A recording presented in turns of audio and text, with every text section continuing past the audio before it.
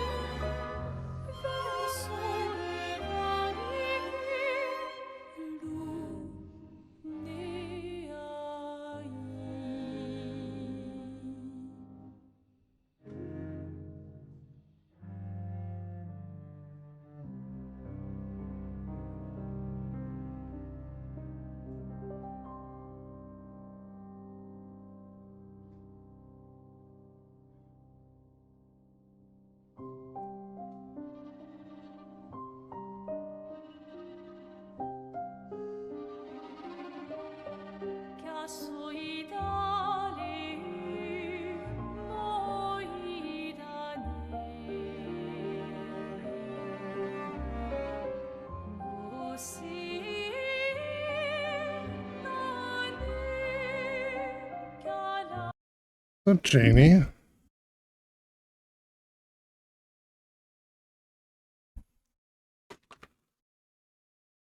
What's up, Janie?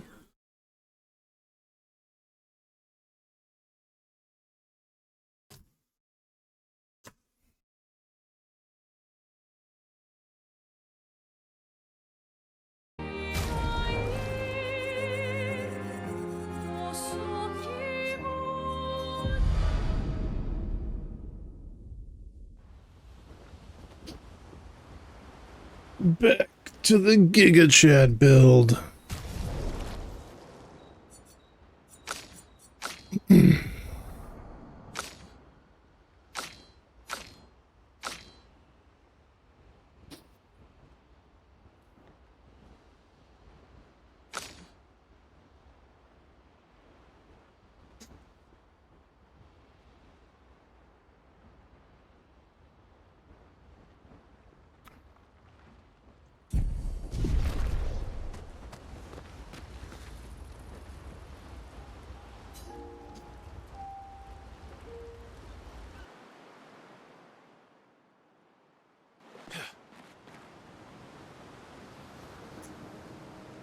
So, I was gonna finish the game, but then I realized I haven't actually done the side story.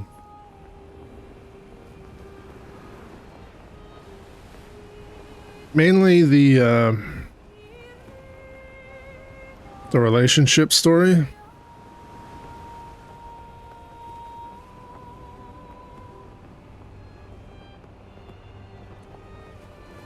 And I want to see if I can push into the relationship with Lune after taking CL's first offer. Oh.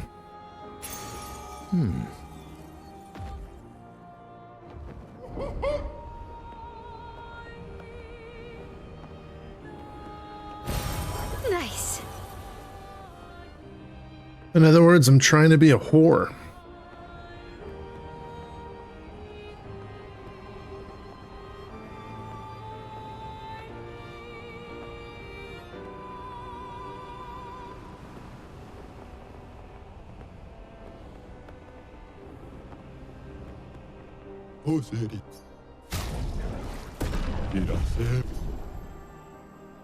Hang on tight. Hang on tight. You're sleepy? Why didn't you sleep? Nearby. Here? Yeah, but getting to them might be tricky. When is it not? Yeah.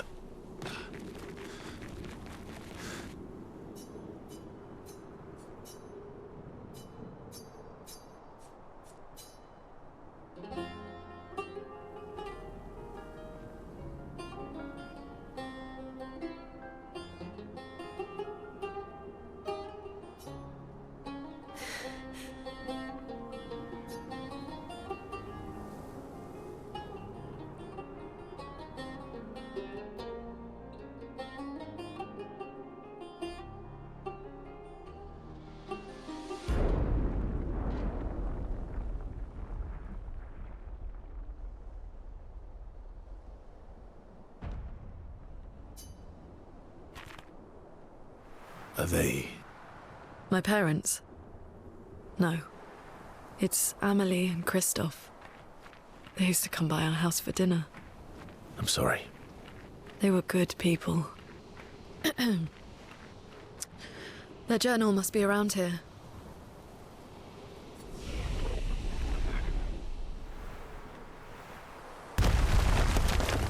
What the fuck?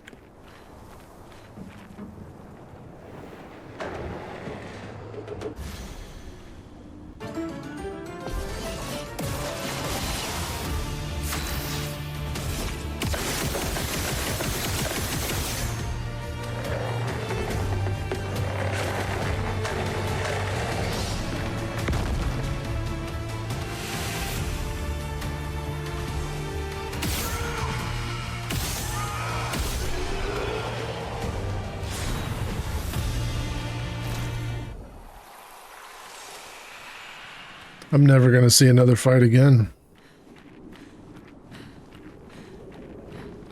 It's just too strong.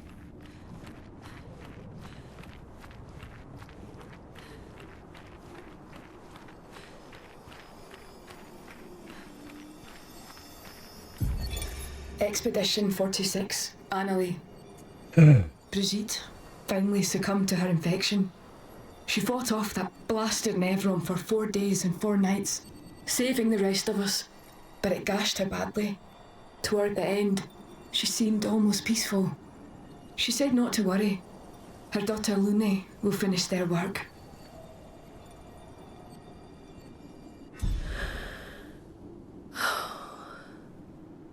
You okay? Let's head back to camp.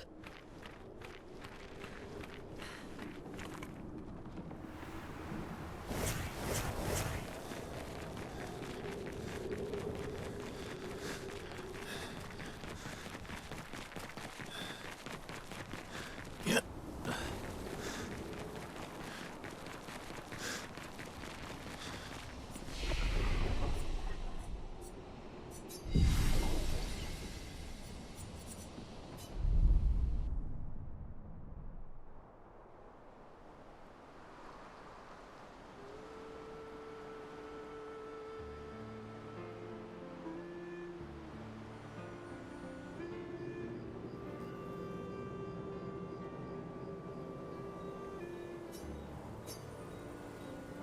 How far have you gotten, Janie?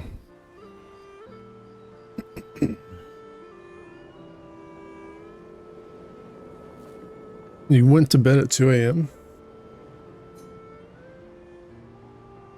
All my life, everything we did was about the page. It was a constant heart. You just did Lumiere.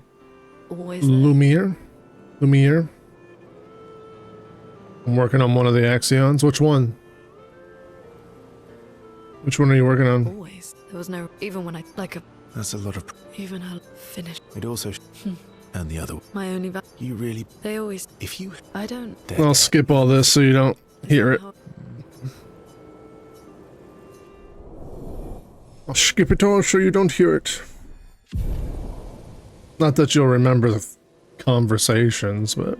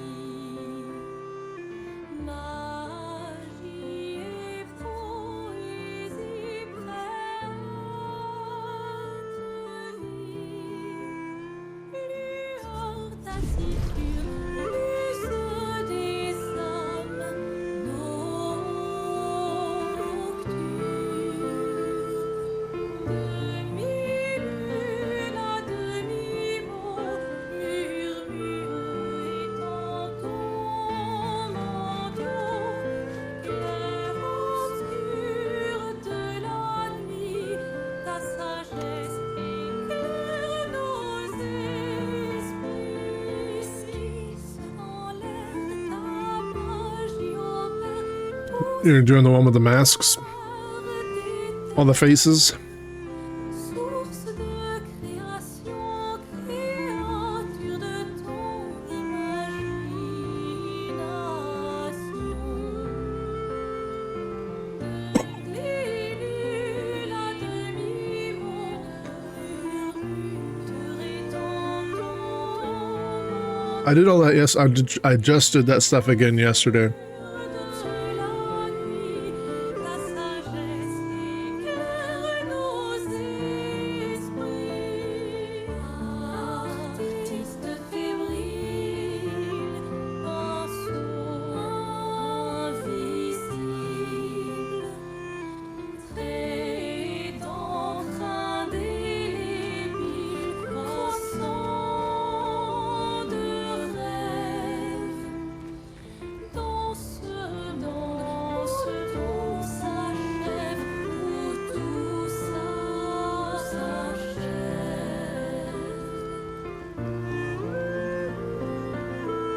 You like that angle?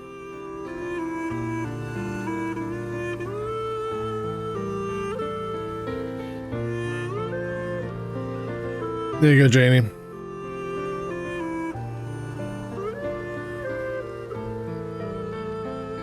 tandis que la lune se fond dans l'aube, ton corps se pose dans l'obscurité dessinée vers l'éternité.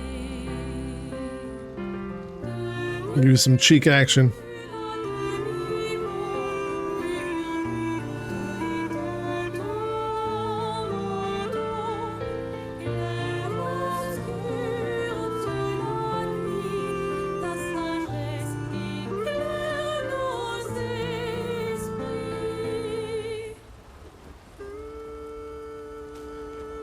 Dans le silence et la nuit, magie et poésie prennent vie, lueur taciturne, luce It's strange watching her. Maëlle. She has. Yeah.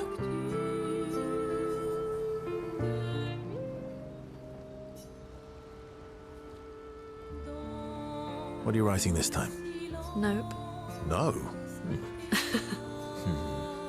Ooh. Now I'm dying to know. I'll trade you. You can read mine. Do you even keep it? Yep. It's just silly sketch. Come on. You're smart. Well, A song. my parents said music was frivolous. The voices we listen to have to be our own. And I've decided to be a little selfish with my time. Oh, I fully support taking selfish breaks. Oh, you do you? Maybe we should stay up with me tonight. You Sure. Hey. I'd love to help you. Let's go find a comfortable place to compose then. Yeah, baby.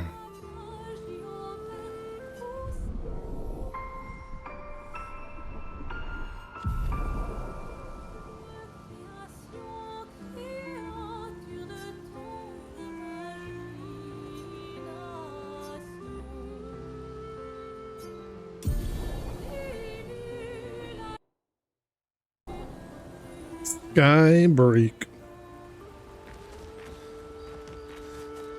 dans le silence. I'm gonna clean up a side area for Maëlle, but I'll skip all the dialogue and cutscenes. I know you're not like watching, but that way you don't hear anything that Hang on. borderlines on spoils.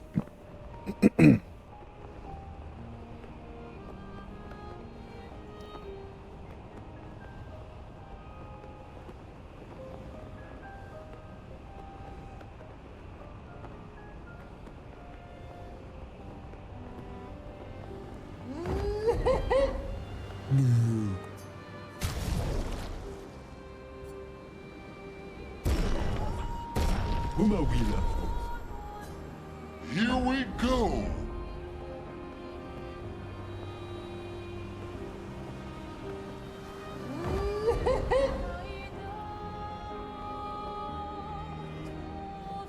Do I even have money? I don't have money. I'm gonna have to come back when I have money.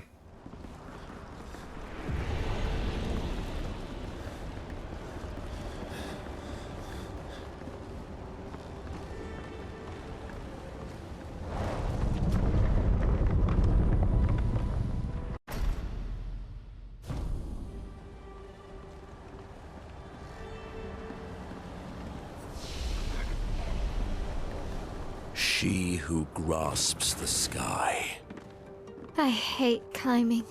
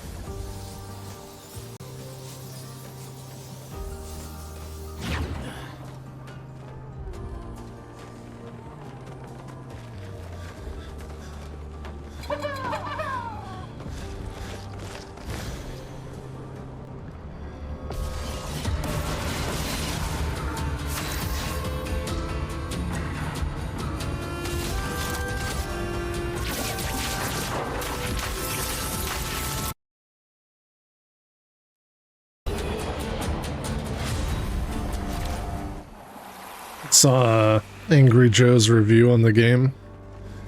It wasn't like super extensive, but it was entertaining nonetheless.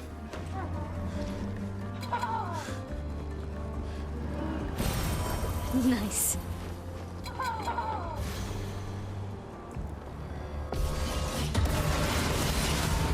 Let's carve a path.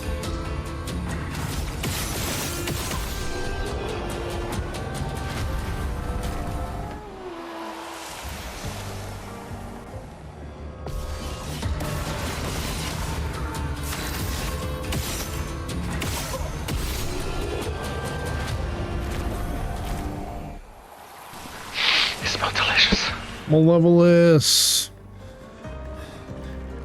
We're still rocking the Giga Chad build.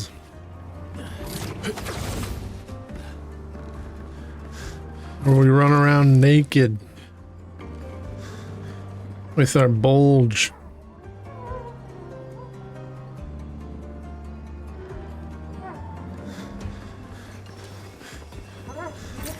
Good stuff.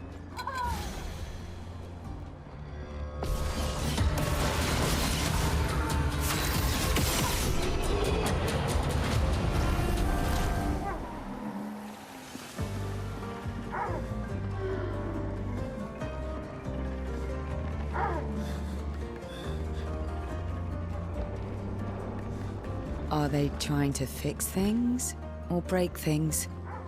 She who grasps the sky. They're jealous. They wish to destroy her work. Pull her back.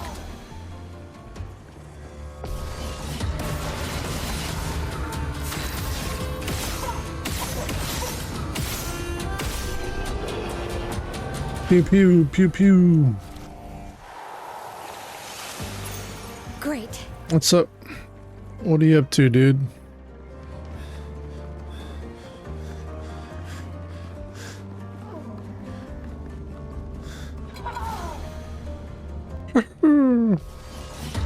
These guys are straight out of Little Nightmares.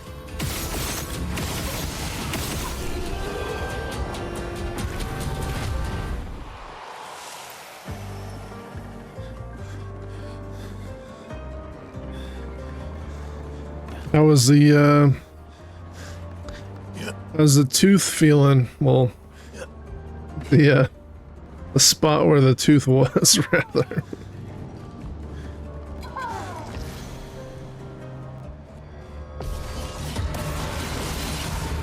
Let's carve a path.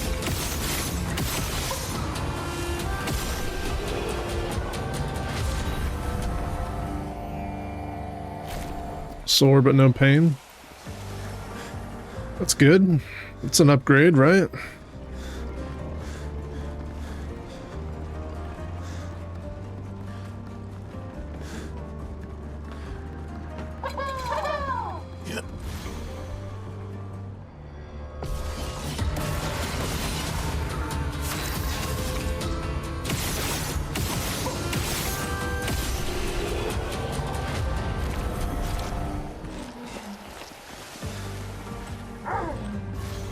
Where'd this guy come from?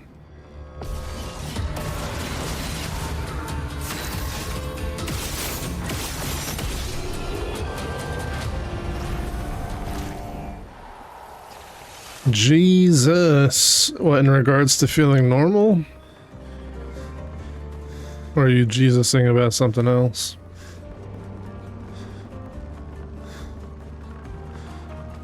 Oh, this is just cannon fodder. Just wait till you see, like, a boss. Useful.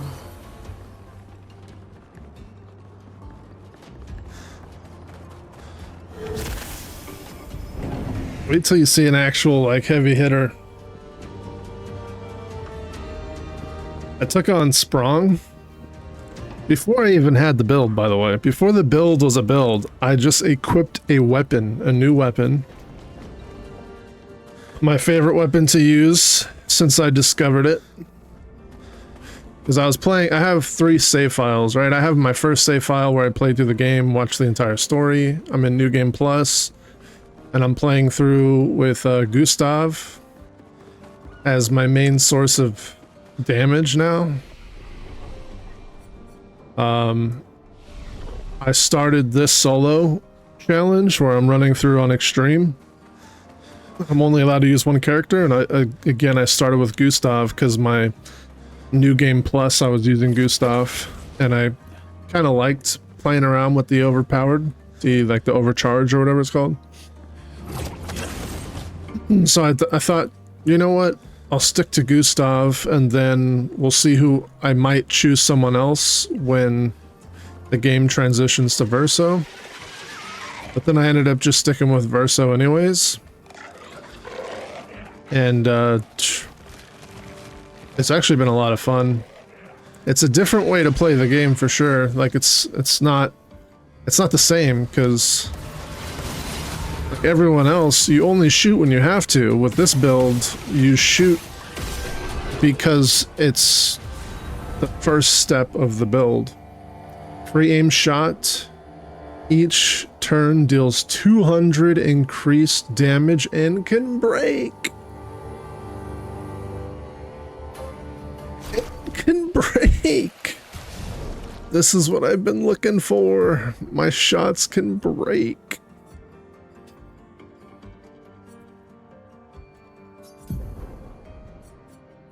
What is it called? Sniper? Okay, we're getting rid of combo attack for now until we level up sniper, and then we'll swap it out.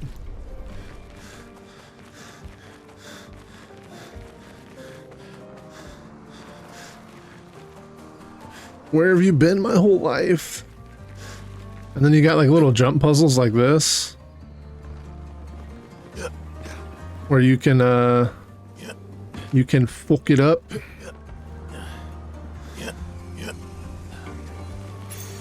I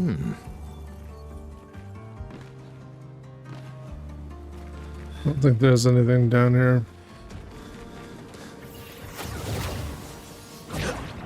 So this build, the idea behind this build is just to shoot as much as you can because it relies on basic attacks, and the basic attacks apply burn stacks, but I also burn by shooting. So I have a chance to apply burn and apply mark with shots and some other stuff. Like shooting applies a bunch of crap. It has a percentage chance to do so. On top of that, if I shoot a marked enemy or I do damage to a marked enemy, I burn them again. So it's got like all these burn synergies, which is kind of cool.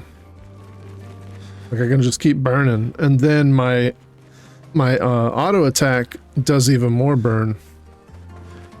So when I go into and then I have combo attack 1, 2, and 3. So I don't just run in and slash. I slash. So I've got 4 fucking hits per base attack now. Each of which is applying more burn stack, more burn stack, more burn stack. So like at the very beginning of using this sword, the first I went in and fought Sprung, and I hit him for enough burn after the first combo that when it switched to his turn and he took burn damage for switching to his turn, 50% of his HP, which was the remaining that he even had, just vanished. He got burnt to fucking smithereens, man. He got burnt to death. It's very satisfying. I think he had like 154 burn stacks on him after the first combo, which is insane. But yeah, this build is fun. I was able to kill a fire resistant mob too with this build. Although on this playthrough I had to switch it up because I wasn't getting lucky. On this playthrough I wasn't getting lucky with it. I'm not sure what I did on my offline playthrough. Because it only took me 2 attempts on my offline playthrough to kill the dragon with the sword. On this one, I did like 2 or 3, and it wasn't working. And then I used a physical attack, like an actual ability, and it one-shot the boss. And I was like, why didn't I just fucking do that from the beginning? Like, that would have made it so much easier. Because what happened was the shields that the boss would have, he constantly put shields up, so every time, even though my burn stack was like up to like 200, the burn hit the shield instead of the health bar, so it wasn't doing any damage anymore. But yeah, there's a lot of fun stuff you can do in this game. So this is one of the highest tier builds for your solo. I mean, this is the only build I've done for solo. Like, I haven't run around with it. I mean, so when I played the game normally, I think Lune is perfectly capable of soloing content. She's really strong. Mael is really strong. Monako is really strong. When you set these characters up, like Monako can one-shot the entire screen with 1 attack. Mael can do the same, and so can Lune. It's like a two attack. She does the setup and then she does the massive AoE, whereas Mael just does 1 attack. Monako just does 1 attack. Even CL, she has a thing where she can do a 2-pronged attack where she sets everybody up with Fortel and then she blasts them all with an AoE. And she does the same thing with single target, where you do the single target hit and then you do like a single target massive hit on a boss. So she has AoE and one-shot potential. Lune's one-shot potential is with her AoE attack. And Mael has a AoE that does massive damage, and then she has a single target that does ludicrous damage. Monako has an AoE that hits everyone for massive amounts of damage that can take out bosses, so single target's not an issue. And then if they're resistant to fire, he has another ability that hits, I think, 3 times, and it's random targets, but if there's only 1 target, it hits that target 3 times. Which does massive fucking void damage. So like every character seems to be pretty fucking strong, in all honesty. Verso is just, I can't believe how strong his build has gotten. Like, some of the stuff that I'm killing in this playthrough is still blowing my mind, that I'm like one-shotting certain bosses. And then when I get to New Game Plus, I'm probably going to switch to an interesting... I might do CL and see how CL can do. I don't know, but there's another build I want to try out with my L, where it focuses more so on being tanky and being able to survive damage, and then maybe I'll limit her damage output so that the battles get to play out. And the damage that I put out is mainly going to be if I parry successfully. Whereas Minoko, but I want to do a Minoko playthrough too, because I want to get his skills. In my first playthrough, I just put him in my party, and this I can't because I'm playing through solo. So he's not set up. Nobody else is set up. Like... I just started dumping Lumina into him, but I still haven't really set him up. She's only got 81 Lumina. They have 81, 80. I think that's based off of their level. So they only have as many Lumina as their levels. And they're only 81 because whatever experience I get with him is being given to them too. Like half of his experience is going to them. Which, if you think about it, it's kind of crazy. If they get 50% XP, they're only 6 levels away from each other, which means you get considerably more levels with XP on the lower end than, like, at 87. Look, I need... Is that a billion? I need a billion?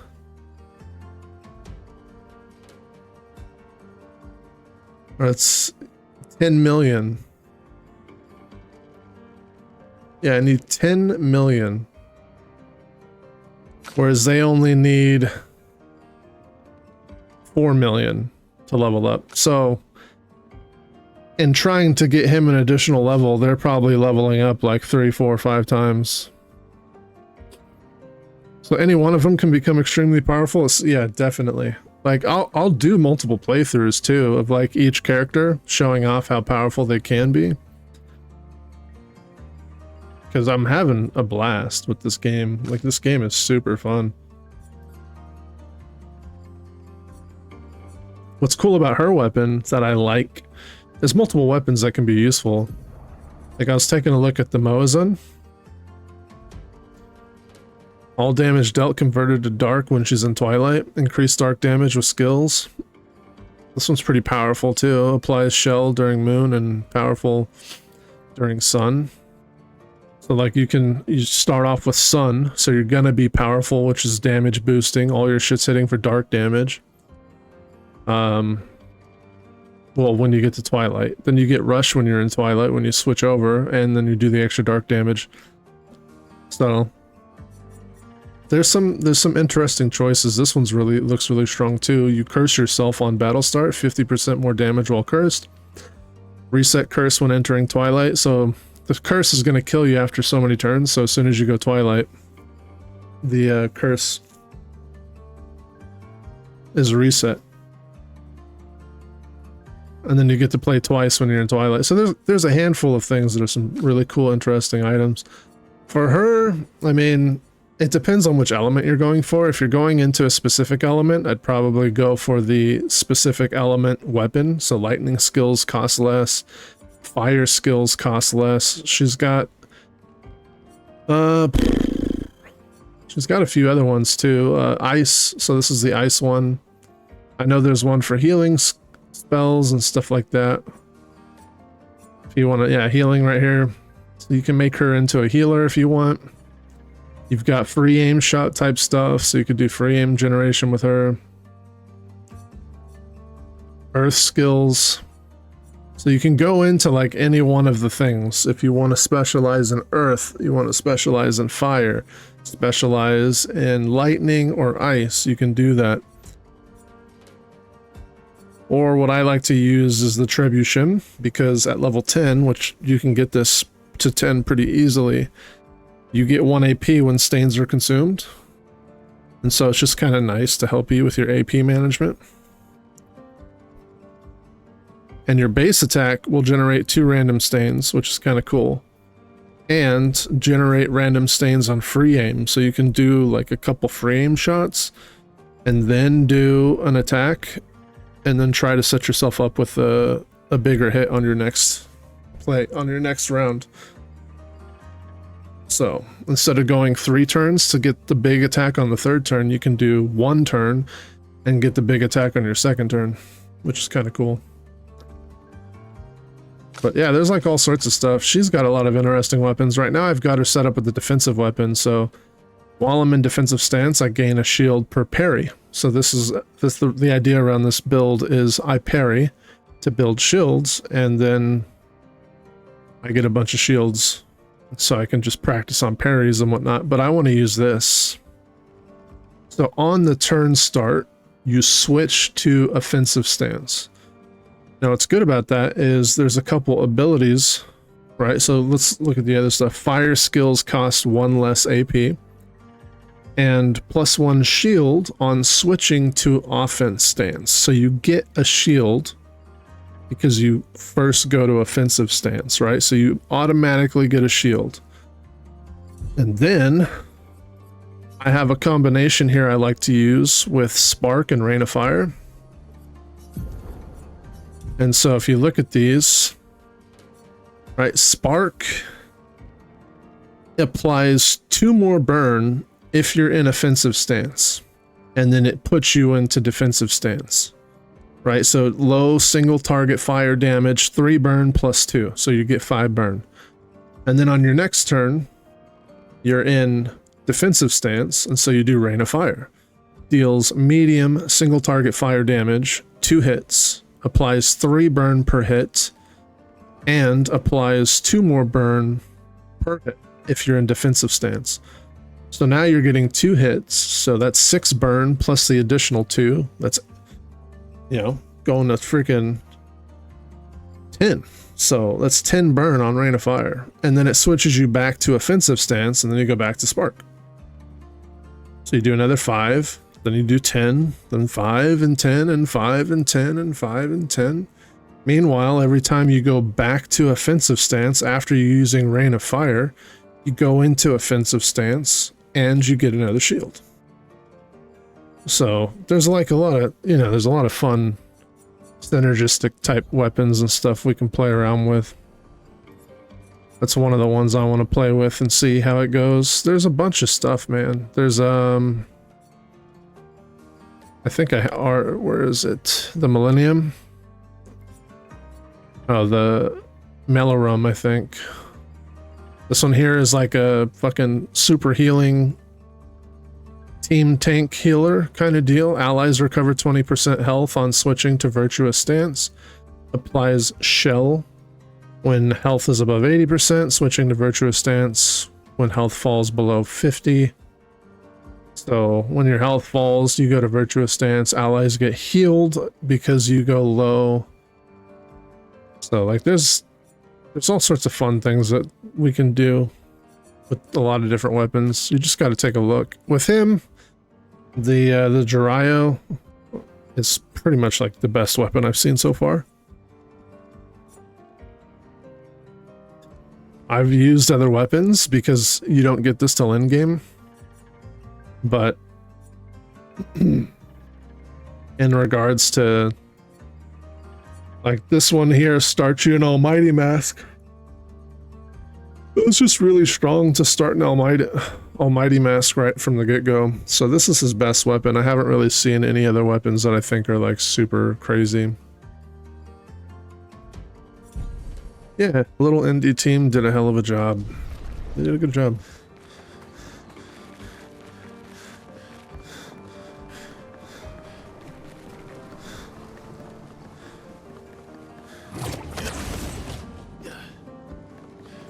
I'm just trying not to spoil like story beats, because even though I played the game first,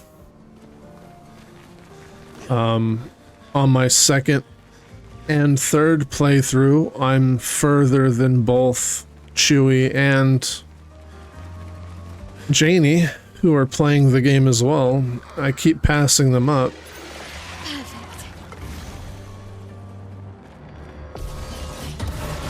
So let's carve a path. I know Janie likes to lurk in here, so I'm trying to skip all the story beats and stuff so that she doesn't have to hear them.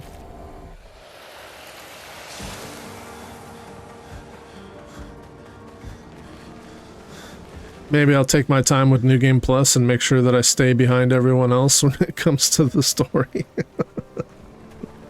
I don't know.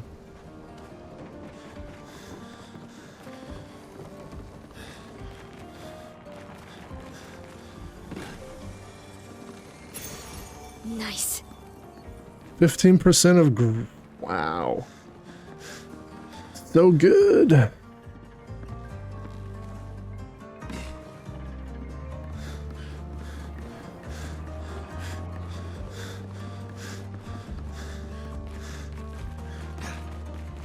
This is an area that gives a ton of, like, there's a bunch of side areas that give really good pictos. So I don't think you should ever rush to New Game Plus without clearing out the side content, just because there's so many decent pictos that could be used for New Game Plus that you'll miss out on. Like being able to break with your free aim. Did we go up that way? I think we did, right? Yeah. Like, that's massive. Breaking with free aim shots is fucking massive. Building gradient charges, you know, with basic attack, that's fucking huge too. Because I never get to use my gradient skills, and now that I can build with my basic attacks, I'll be able to build up gradient charges.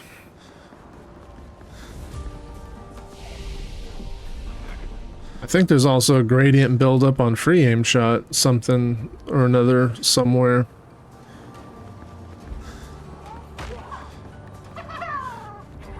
Did that Nevron just kick a different Nevron off the tower? It looks that way.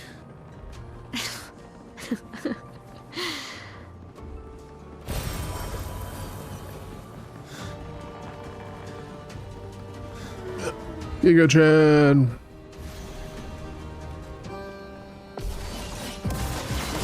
So here's a, like, watch how fast, so you know how these guys are. They put up this wall, and you do no damage until you break them. So just see how this build does against...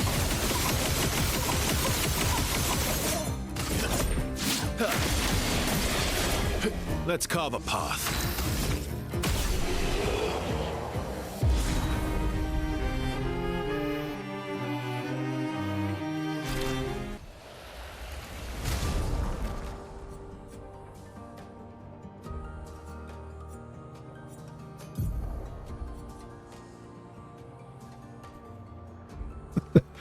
I think we're going to have an issue with the breaking, right? Because sniper, free aim shots deal 200% increased damage and can break.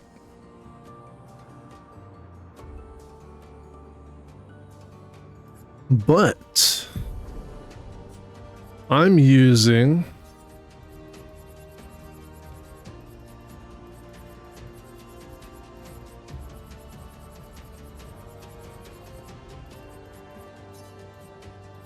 piercing shot, which increases free aim damage by 25%, but it ignores shields.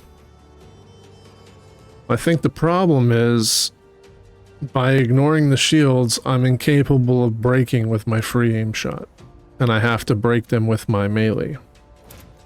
So we're going to take that off. And that should prevent that from happening again. I mean, piercing shots is cool, but I've kind of had an issue with it because what happens is I can shoot through the shields, but then when they got a bunch of shields, I have to attack with my base attack hits the shields, and I have to go through all the shields of the base attack, and I've only got 4 hits with my base attack. So if they've got 6 shields, you know, like I don't do any base attack damage at all. I just do shot damage. And I think I do more potential damage with my melee than I do my shots. So I think we'll take off piercing. The 25% extra damage is not a big deal because with sniper, right, that's First free aim shot each deals 200. So the first shot deals 200%. But the fact that it can break is big because we also have augmented aim, which is 50% increased free aim damage, just overall. So that one you get really early in the game too. You get this when you only have 2 characters in your party. So that's a very cheap yet big upgrade to your free aim shots. A lot of people miss it. Not only do you find it really early in the game, but the damaged Pictos that you get in the intro of the game can be fixed in the first city in the game to be a level 7 version of this. Now the perks that you have on Illumina or on a Pictos doesn't change when the level of the Pictos goes up. Only the stats that the Pictos itself gives you. So if you're using it for just the Lumina portion, it's going to be the same regardless of whatever level the Pictos is. Right? So like this being a level 31 doesn't change the 20% gradient charge. If this is level 1, it would still be 20% gradient charge on critical. The defense and the crit rate would just go down to like 5 and 50 or something like that. Like that would be the difference. Like if you look at this, right? This is 12 speed, 3% crit at level 1. But if we go to something that's speed and crit at level 31, we got 670 speed, 36 crit. And that's what you put on your characters, is those stats boost your combat stats really high. The Pictos themselves don't matter that much. You just tend to try to pick things that cost a lot while also giving you good stats. That way you eliminate some of the Lumina cost on your build.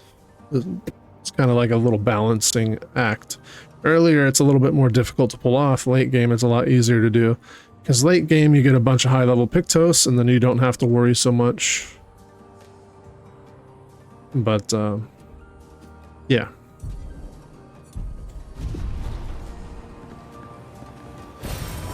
Nice. I'll stop talking. I'll get back to bashing heads. Because I know you're here for the naked man flesh. Covered in beautifully glazed blood.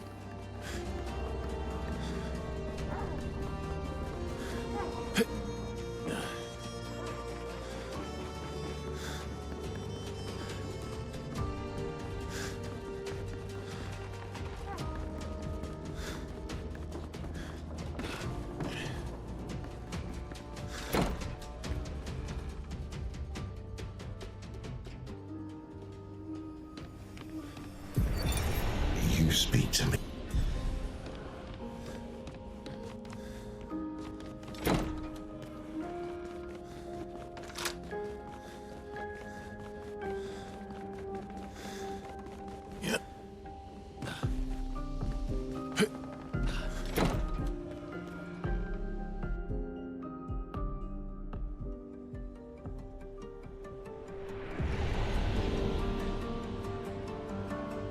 The old Mad Max? I think I have the old Mad Max now. I think I picked it up when it was on sale. Well, that will help.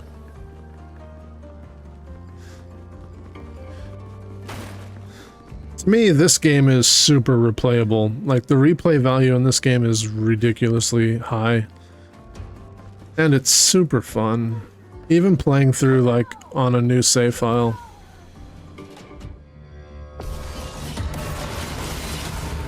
You're outmatched. So check this out. Phantom stars.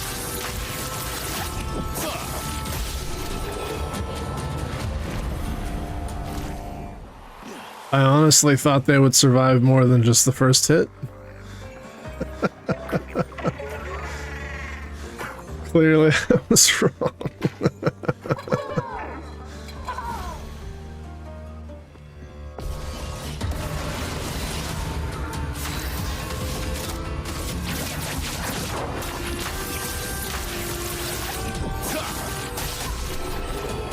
You see the slashes from the phantom stars? If I look to my right really quick, you'll still see it. See the effects right there? Because that's where the battle was. What have we here? No, you little shit. Go back.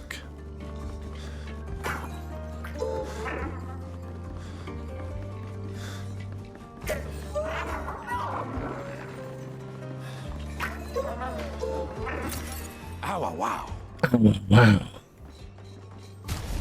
Okay, so we just got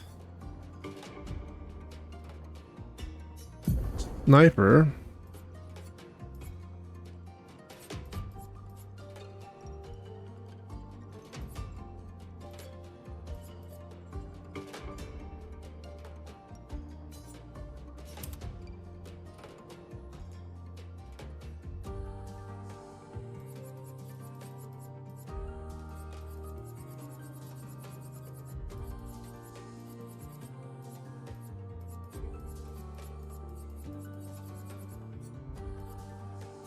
So we should be able to find enough points for sniper. Let's just go to active here. I mean, we don't really go to 10%, so we could remove this. We're not really using attack lifesteal either.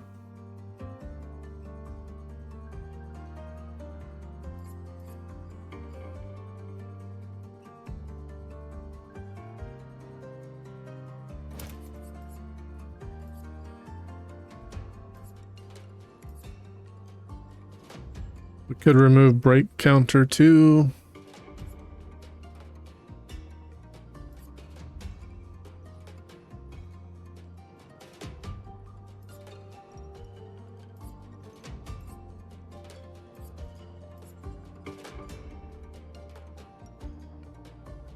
It's kind of cheap though.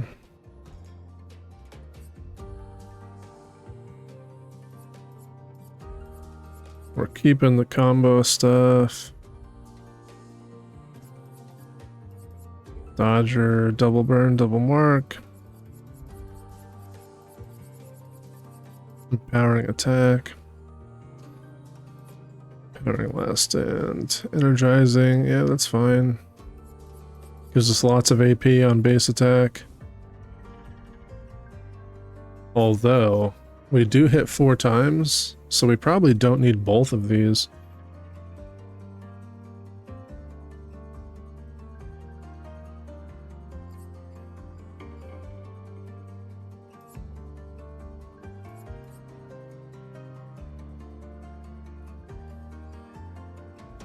We probably don't need AP on breaking a target either.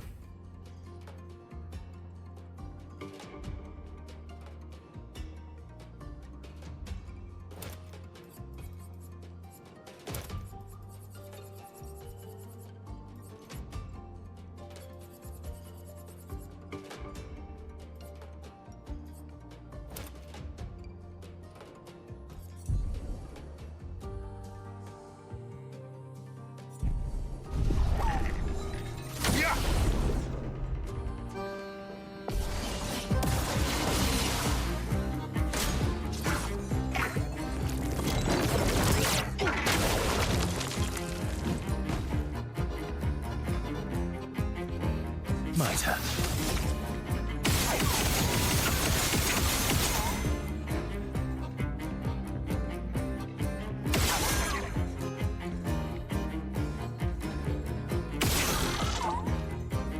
Why isn't it breaking? Does it have to be the first shot? Well, let's try. Go to next turn. My turn. First shot. Okay, it has to be the first shot. Has to be the first shot. The first shot that gets 200% damage can break. That's how that works. I was gonna say, it's not working properly. So it probably does work with the ability to pierce shields as well. It probably does work. It just needs to be the first shot. So I might want to put that back on, piercing shields.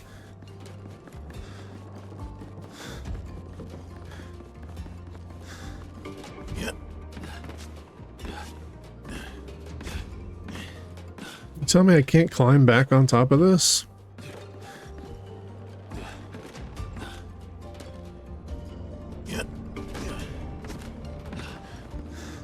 Stupid. Can't climb that either.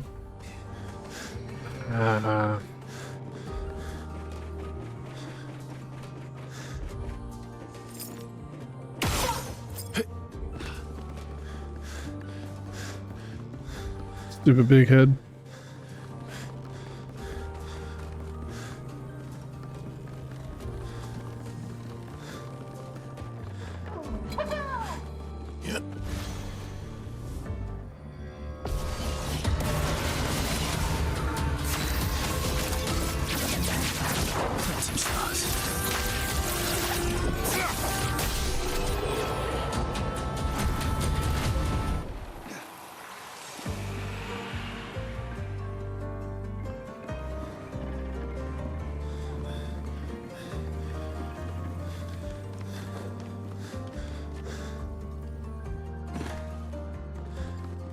You kidding me?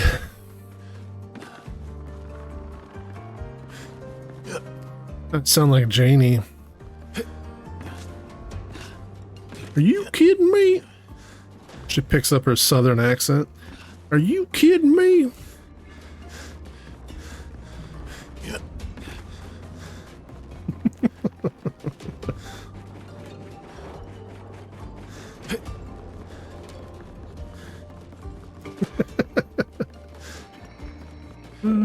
It's funny because it's true.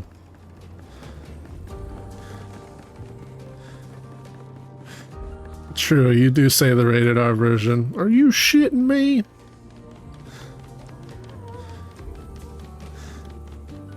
Yeah, Janie's not really family friendly. Then again, neither am I, so I'm not one to talk.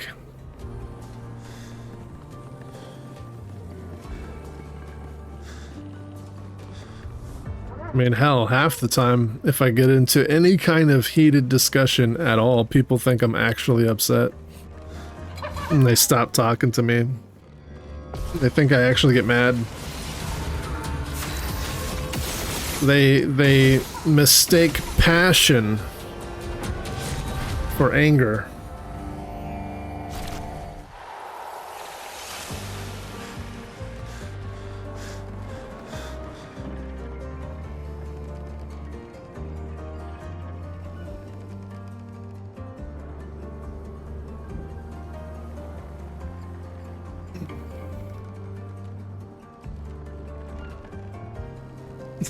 Malevolous. Guess what Malevolous is trying to tell you, Janie, is he's not going to remove you from his ass. He's going to keep you in his ass.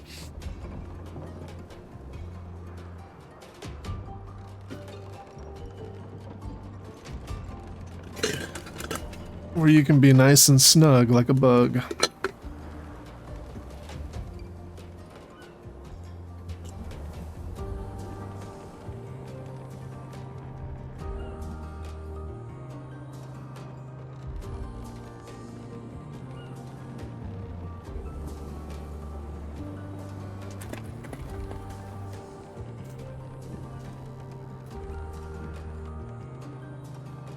Just filling up the old water can.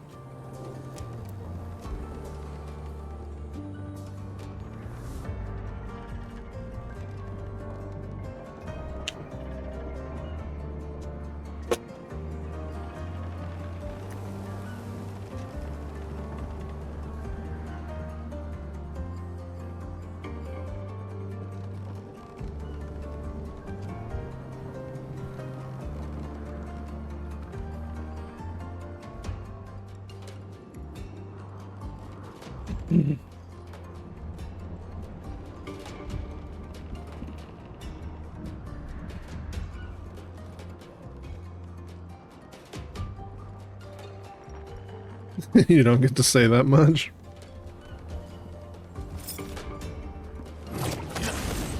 Whoopee!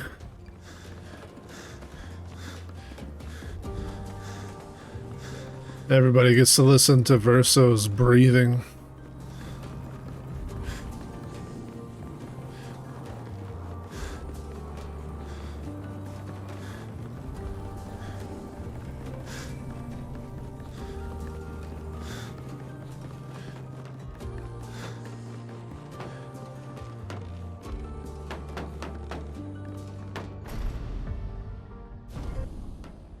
A little bit of side bit.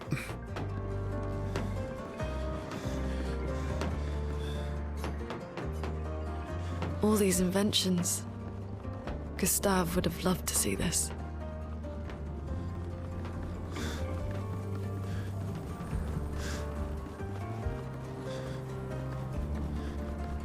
I don't know if that's the story. Yeah. What have we here?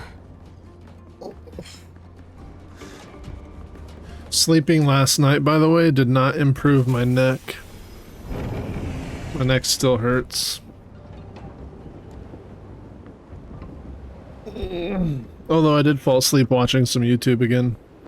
That's probably my fault.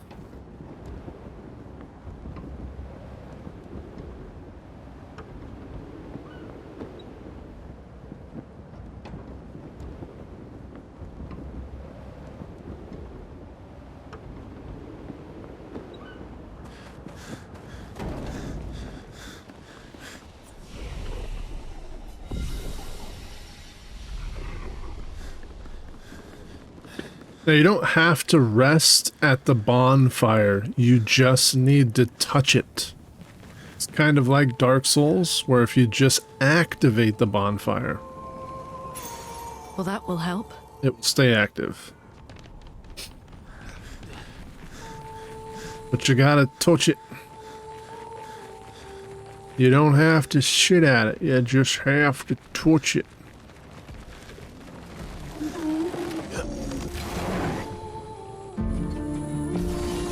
You want to see some crazy damage?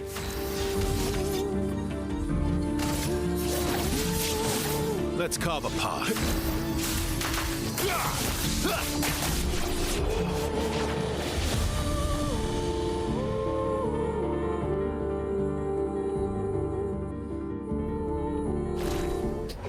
Charging attack. How much is charging attack? That's only 7. We need to swap that out with combo attack 3. There she is. And then we need to figure out where we can pull some points.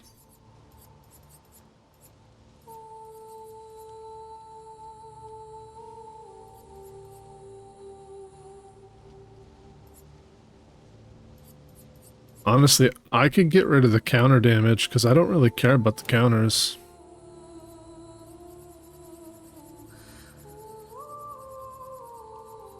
Where are you at? Where are you at?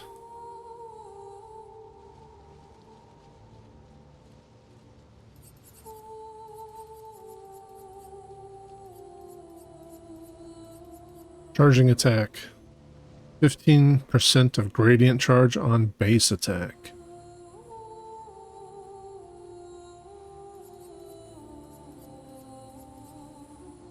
That's right. Mm-hmm. Wait, we didn't even click on it.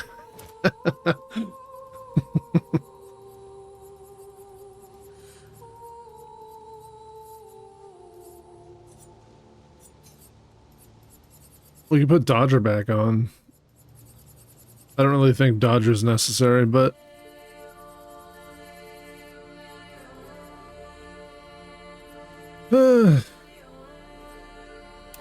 why not?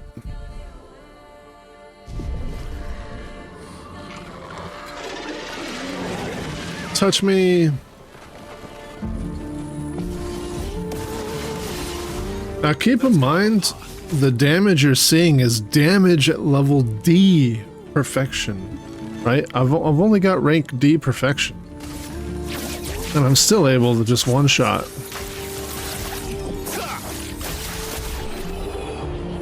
Just imagine what happens when I get to rank S. That's when the real numbers come out, rank S. Not to be confused with rank ass. Rank S is an advantage.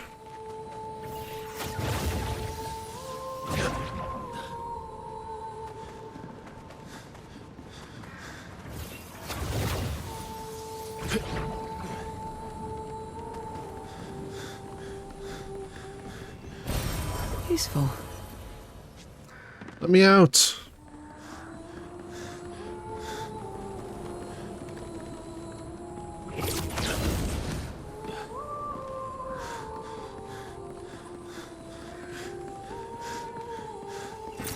Great.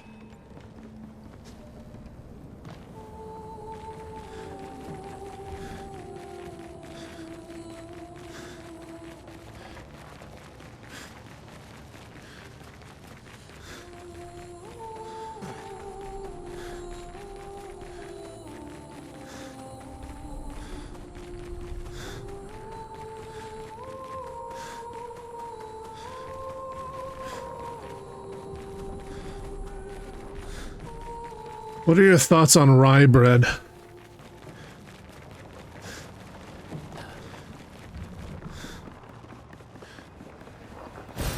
Nice.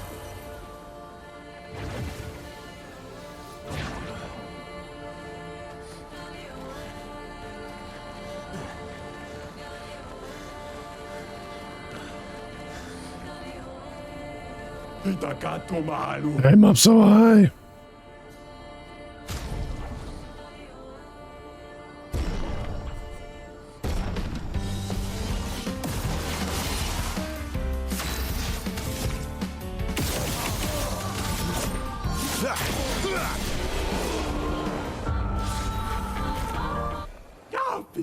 I'm high. Is that a fucking wrench?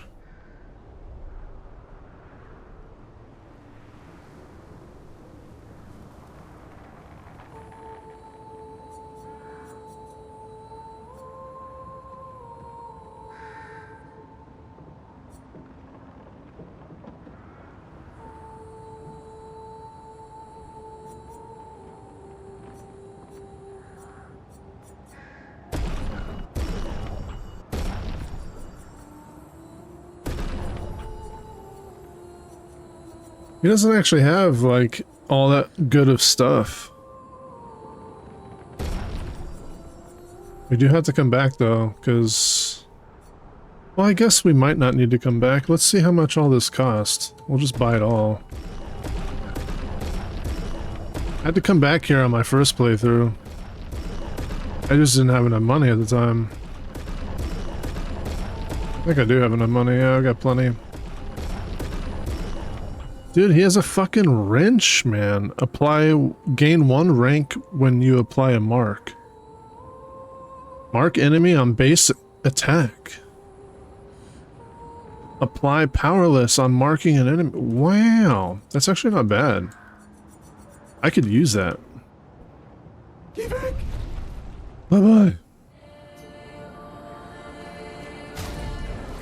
Let's take a look at this thing.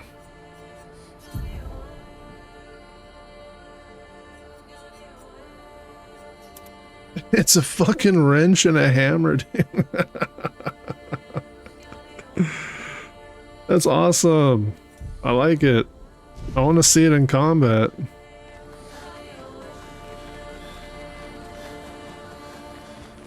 Why did I never notice that the first time? Yes, he's got a, for his dagger hand, he's got a basic freaking carpenter's hammer. And then for his long sword, he has a pipe wrench. Like a big two-handed pipe wrench. It's awesome, though. A little way, a little way.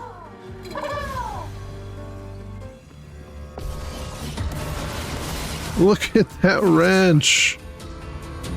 It's huge.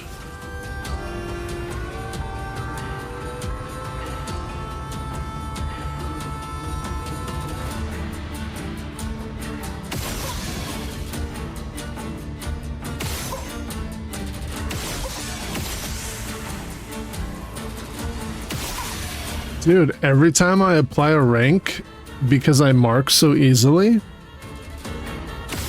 dear God, I'm already S rank.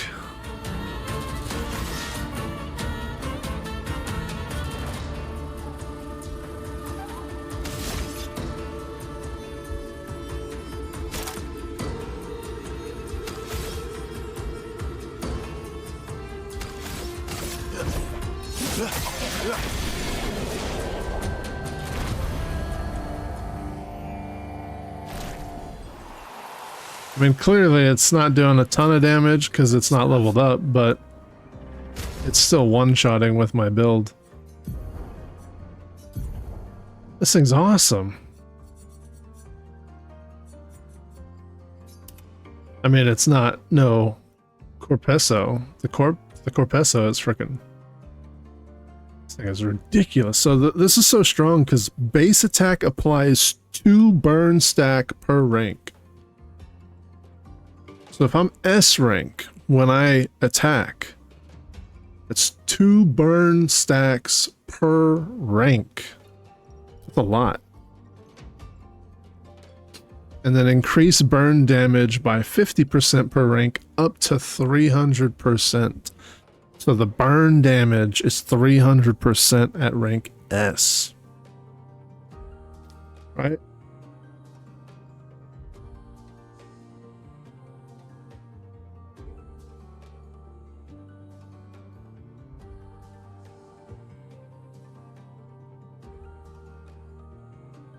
So that's 10, I think that's 10 burns, right?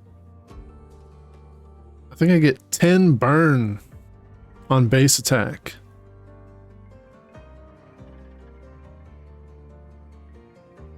And I hit 4 times. So 40 burn at rank S at 300% damage. It's ridiculous, man.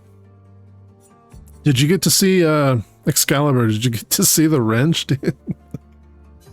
I got a fucking hammer and a wrench, dude. We just used it on a couple mobs.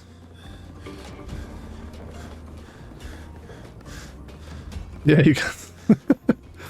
I mean, it's not the only funny weapon in the game. You can actually, and you can find a baguette later on.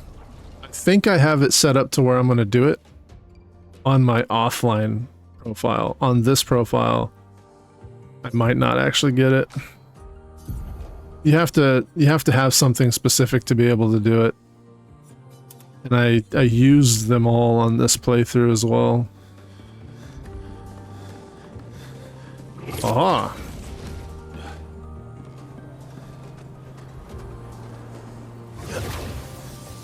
There wasn't anything up there, was there?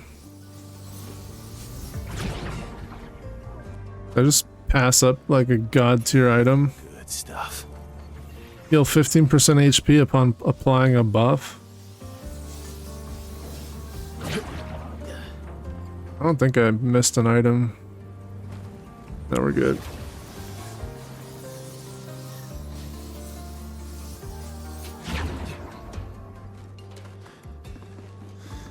Whee!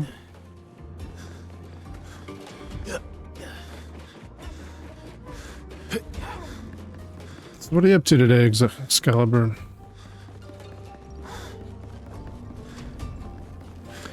Just kind of hanging out. My goal today is get everybody's relationship status to max. Mael's the last person. This is a mission I'm doing right now to get her relationship to max, and then I'm going to just clear out a bunch of the side bosses and whatnot. Beat the game, actually. I'm gonna beat the game first because I want to see something about the ending. And then I just want to clear out as much of the side content to pick up all the shit that I've missed out on. Leveling up Versal and CL in Expedition 33 while watching your how are you leveling right now? What's your method of leveling? Are you just playing through content, or are you actually focus grinding?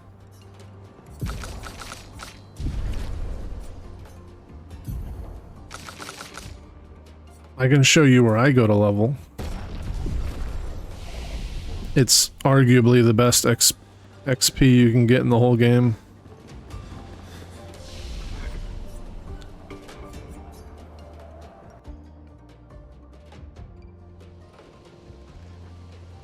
Oh, the resting on top of them, and yeah, that's the fastest way to start the fights. For sure. There's a few out in the open world locations that are good for farming earlier on, but then when it comes to leveling, the underground area is probably the best. What level are you, by the way? And at what point in the story are you at as well, because that matters.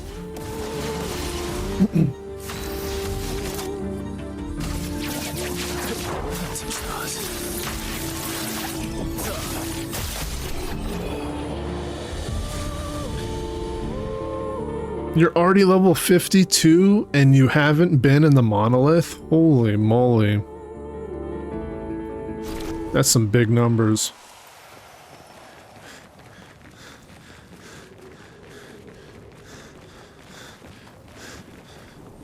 If you're just before the monolith, honestly, probably the best group to farm would just be keep killing and one-shotting the flying dancing chicks inside the monolith area. Expedition 61. Margot. See, but I disagree. You never leveled up your weapons. If you look at the map, on the very north end of the map, this is going to be north of the first Axion, but left of the island of the first Axion. You're going to find a beach that you can actually land on. On that beach, I think you find... I could be wrong about the child being on that beach. I might be thinking of the beach that you have to fly to get to. But anyways, on the north end, there's going to be a group of mobs that are fairly easy to take out, and I think they give a really decent amount of XP. And if you do the same trick where you sit on top of a mob, go to camp, rest, go to camp, rest, go to camp, they will probably give you the most XP for your buck. Until you get to the monolith. The monolith has some better XP farming, but it's not even good for... I wouldn't do it for the XP. I would do it for the Lumina. Until you're capable of killing the mobs at the beach from the very, very beginning of the game. When you can go back to the beach at the very beginning of the game and you can kill the dudes with the hands on their face, that's going to be your best XP. And you're going to do that until you have gotten the relationship status of your characters to, at least with the flying guy. If you can get your relationship status with him to max, you can dive underwater, and then you can go to the next best area, which is underground underneath the monolith. And the monsters down there provide way more XP, but they're more difficult to finish. Northwest of the first Axion. You'll see the coastline. And then there's one little beach there. One little beach up at the top that you can... It's the northernmost beach that you can land on. That set of mobs probably has the best XP before you hit the monolith. If I remember correctly. I was at a certain point, I was going around and killing shit to see how much XP they gave. There is, south of that, there is an ice creature walking around, the big ice guy, and you'll find him on an island that has the ability to go from the north to the south through the island itself.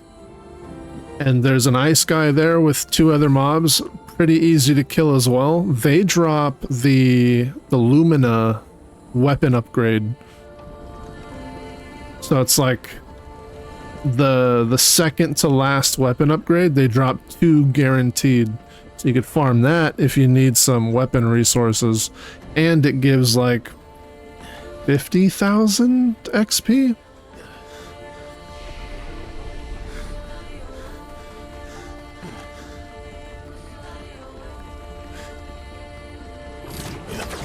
But the monolith is going to be your best bet if you want.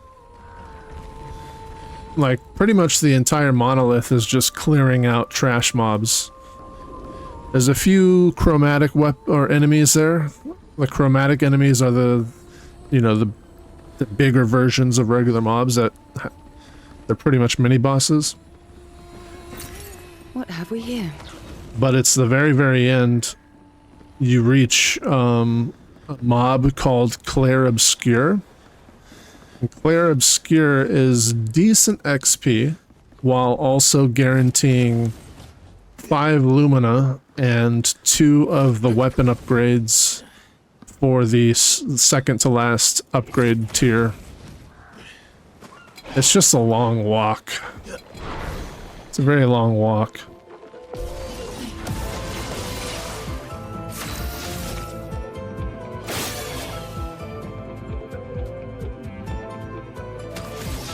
I just healed him.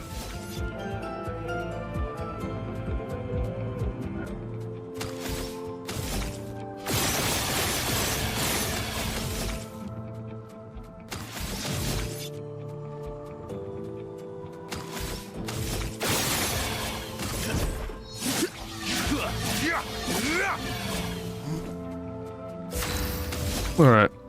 There's only one way to deal with somebody like this. Field strike. Physical damage. Ha! I'm like a fucking ninja, huh?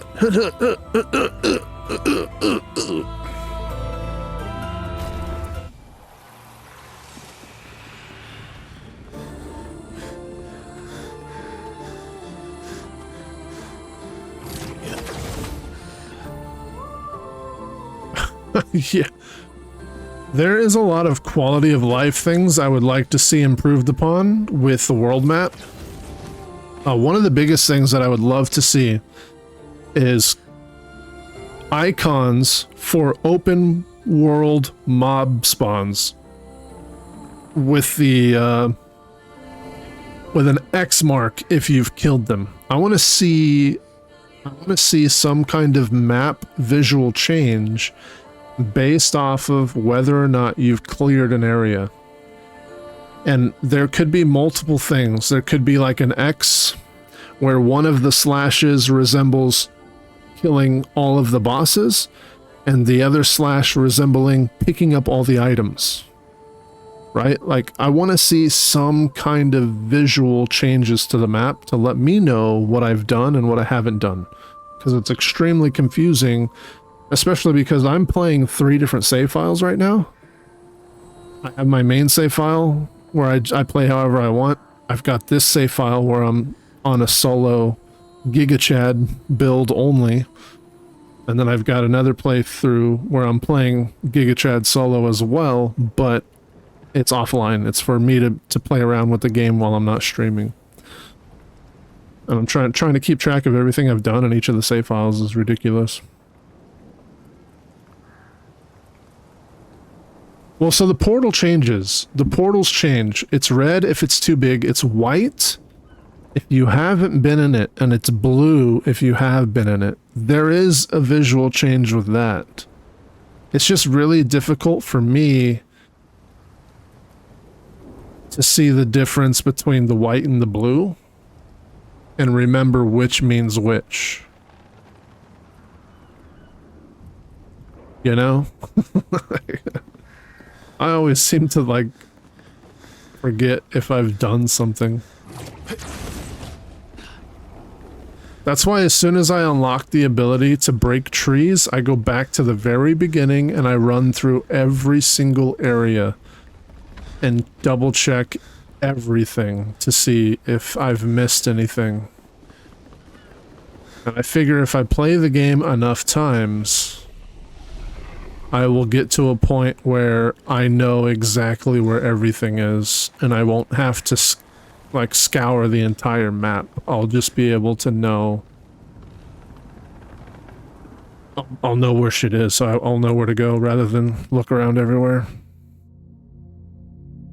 But the game has been phenomenal, so the complaints that I do have are not very big complaints.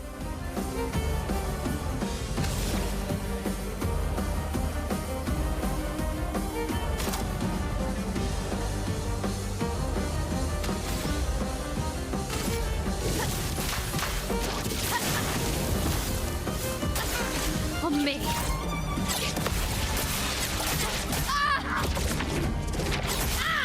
Ow, bitch.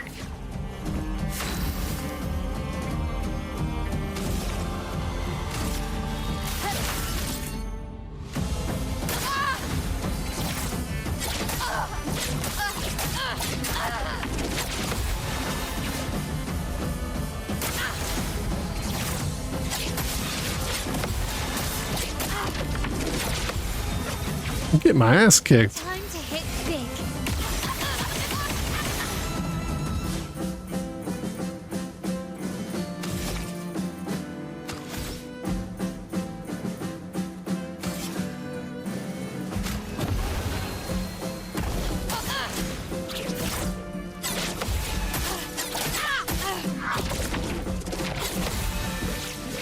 I'm stanceless. On me. That's better. Motherfucker, I'm gonna have to change her build for this. I'm about to change her build. Damn, dude, what the hell?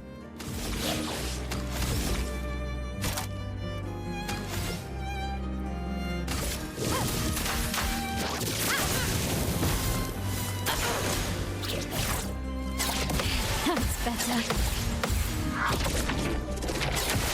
Fuck. Let's dance. Nice. Blades sharpened.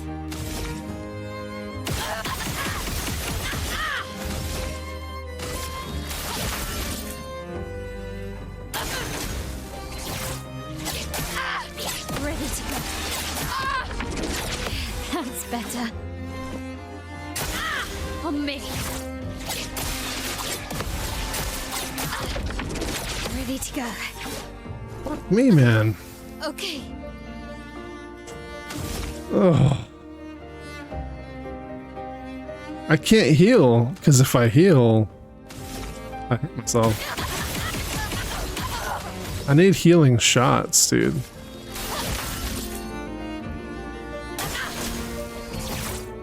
Good. Ready to go. Good. Ready to parry.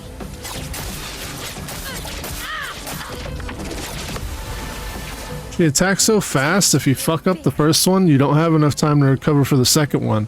But then you hit the button anyways, and then you end up parrying after you get hit, and it fucks up the third and the fourth attack. It's like, jeez Louise, man.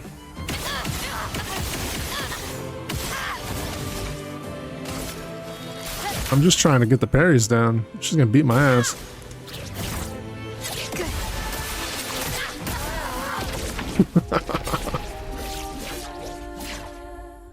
Why you gotta be like that?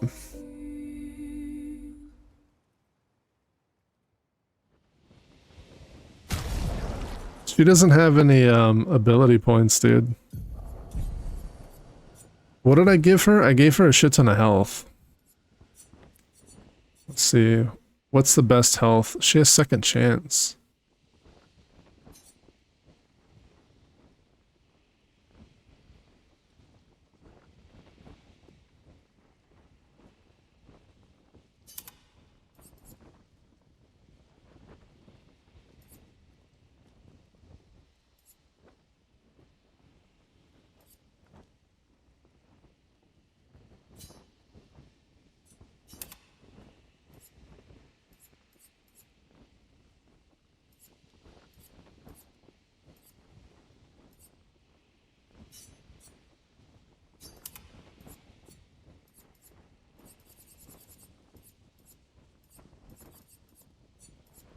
What I need from her...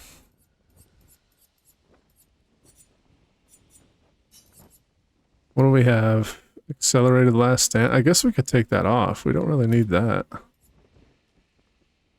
That's fine. I mean, the counterattack damage is nice. We're not dodging, so we're not going to use that.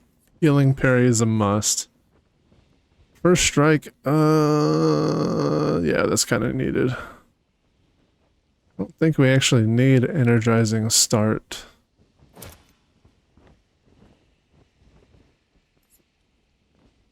We're gonna mark, we're gonna burn. We've augmented aim solo. We need heal stuff, which, oh, there might be some healing pictos that I haven't leveled yet. Let's see.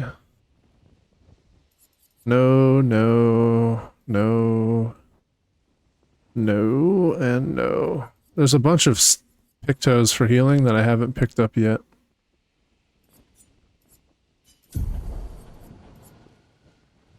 Okay. Let's go to favorites. We're not doing basic attacks.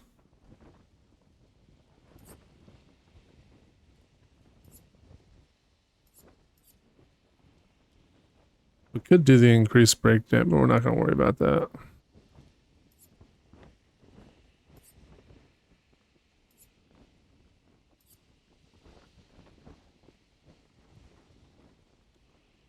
I mean, that's a freebie right there.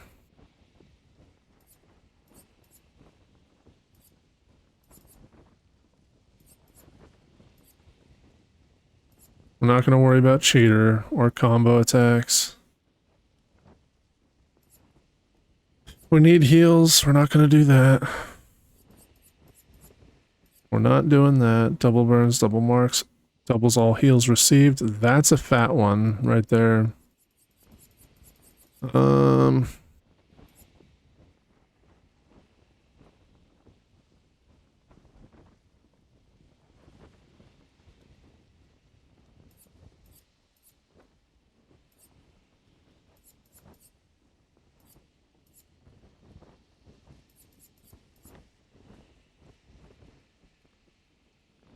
Energizing parry could be nice.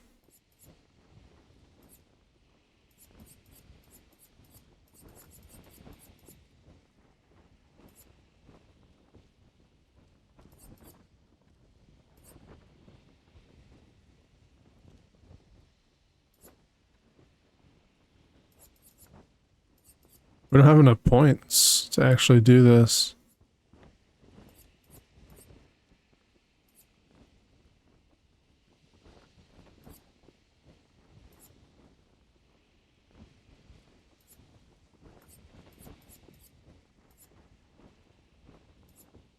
We could start off with shields. That could be helpful. Let's see.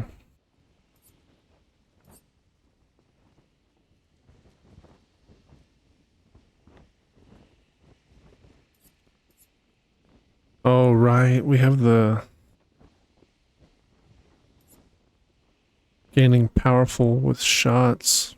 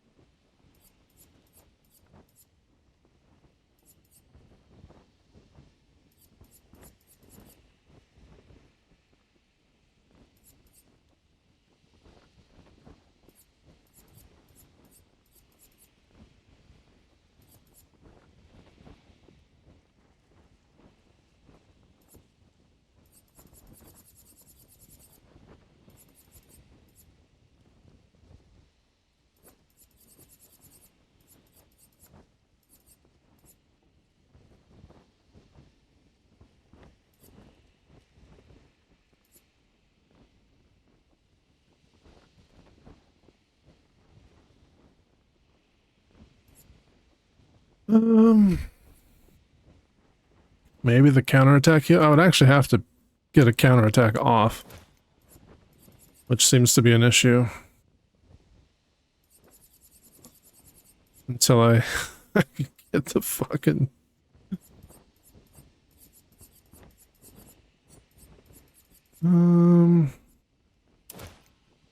Let's try that.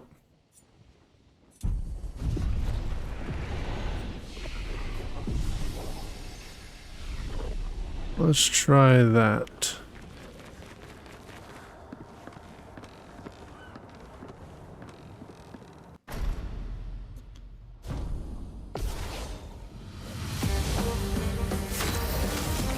All right, little lady.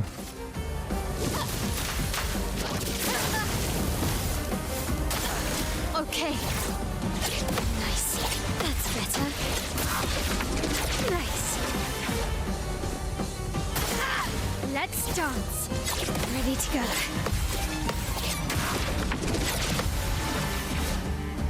We'll get that. We'll fucking get it, man. Oh.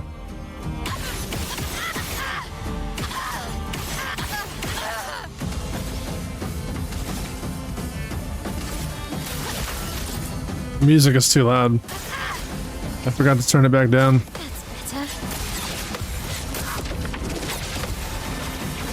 Bitch. Okay. Nice. Nice. Nice. This will hurt.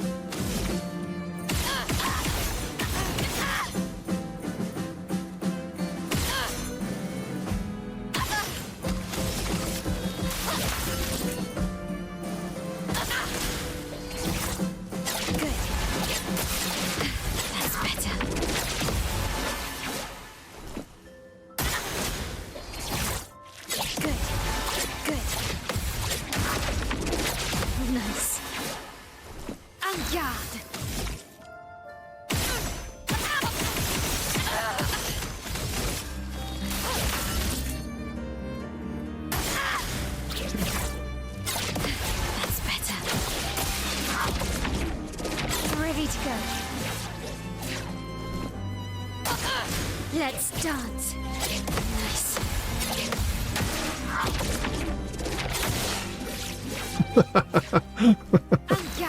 Son of a bitch.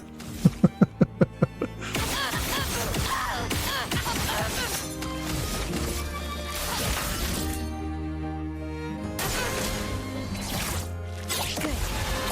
Nice. Ready to go. Come on, what do we got? That's better. Ready to go. The dance begins.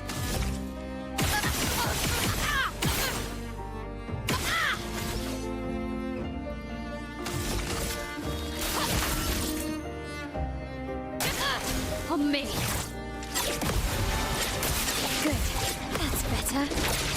That's better. Ready to carry. That's better. That's better.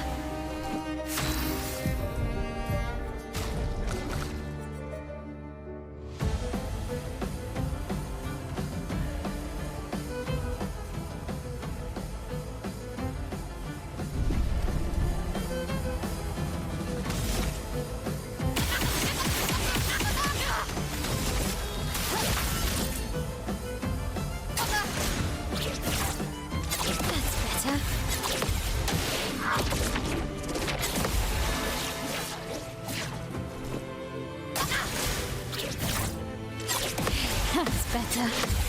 Nice. Oh, it's too early. Damn.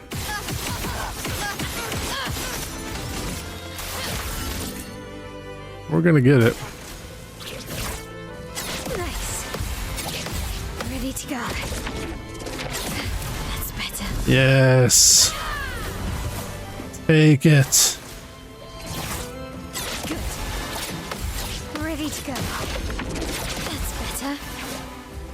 Blades sharpened.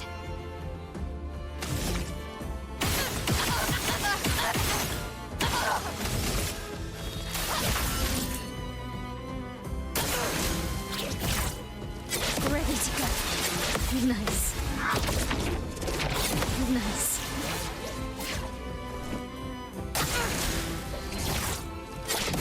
That's better. That's better. Ready to go. This will hurt.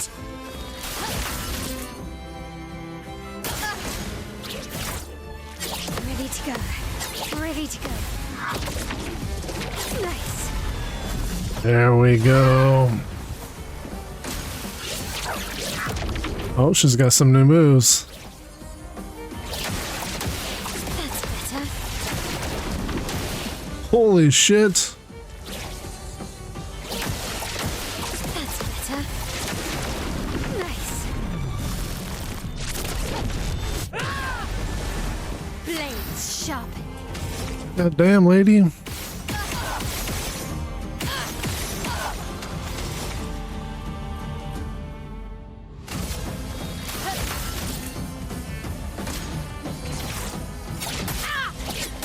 Good.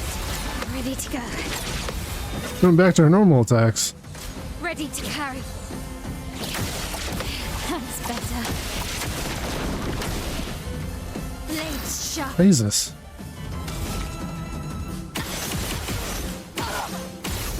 I'm at full HP still. This is a great build if you want to see attacks and try to get the parries down. It uses a weapon that allows you to stay in defensive stance to gain shields, and then you just use Mezzo Forte once you get into defensive stance to maintain defensive stance, and then every time you parry while in defensive stance you get a shield. And then you do healing parry so that every time you parry you heal, and then you do the double heals so that you get more heals.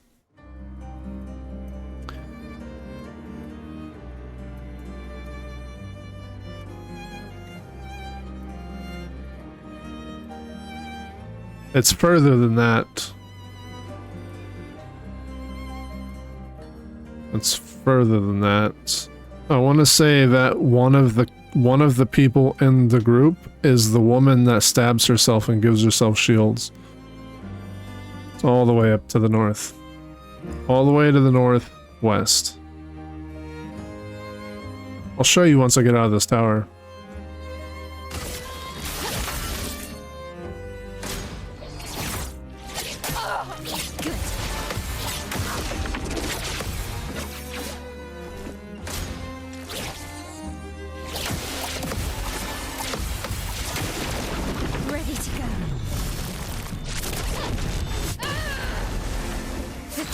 Begins.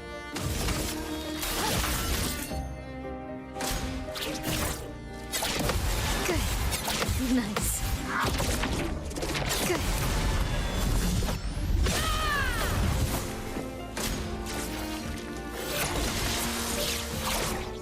Oh shit. Nice.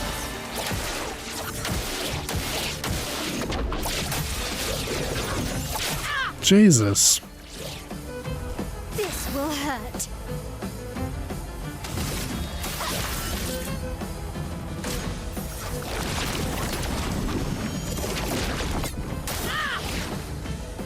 Ready to carry. Good. Nice.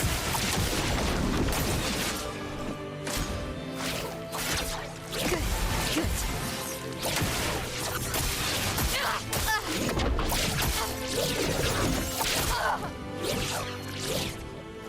Blades sharpened.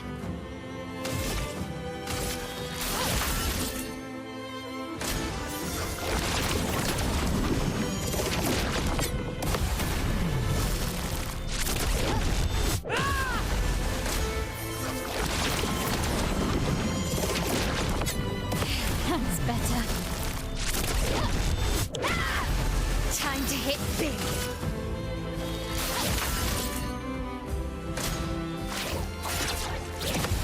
Ready to go.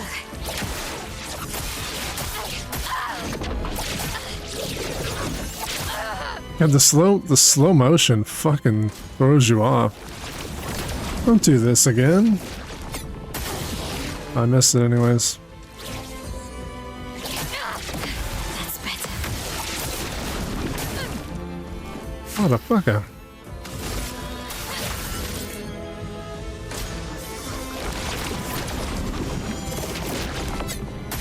Oh, I'm using the wrong parry, no wonder. Good. Ready to go. Nice.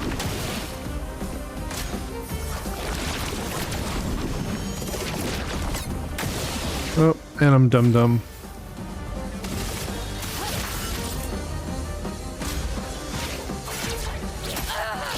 That's better. Nice. The fuck is slow motion? Because your parry's in slow motion too. Nice.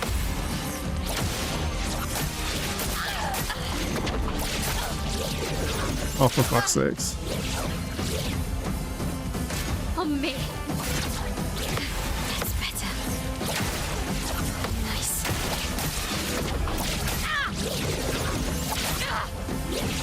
Jeez Louise, man. Blades sharpened. On me. Ready to go. That's better.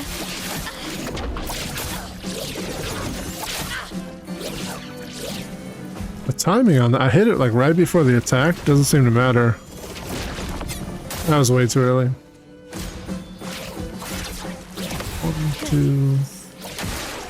1, 2, 3. Better. Nope. Nice. Yeah, really last second on that.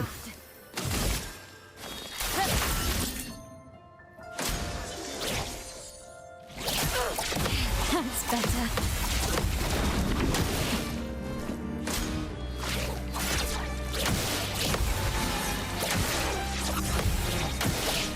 That's better.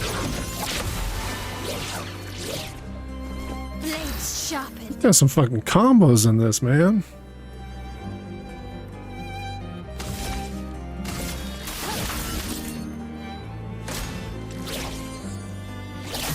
Ready to go. Nice. No. He's dead. I didn't mean it.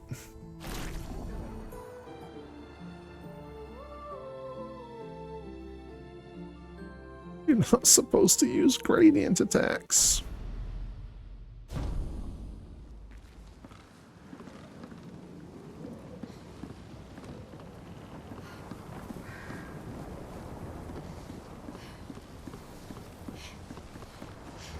Alright, we are dunzos here. Bound. Yeah. I'll show you where right now.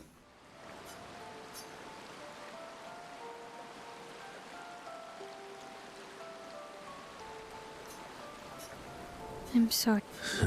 It's what I didn't get to. You didn't. She knew She's not, but you didn't. us. You've lost. You. I do would have been. She's the. You have Mile. done. You It's different. Why did. you know, but you're right. I'm true. At least.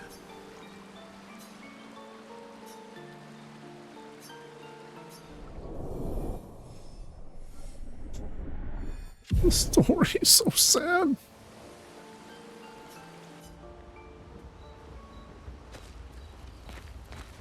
Alright, we just need to talk to her and then we're done. Mael. I'm getting. They're counting on.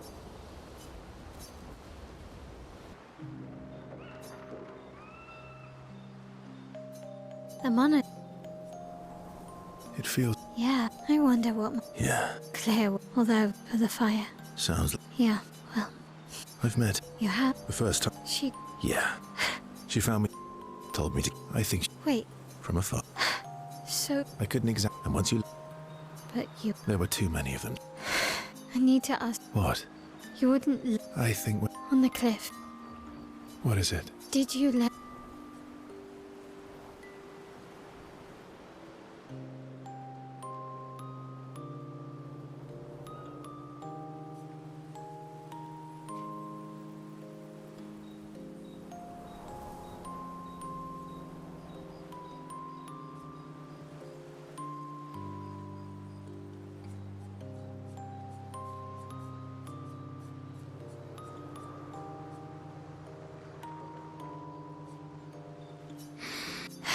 I'm sorry. Why?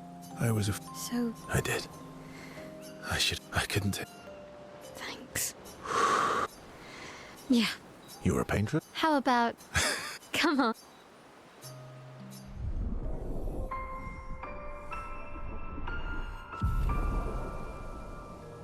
Oh.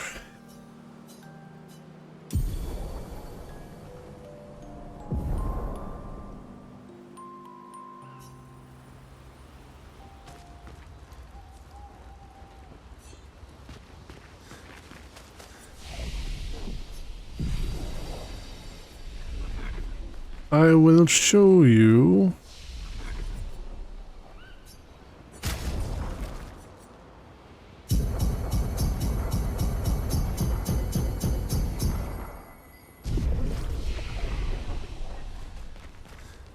I will show you the way.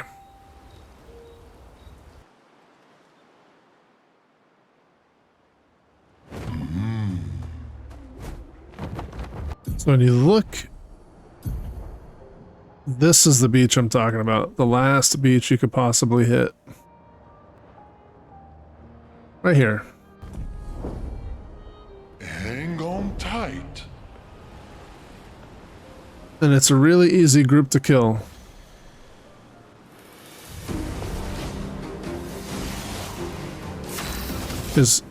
Why do I have a full party? What the hell happened?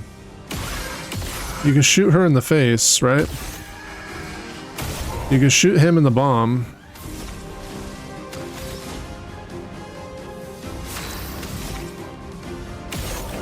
You can shoot him fast, and then you just finish these guys off with the face shots, you know? Blam. Blam. Blam.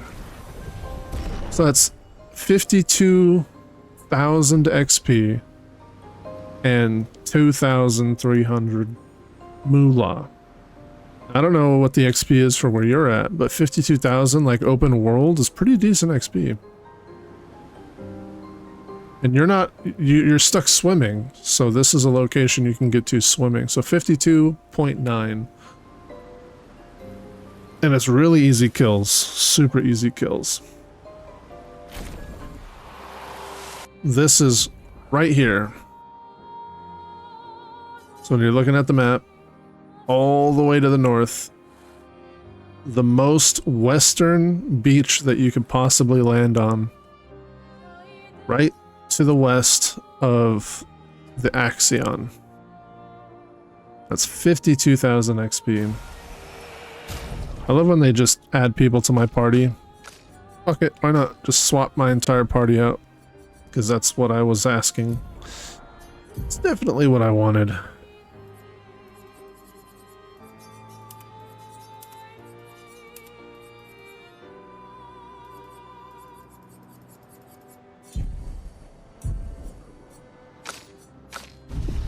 So that was like, that's about 50, we'll say about 53k. Let's check this group here. Do I have to restart? No. We'll see the XP on these ones. Yeah, 35,000.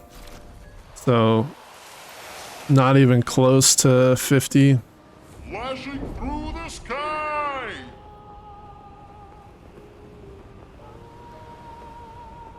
Not even close. Let's see, there's these guys here.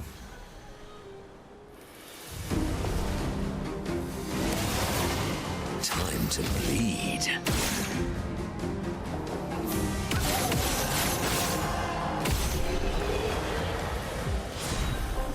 $40,000.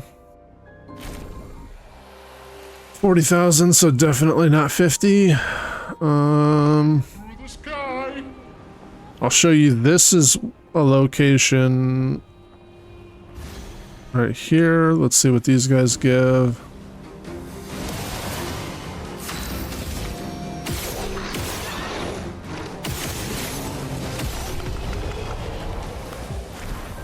$46,000, so again, not 53, but not bad. They don't guarantee any drops. As you can see, the battle loot was empty. Hang on Now tight. don't get confused. There are battle loot drops. There's battle loot drops that can happen Flashing through without being guaranteed. Right, these guys, open world rock guy. Now, keep in mind, this is not going to be an easy group of people to take out, right? They're going to be tankier, so it's going to take you longer, and they're only 29,000, so barely even 30,000, not even 30. Let's see. None of these guys are going to be worth it because this is prior to your capability of breaking coral. So these guys you can actually attack before you have the ability to go through the coral. So again, these are going to be like less than 50. It's less than 20. Even if you go across the beach over here, this was another group of people. Did I buy his shit? Yeah. So here's an ice monster that's across the water, so like you out of the way, so it should be more XP. Taste of battle. Shoot her. Shoot him. What do we got here? Oh, so this might be a better group then. 71,000. So this group right here might be the best. Here we go. There's 71k. This group here, probably not that much, but let's find out.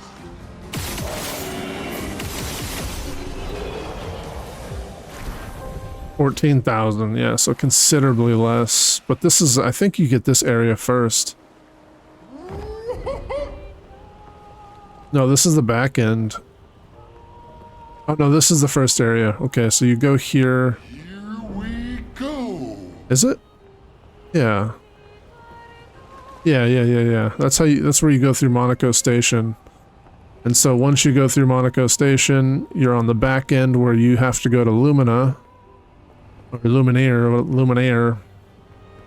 So you have access to this area. You have access to across the beach, but a lot of people don't go here, which opens up back access to the first area that you're in. And if you go the opposite way out of Monaco Station, you go this way, which is a higher level area, and this has a bridge that you unlock to go to the first area as well. So here, you would think, okay, there's got to be some high level enemies here that are worth good XP. Let's see what kind of XP these guys are worth.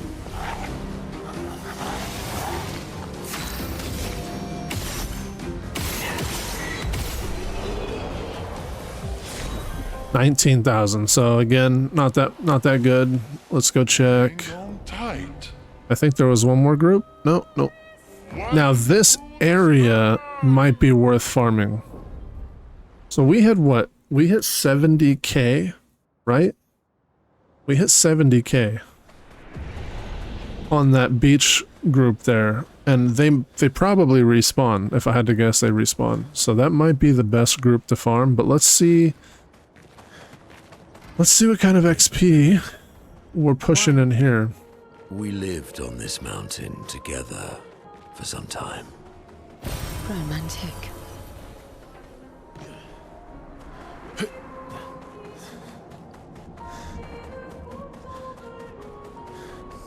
So we'll go ahead and check here, because this is a good farming location too. Like these enemies actually give a lot of XP.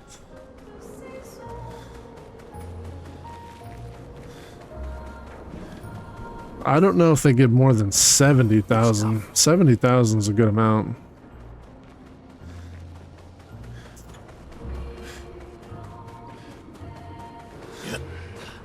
And it's a specific area that you farm out here too.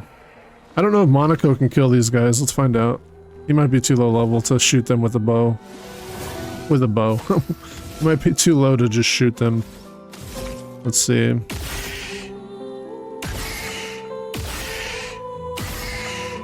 Oh, barely.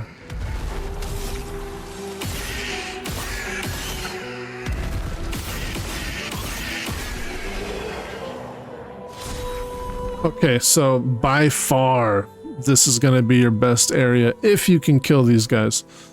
If you can kill this, that's 252,000 XP.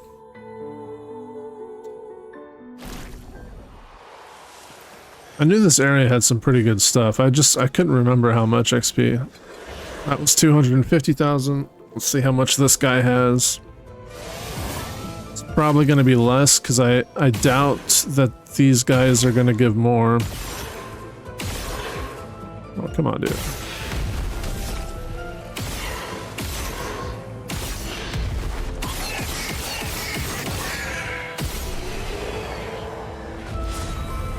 Oh, 250,000. Okay, so yeah.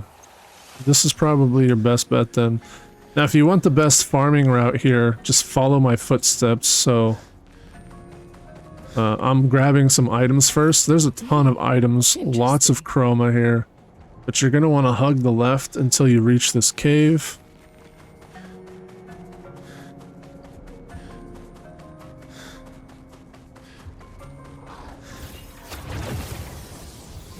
Jump up here. Don't forget to touch the flag, because if you don't touch flags, you can't teleport back to them. Now, we can hit rest to restart, like that mob won't come after us. But I'm going to take you straight to the farming area and avoid all the mobs real quick. So just make your way to the left. There's tons of items here, just ignore them. You can always come back and 100% clear it after the farm. I'm going to grab a few items though. Well, that will help.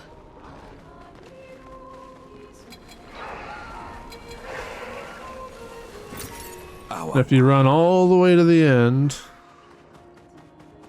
you can actually jump over here. And then there's a shortcut you can unlock to get yourself back up here if you happen to die and go back to the start. On top of that, there's a climbing area. I'm gonna go to the right because I want to grab this item real quick.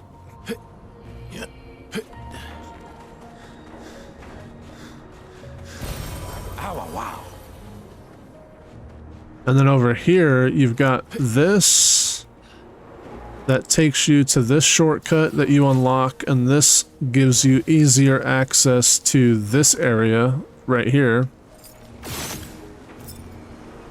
And then again, if you want to increase damage on burning targets, that's nice, actually. That's really nice.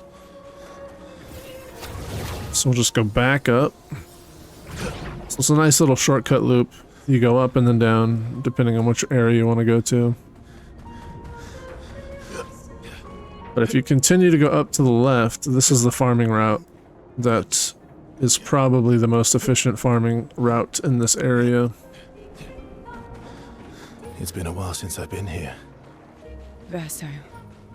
We used to ski here before the fracture. So tons of enemies, all very closely clumped up together, which is fantastic.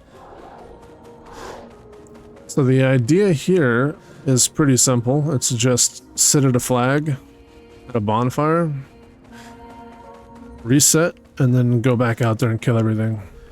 How could they do this to these trains? So this is the flag, so you're gonna immediately turn around. Yes. I still like trains.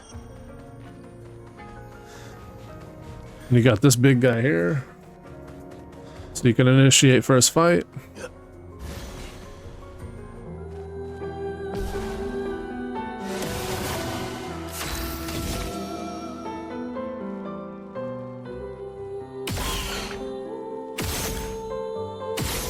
Oh, I hit through shields. God damn it.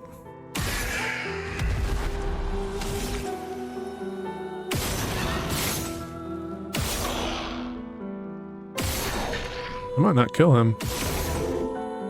Well, shoot. I don't kill anybody here. I'm too weak.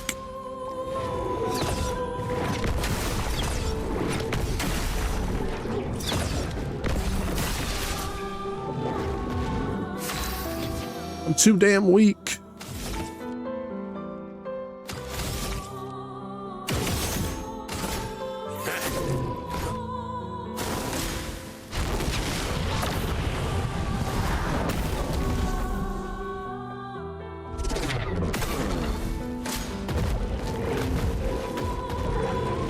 Oh, that was a miss.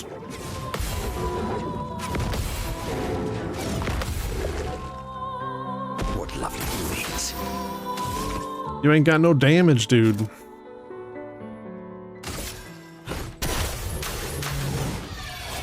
Oh. This is an awful display. Yes, I love a dance. I'm just gonna let him die.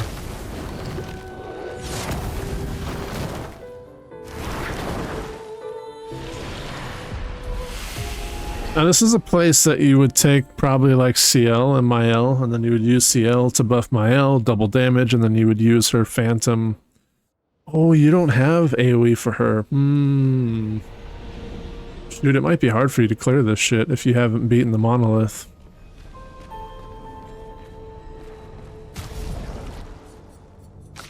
Because you won't have her void abilities yet. How could they do this to these trains? Verso. Yes. I still like trains.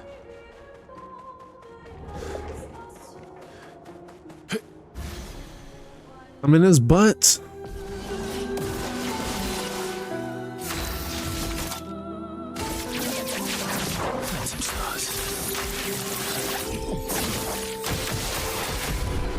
If you have Verso, if you have Phantom Stars, you can do this. And look, that's 500,000. Right? That's 511,507 XP. Almost 10,000 gold. And it looks like you probably get guaranteed drops for weapon upgrades. Now, you're well past the polished chroma. You probably don't have very much, if any, of the grandiose chroma, which is going to push you to 20 and then allow you to upgrade all the way up to 32. So if that's a guaranteed every kill, that's pretty useful. But you're going to kill everything here. Right? Everything here. There's this guy. These guys are going to give considerably less, because obviously... You gotta be kidding me. Let's have some fun. Everything here is immune to fire and ice, by the way. So use Void. Oh, CL might be able to clear these guys, actually. So that's 287 and another Grandiose. That's pretty good. Was that the middle guy? That takes care of the middle guy, too. There's like a hole in the wall with a stalagmite. Yeah, this guy. So we're gonna push him.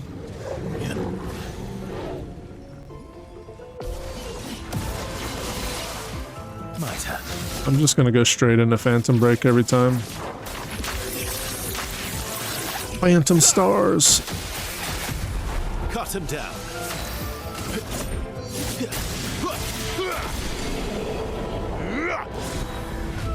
Another Grandiose.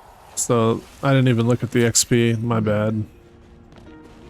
But I'm assuming that was a fat chunk of XP as well.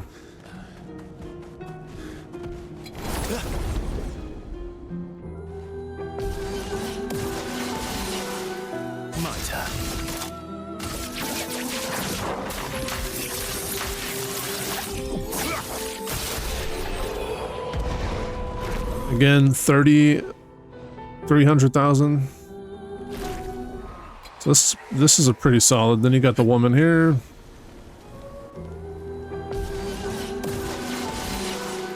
Let's carve a path. Phantom stars.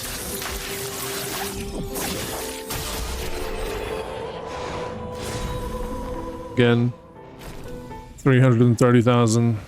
Really nice XP. And then I think there might be one more group to the left. If you really wanted to kill everything in the area. Or you can get stuck like me and be an idiot. Yeah. And then you just run back to the flag and reset.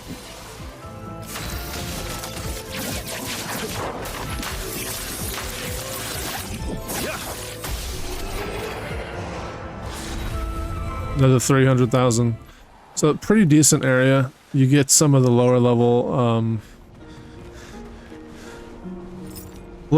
upgrade materials so you can get your weapons up to 20, which is good because then you can get multiple weapons up to level 20, at which point every perk is unlocked on that weapon, and then you have the ability to test around with different weapons and just have fun. So it's a pretty decent spot to level up. But the next best place, like I said, is going to the monolith, finishing the boss, unlocking the ability to do more damage than 9,999, and then fighting the Clair obscure mob over and over and over again at the monolith until you're capable of outputting more damage.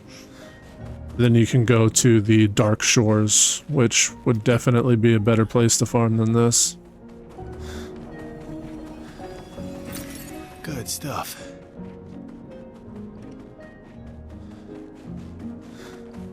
Just want to make sure I grab all the items around here.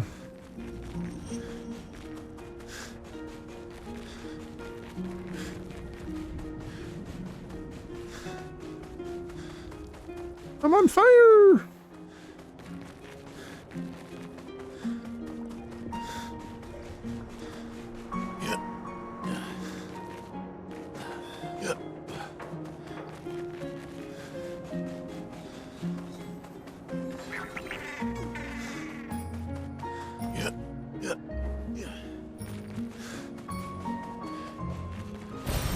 Useful. Yeah, so there's a decent amount of upgrades here too, so you'll get some weapons to 20 pretty comfortably as well.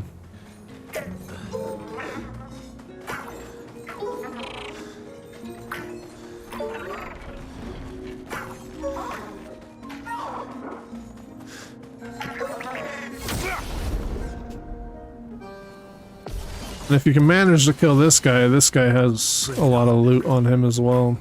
I hate this attack. I hate that attack. Let's have some fun. Let's see how many strikes we can get in for Steeled Strike. Prepare for oblivion.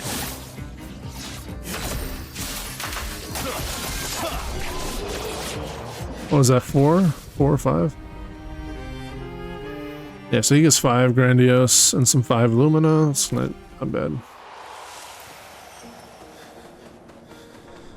But that's a good spot right there. Just clear out this whole mountainside and then return to the flag and rest. If you can kill these guys in one shot with Mael or CL or any of the main people, if you can clear them out. Now, I'll try to do it with CL. I don't know if I can. She's not very high level, but we'll say with the Chadian, which is the ability to apply Foretell. So here's the way it works. Sun skills always apply 10 Foretell. And then you take double damage. The idea though is not to take any damage, period. Base attack gives 1 moon charge and consumes all the Foretell to apply a burn. We're not too concerned about that either. We're not going to base attack. 100% increased burn damage in Twilight State. I don't know if we're going to really be doing any burning, but the biggest important thing on this is the ability to apply 10 Foretell. And the reason that's important is because we can use Card Weaver. Card Weaver is going to deal low single target damage with the sun. 1 hit, but it propagates Foretell to every other enemy, which means every enemy is going to have 10, including the one you hit, because the weapon gives you the 10 on the main enemy, and then this skill is going to propagate that to the other enemies, so everyone's going to have that on them. Then we have Dark Wave as your AoE, and this deals high, dark damage to all enemies, 3 different hits, and consumes Foretell for increased damage. So the idea here, again, is you're consuming 30 Foretell, and you're doing a massive AoE attack. This should be enough to kill most enemies. Now, I don't know what level her weapon is, 28, that's not too bad.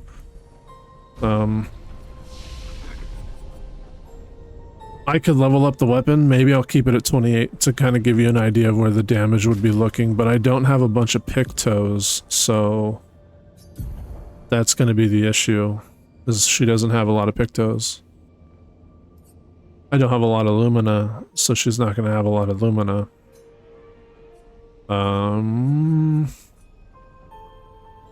Crit would probably be what you want to go for.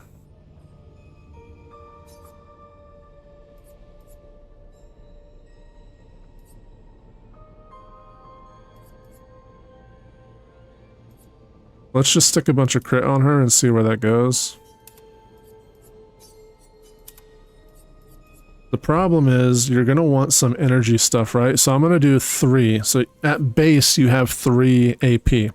So if I use Card Weaver, I'll have 0, and then I'll go to 1, right? Because you get 1 AP every turn. I'm going to need 4 more.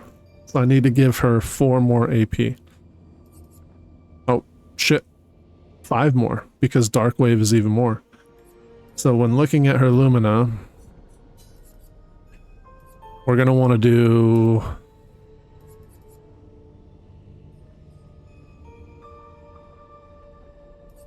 That's 3 plus Energizing Turn. So we could probably take this off.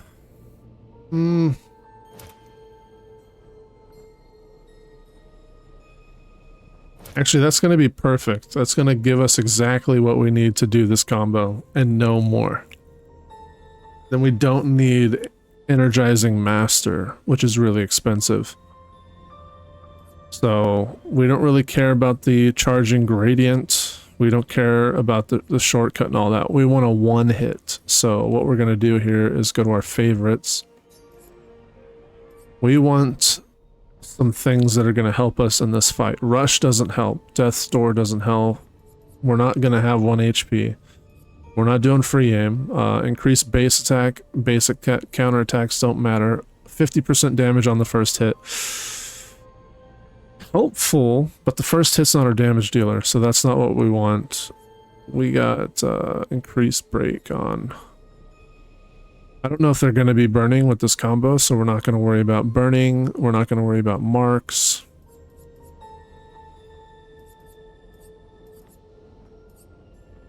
We're not going to do cheater because she has a self-imposed cheater already. Confident fighter, 30% damage can't be healed. That's pretty big. And then inverted is probably going to be our next big one, if I can find it. Inverted affinity, that's 50% damage. 30% damage immaculate. I don't know if there's any other better ones to start out with. Right? So 30 for 10. Right? First hit. We're not doing first hit attack. This is second hit. So you got to keep that in mind, right? You're like, oh wow, that's a lot of damage for the first. We're not worried about the first attack. We want damage for every other attack. So again, 15 for 30.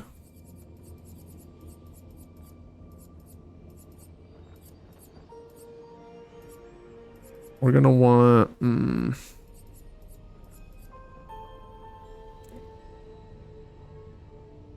This might be better, 10 for 25. And then it gives us 5 more additional points. What would we use the 5 points on, though?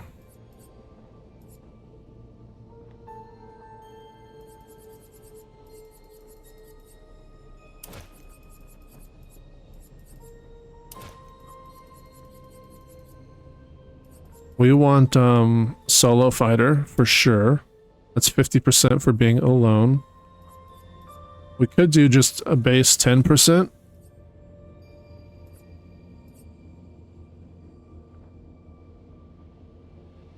Or we can do the 15%. That's because we're going to be inverted, so it's going to give us 15%. We want empowering last stand.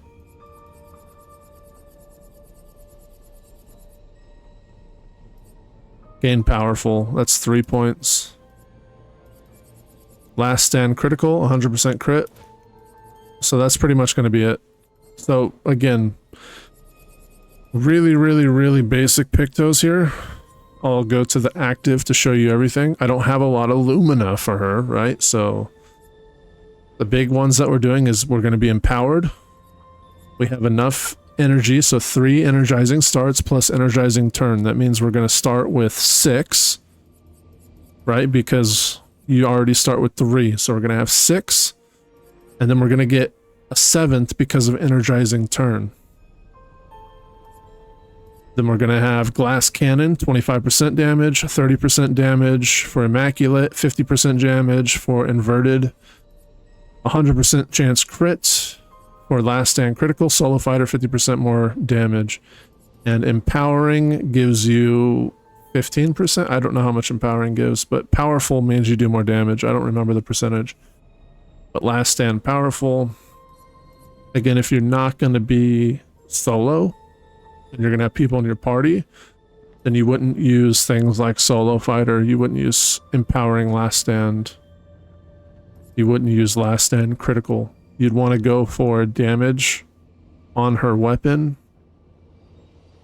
Everything under rank B does more damage. So keep in mind we have 7, right? So we have 7 AP. We're going to use Card Weaver, right?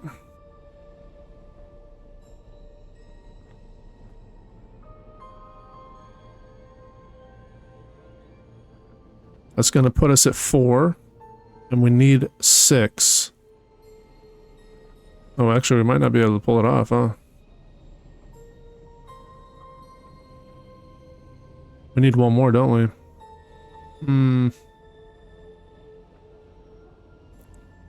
We're going to be 1 under.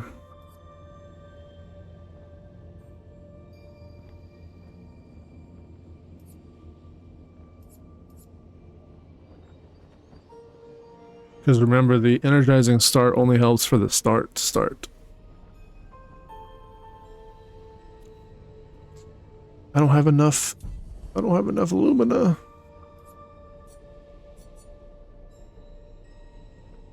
The Shaktian.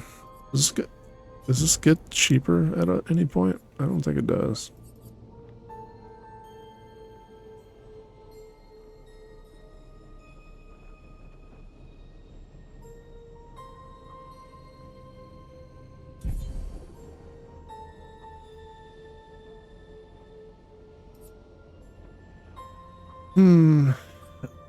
In regards to her stats,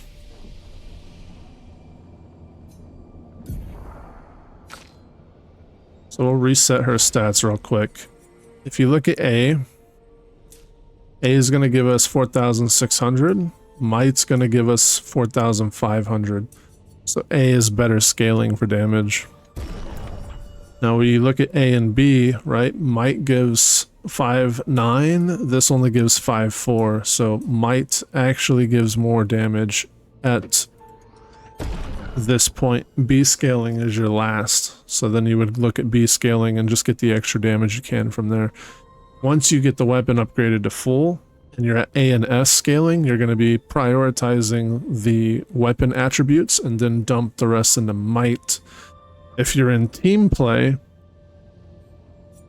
like her crit rate's already 148 actually, so I don't even need solo crit.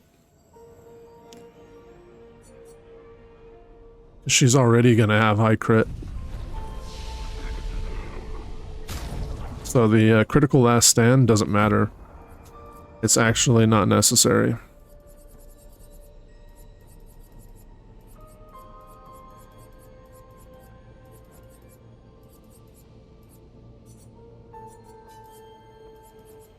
What's the last stand critical?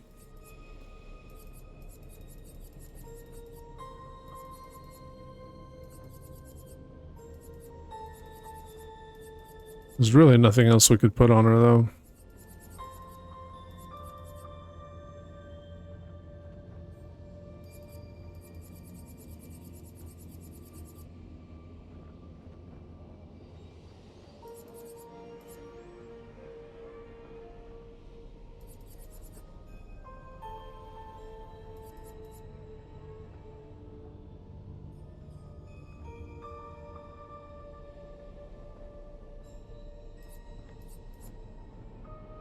I would need 17 more points on her if I wanted to try this combo out.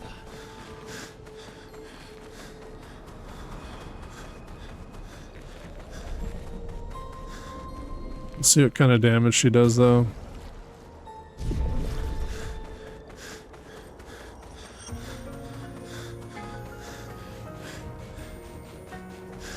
I didn't rest.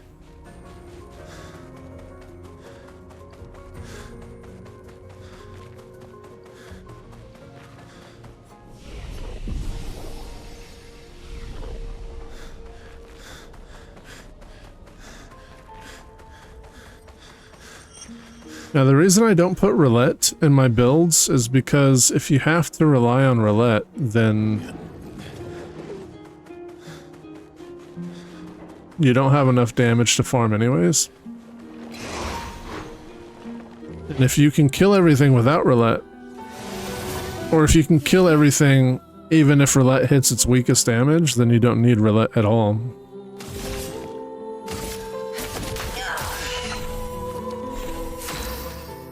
No, we do have enough. Oh, because it's, yeah, it's 1 AP for the start plus another one. Okay, so yeah, we definitely do have enough. Death, it's a friend. I'm waiting.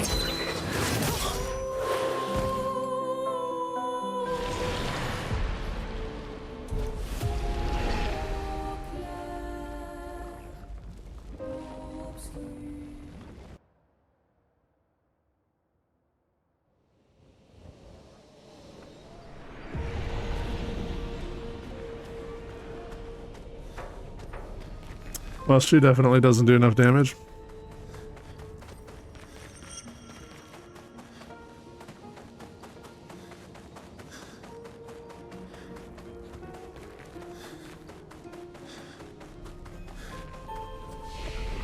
She doesn't have enough damage dealing pictos, man. She just doesn't have enough. I could upgrade her weapon more. What can we get? I mean, we're getting some fat upgrades. Level 31. Let's see if she can do it now.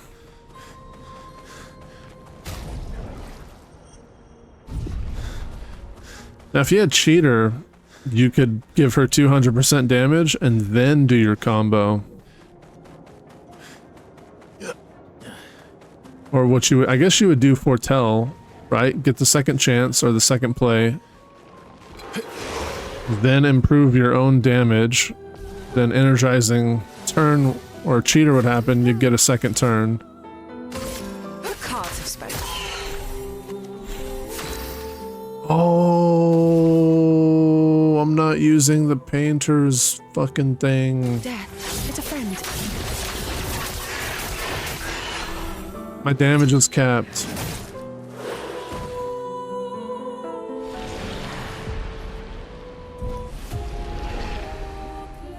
My damage is capped. Yeah, you're not going to be able to farm here until you finish the monolith. The damage cap is huge. Forgot about that.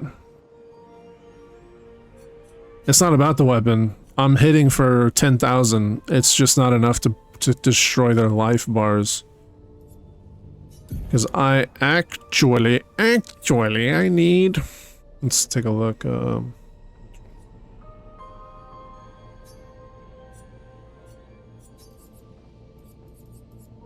Right, like, I'm using inverted. That's a really good one, though. I need that. Or do I?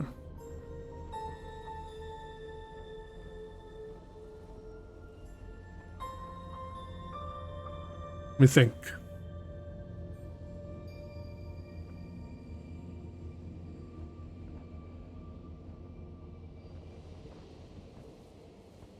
No, I need 6. I can't take off one of those. Which one is this? 25? 50? 30?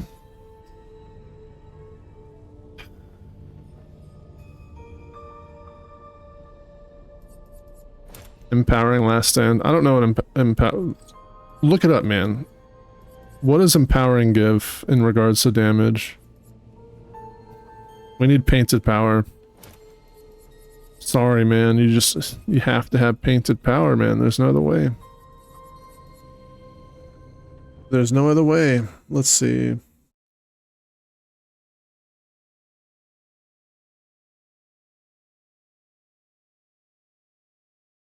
Powerful.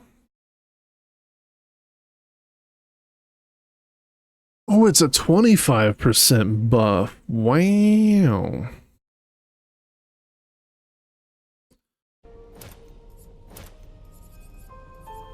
It's 25. Well, we could do something.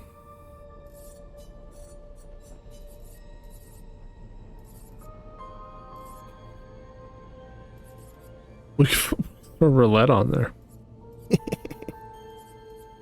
Teamwork. I mean, that's something. Actually, this is probably better. Oh, we could do both. Teamwork and Tainted. There we go. That's 15 plus 10. That's 25. Booyah. Plus powerful. That's more. That's 40. It's 40% more damage. Okay, anyways. Now that we're not capped on our damage, I guarantee you I'm gonna fucking destroy this. I probably shouldn't have upgraded the weapon. Come to find out, it was probably extremely unnecessary. Let's find out if I can kill this guy.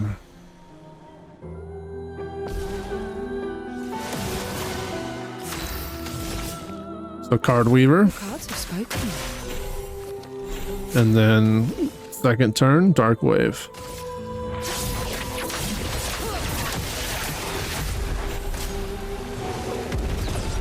Woo.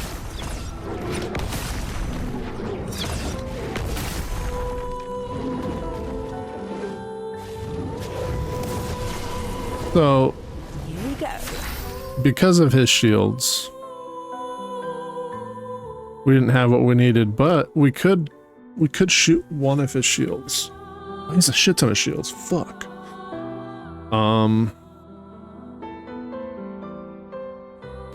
Well, we could do a gradient attack. What does Shadowbringer do?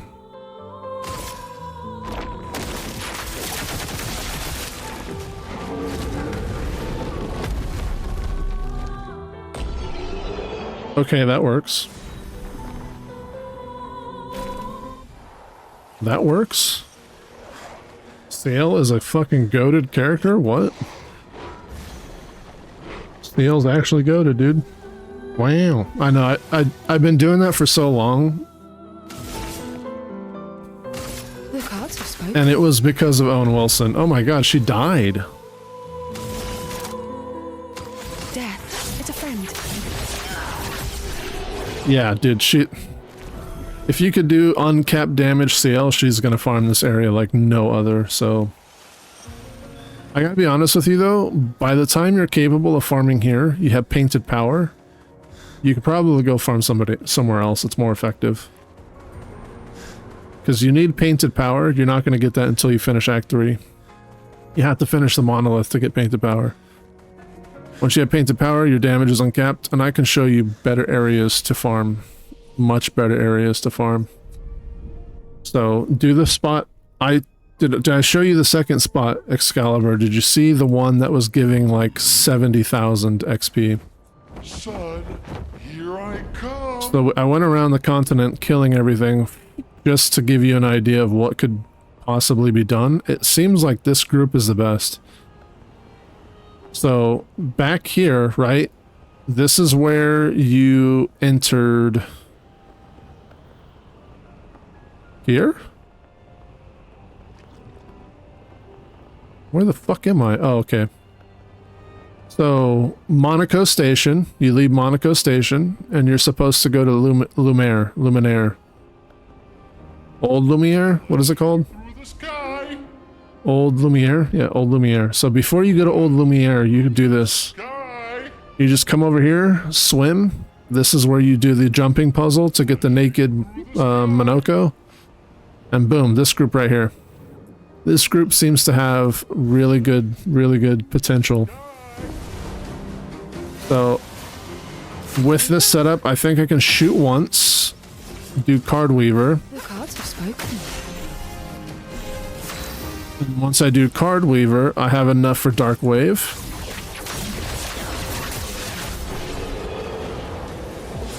And that's 72,000 XP right there. This gives Resplendent, probably guaranteed, and Recoat. So this is out in the open world. This might be the best XP, but I'm going to be right back, guys. Give me a few minutes and we'll get back to the action. There you go. Best pre-monolith XP. Maybe.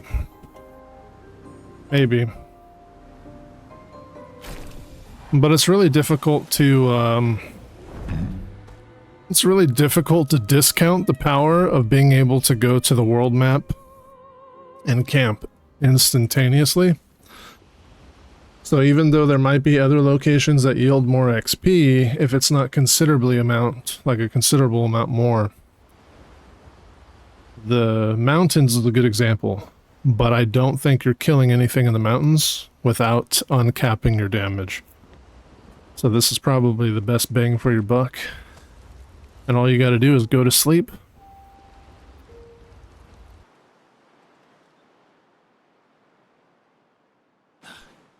Oh, I'm not close enough. But like, as long as you stand on top of one of these guys, right? So like, stand on them. Do your combo.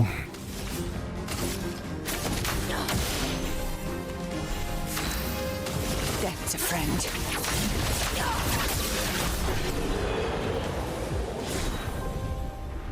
So Resplendent Chroma ×1 is the guarantee. Now you have opportunities to get more because we had 2 Resplendent Chroma last round. 2 and then 1 of the Recoats. So those are the RNG ones that you might get, but you're guaranteed at least 1 Resplendent Chroma. But the big thing here is 72,000. Yeah. So again, this is right after you leave Monaco Station.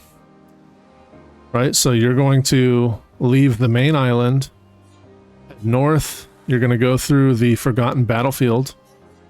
And then when you're in the Forgotten Battlefield, it's going to send you up here to Monaco Station. And then when you leave Monaco Station, you should be going to Old Lumiere, but you're going to head south and go across where the Gestural Beach is. And on this side, you'll have these mobs. Now you can activate a bridge here that lets you go over back to the first area where the Painted Workshop is and all that stuff. But yeah, this is where that's going to be. Right here. So just stand on top of it where it spawns. Go to your camp. And reset. Pretty quick, efficient way to farm. Throws you right into the battle. Zoom me in.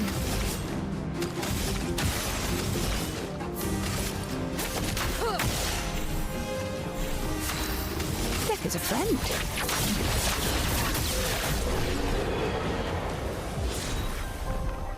Now you're asking me what weapon I use for CL. It's the Shadion. It's one of the first weapons you'll get with her, and you'll get this weapon again like 2 or 3 different occasions, which will continue to upgrade its level for you, so you don't even necessarily have to upgrade it, because you will get another version of this repeatedly. Now the third version of it I remember obtaining is in the monolith, so if you're going to farm this prior to the monolith, then you might upgrade her weapon a little bit.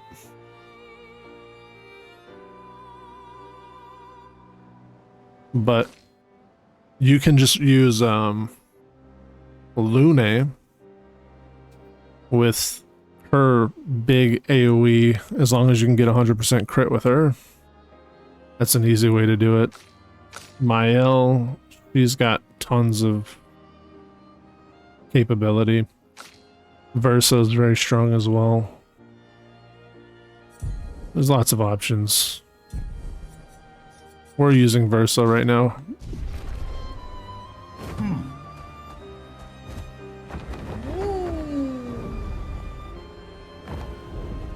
Ding, ding, ding.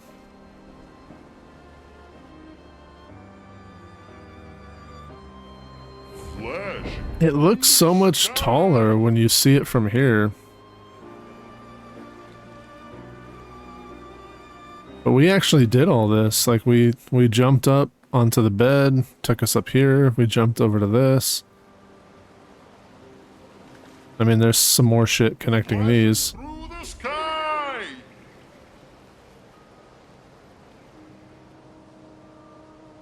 It kind of skips a lot of stuff, actually. But yeah, there is this that you climb on, there is this you climb on.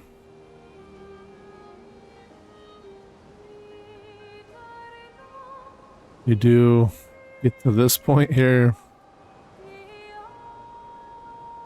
It's even got the stuff there. That's pretty funny. Here we go. Here we go. Fucking clouds. Can't see shit.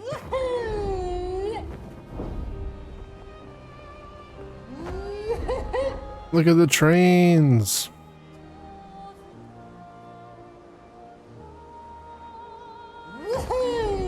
On the top of the mountain. It's pretty cool. Flashing through the sky.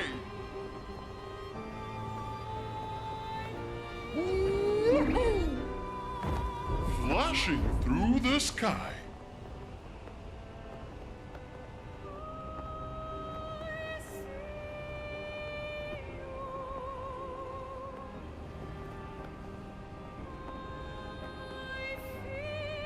All right, everybody. I'm going to finish the game. So,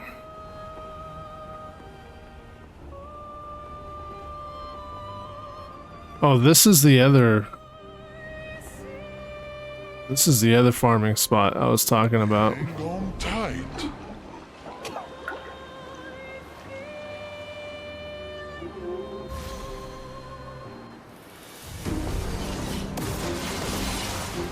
Let's cover path.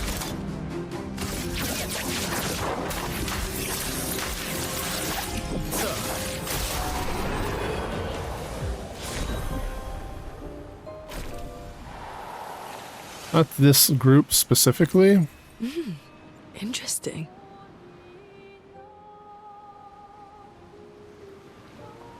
But like this is where you guys landed in the very beginning. And you got your asses handed to you. You're pretty much on this beach. But this right here is where you want to go, Dark Shores. Once you've uncapped your damage, you can come here.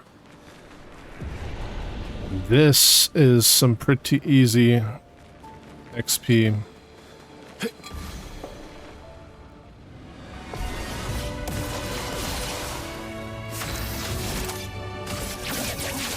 Phantom stars. Cut him down.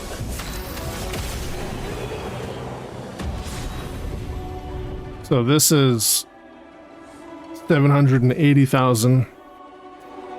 It's over 1,200 or 12,000 battle loot. And you get 2 grandiose from this. Maybe a guaranteed recoat, but you get 1 grandiose catalyst per guy. So this group here gives 3.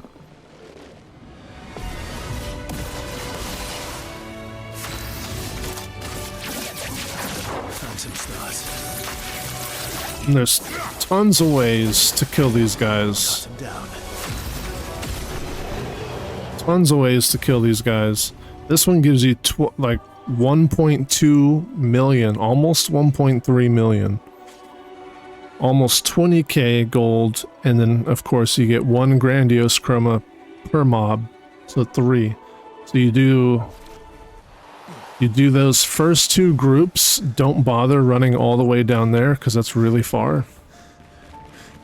You just do these first two groups, and then you reset at the flag. And just keep running this circle. And this is probably... You don't have to do this one very long. This will get you enough weapon upgrades to get your weapons upgraded to a pretty decent level, and then you take off from here. Once you're strong enough, you can leave here and go to the underwater location where you can really get some XP in. It's the best farming location, actually.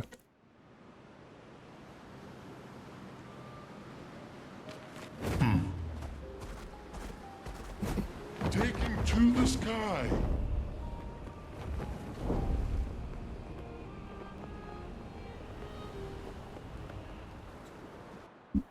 Alright guys, spoilers ahead. You might want to put on some earmuffs. I'll skip most of this stuff though, I'm not going to watch. But you're not going to want to like pay attention to...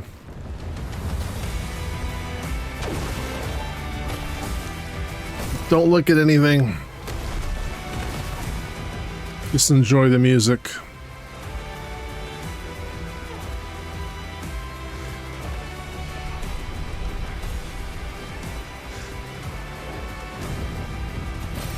Nice. These expeditioners are glorious wreakers of havoc. La sword of lumière.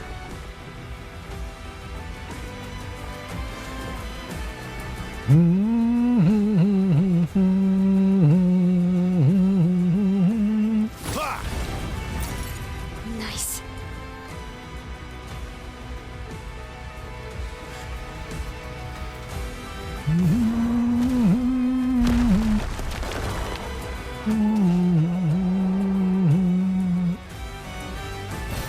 Good stuff.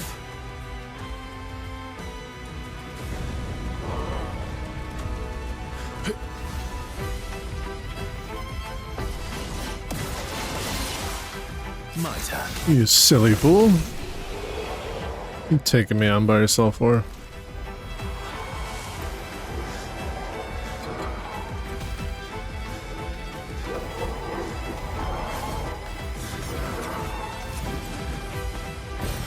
Well, that will help.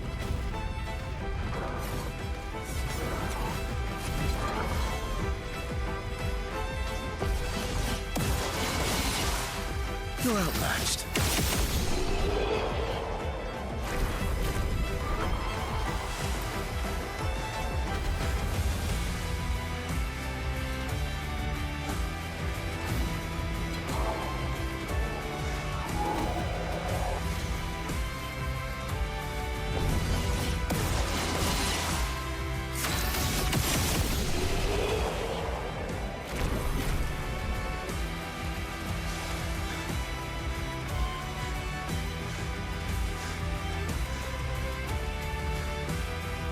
I'm being blinded.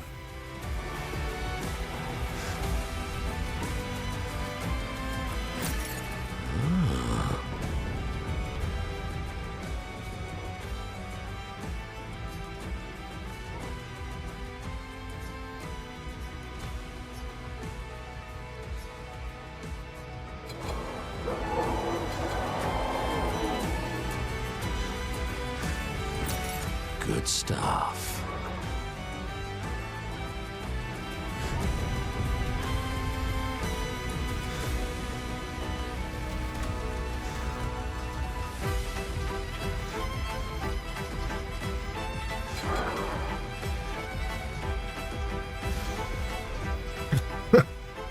I ran right between them.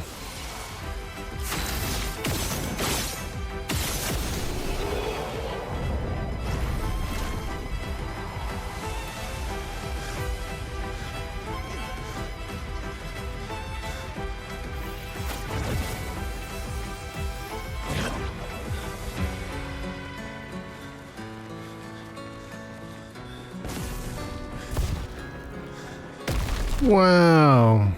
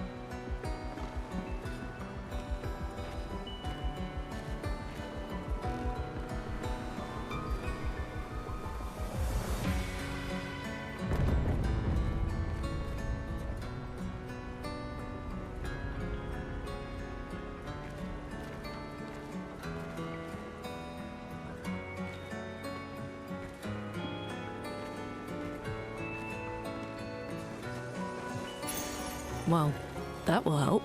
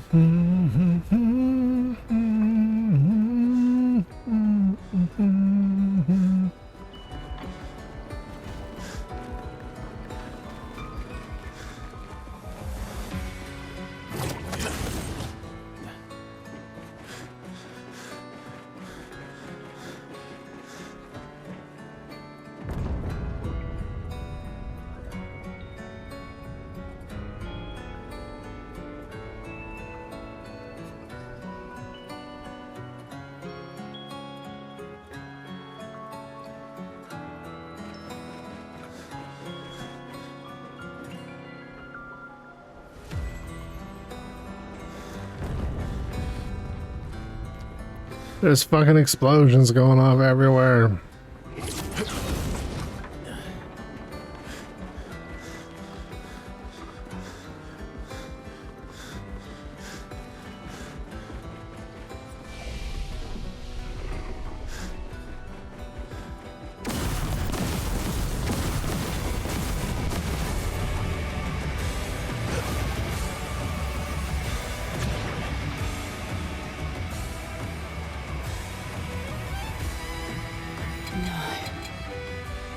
The 32s.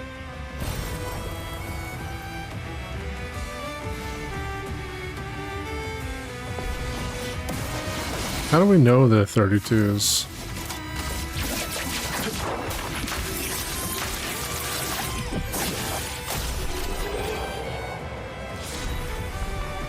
Oh, a new weapon.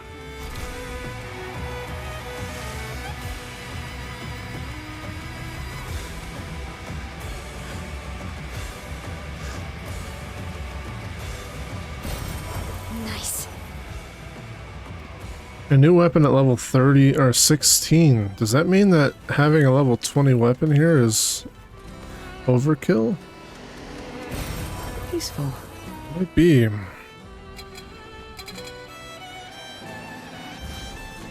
They might be expecting you to be here like before level 20. Weapon at least.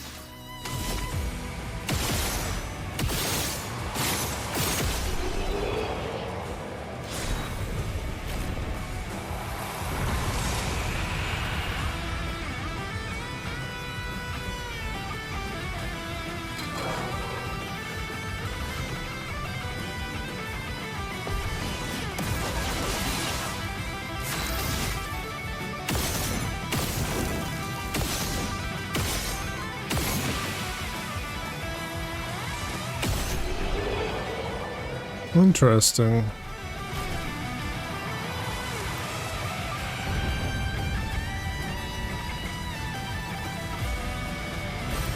Good stuff. But the baguettes. Your father. He's at the tower. Yes. I am.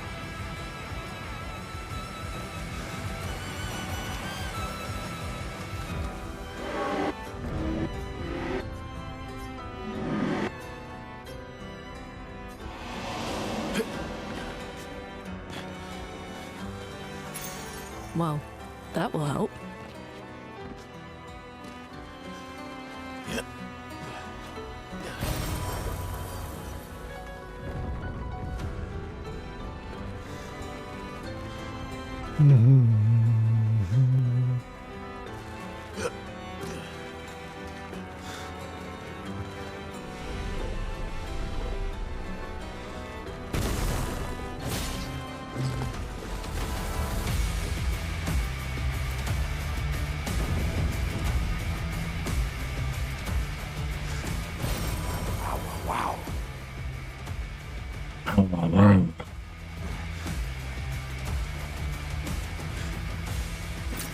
Well, that will help.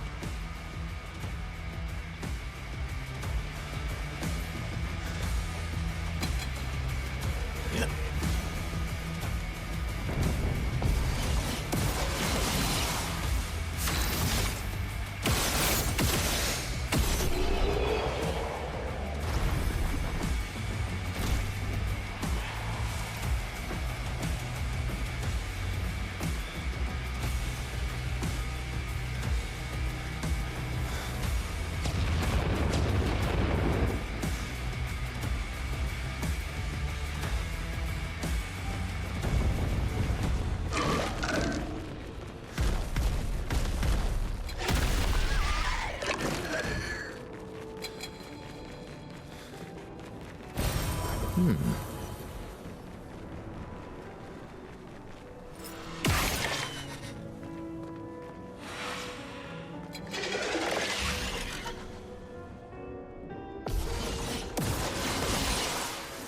outmatched. Phantom stars.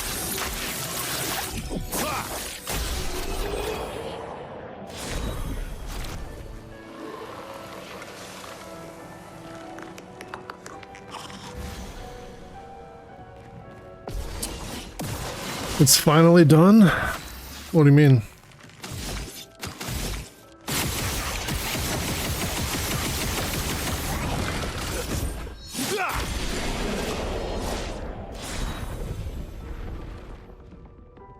Oh my god, there's augmented counter 3, bro. I forgot. The game is 100%. Nice. There's only one thing I have left to do, which I haven't been focusing on at all because I've just been enjoying playing the game with different builds.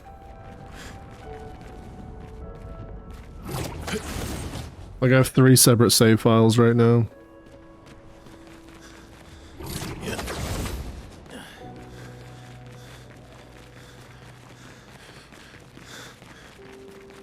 This one here though, I'm collecting everything I can possibly collect.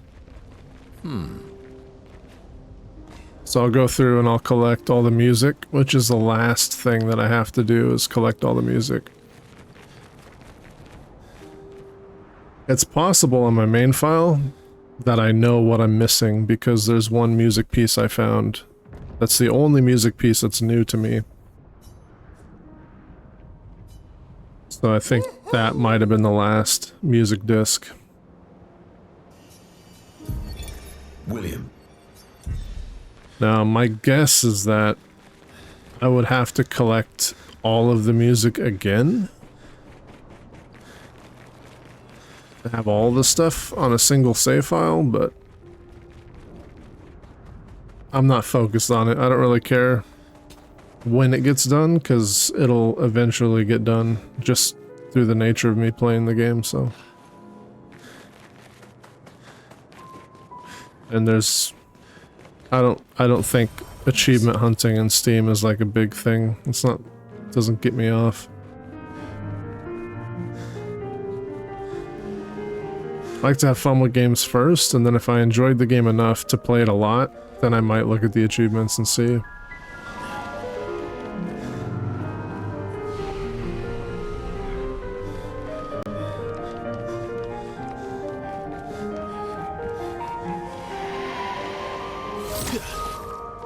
We have a piano fight.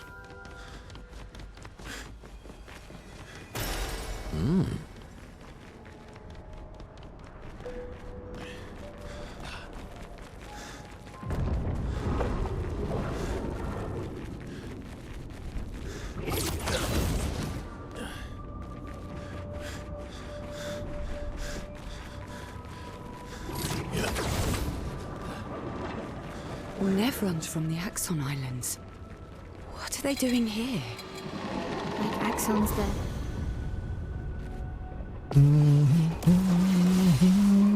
You're outmatched.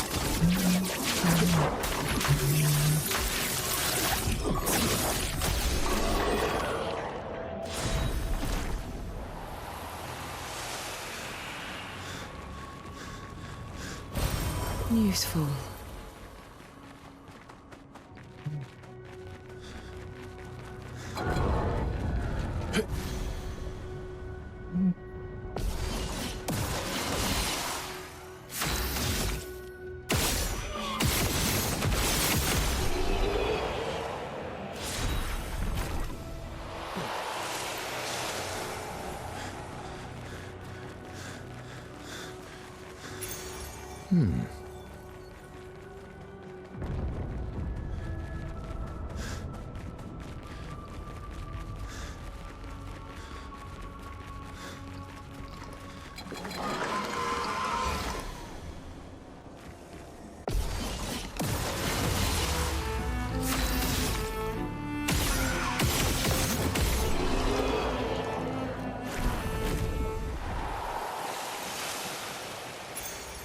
Nice.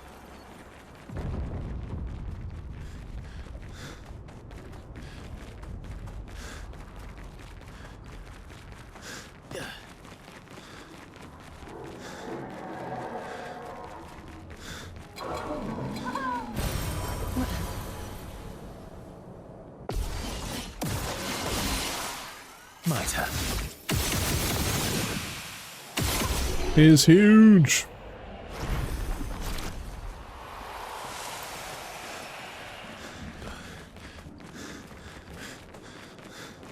Almost there. Mael, Let's go.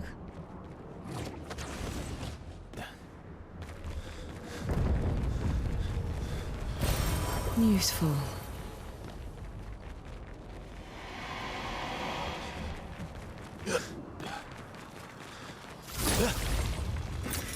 Well, that will help.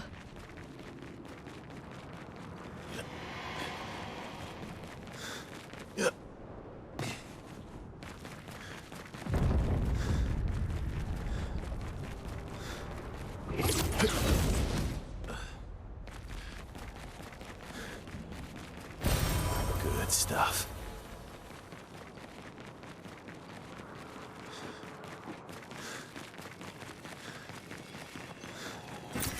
Perfect. No problem.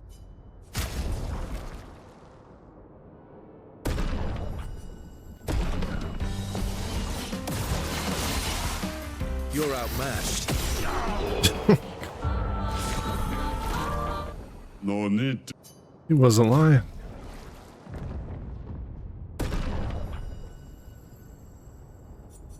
You're outmatched. So I already own... Is that a paintbrush?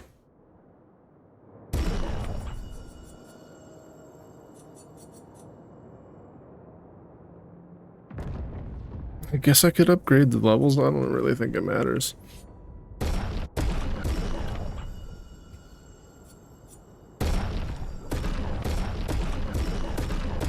I'll just buy everything.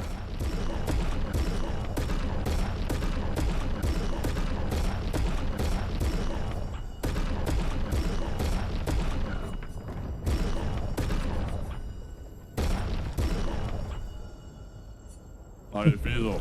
Then we don't have to worry about that. Papa is somewhere past the gardens. It kind of looks like a paintbrush.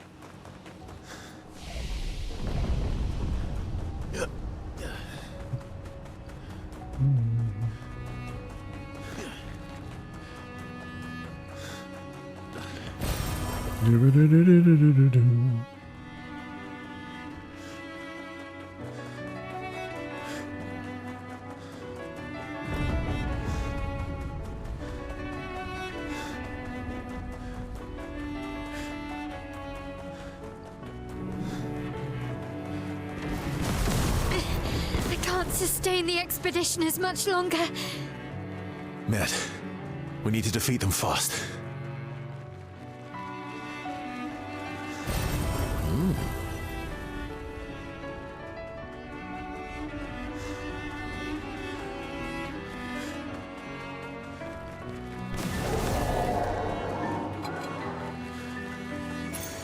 Oh, lovely.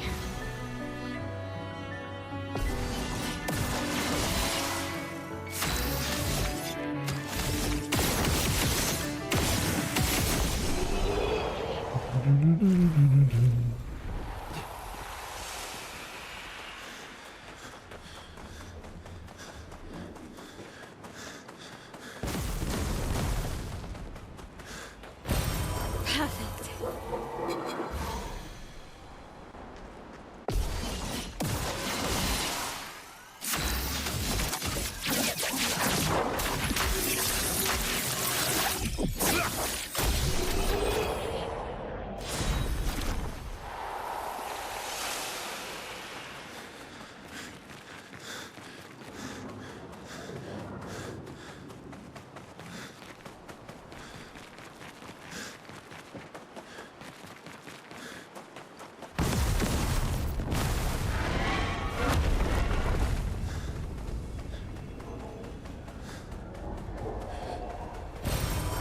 Interesting.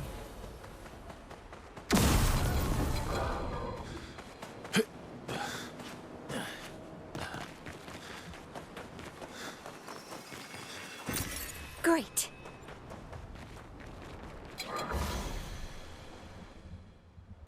Music has just vanished.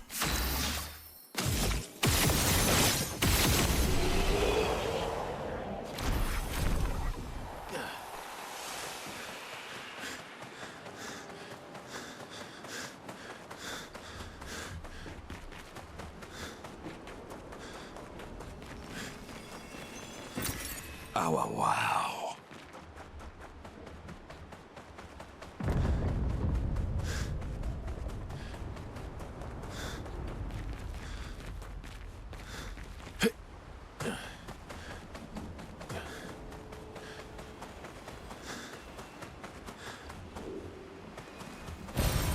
Oh, lovely.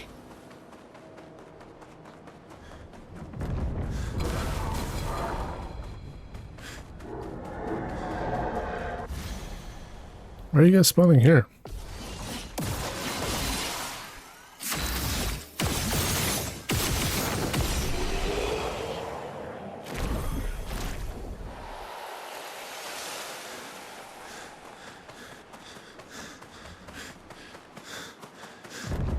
What's up, Hario, dude? What the hell? Good stuff.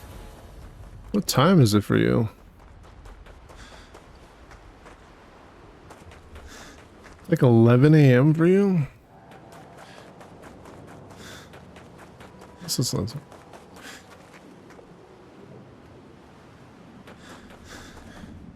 Or no, 11 p.m., huh?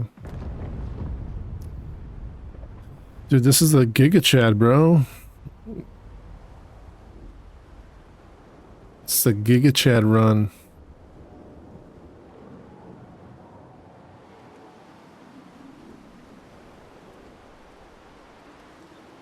Drop that.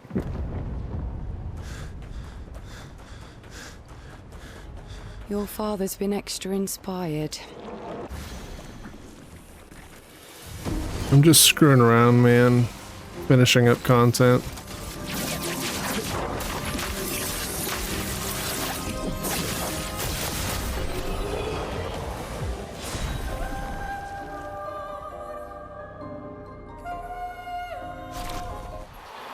It's the Giga Chad, man.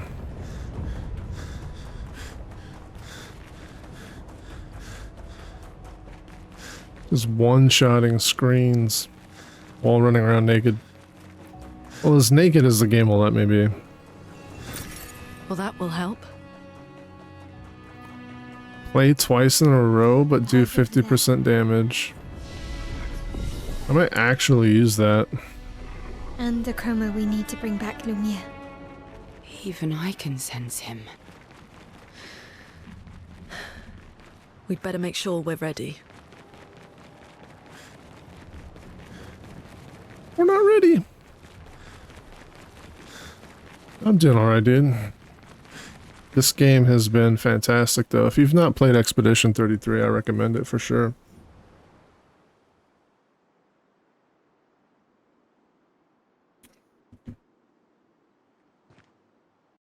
If you haven't played it, avert your eyes. Avert your eyes. You don't want to see this. Prepare for oblivion.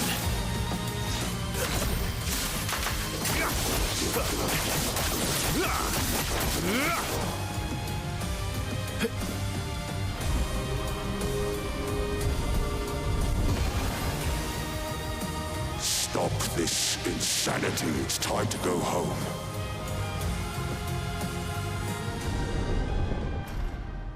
Skipping all the cutscenes, though. Not impressed. How can you be this selfish, Aline?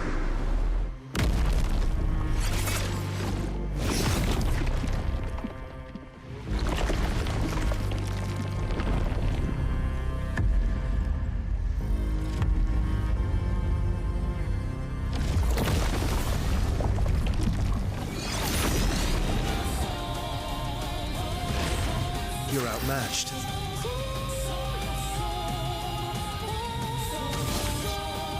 Prepare for oblivion. You're outmatched.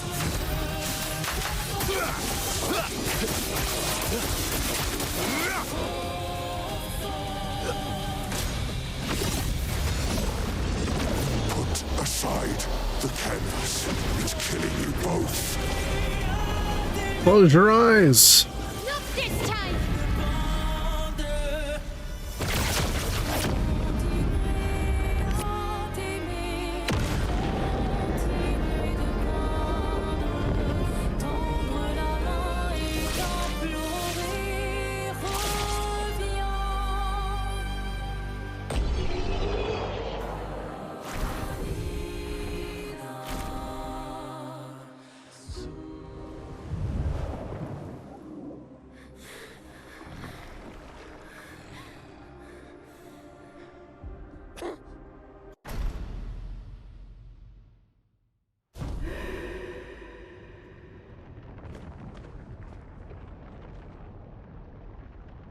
Alright, I'm watching this one because I want to see if there's a difference. So if you haven't seen the end game, get the fuck out of here.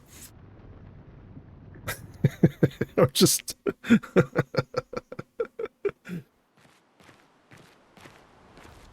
I want to see if there's a difference between some of the choices I made. I'm very curious.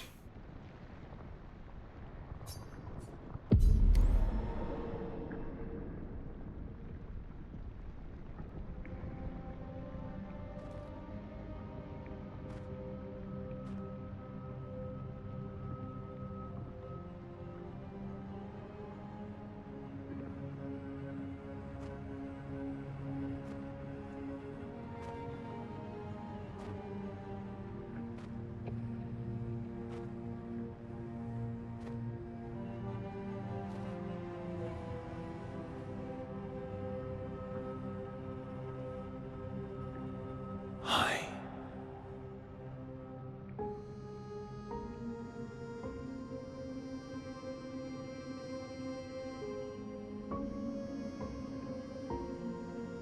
You're tired of painting, aren't you? I'm tired too.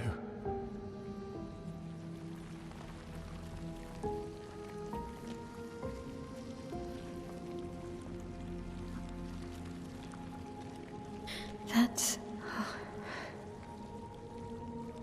Thank you for all the shoutouts, Janie. Don't listen to this story. You shouldn't be able to be here. Mammon's gift. Why did you run in? It's dangerous for you here. See things as they are, not how you want them to be. What? You lied to your father. No. He saw it too. But he wanted to believe. You're going to die here. Why don't you just leave? You can always come back. The moment I leave, Papa will erase this canvas. This is not worth your life. What life? My life of loneliness in a shell of a body, with no voice and no future. You're my El. No matter where you are, you don't need this canvas. But everything I want is here. Here I have a chance to live, Verso to live. Out there I merely exist. Life keeps forcing cruel choices. Stop quoting Papa!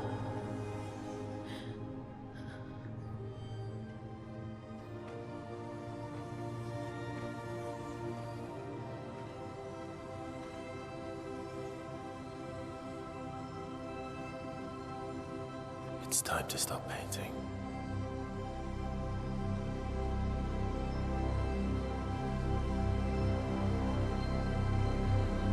Verso!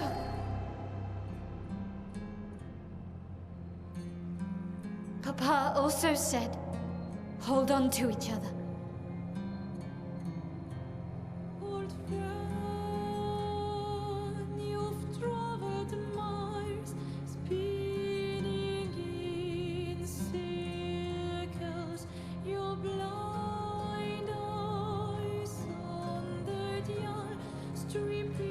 I'm sorry.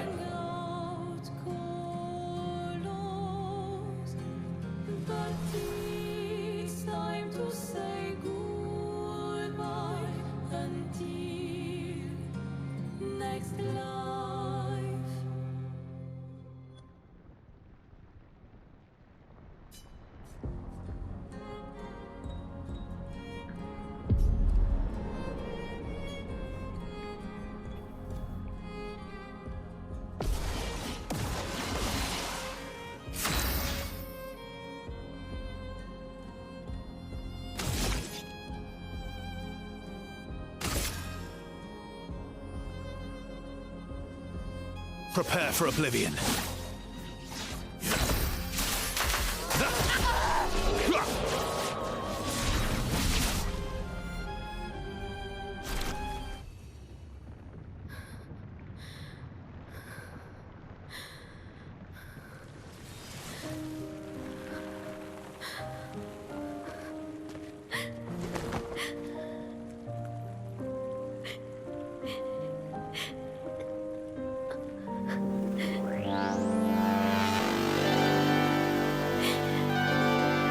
Your timing is as impeccable as ever, Janie. Thank you for the gifted sub.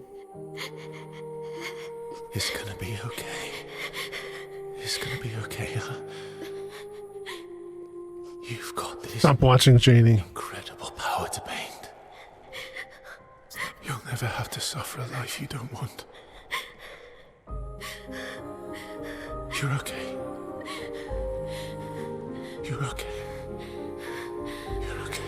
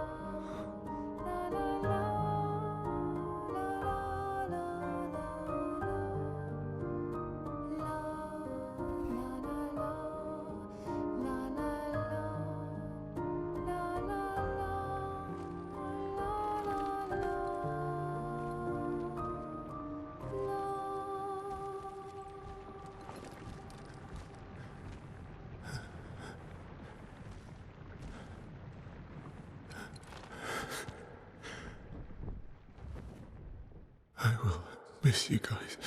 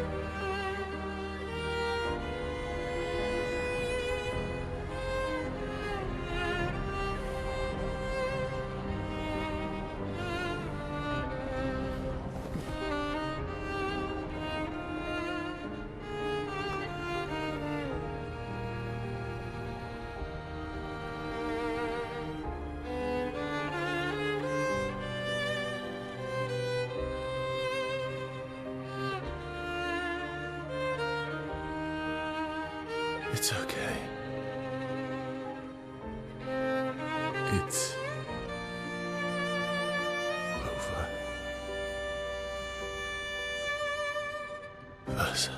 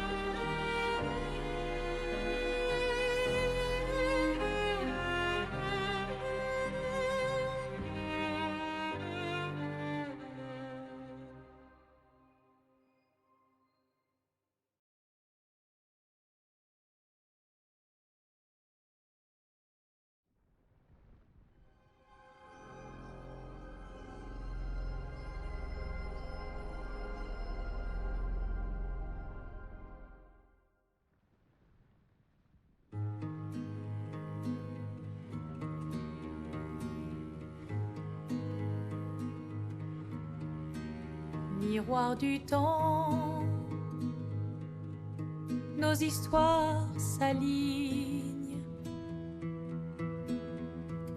dans le creux de nos mains. Deux mondes se dessinent, l'un peint de rêve où le chagrin s'efface, l'autre nu et réel où notre deuil prend place.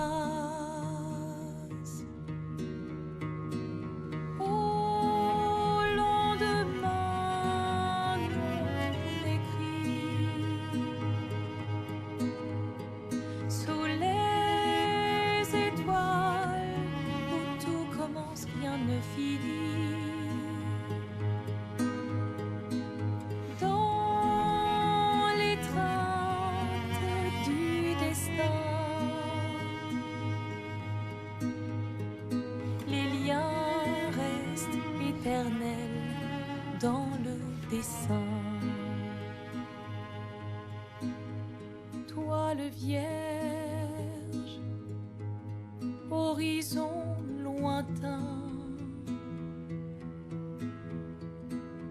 peignons ensemble les couleurs de demain,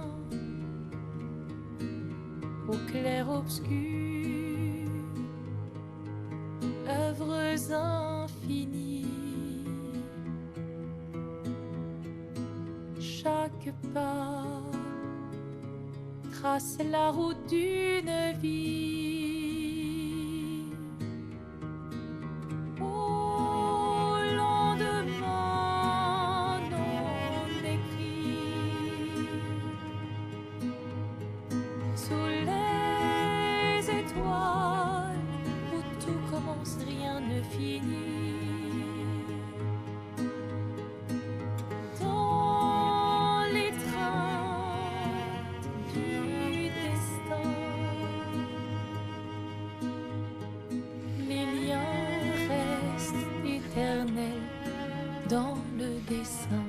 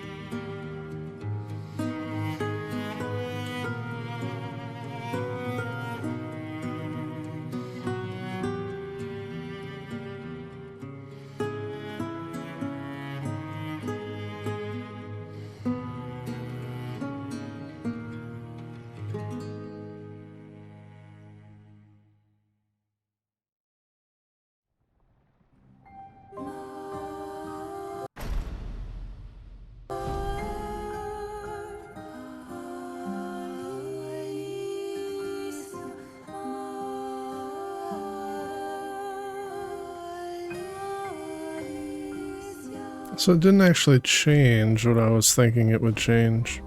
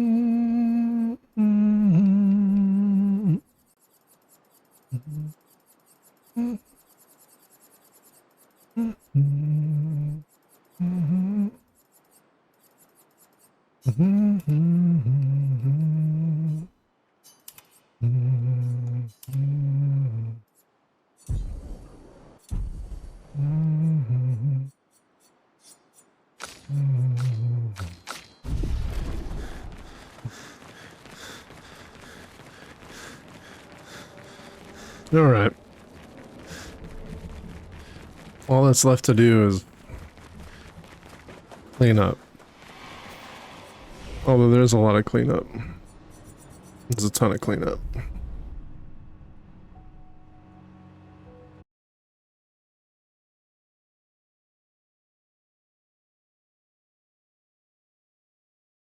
I don't know if Janie's still there.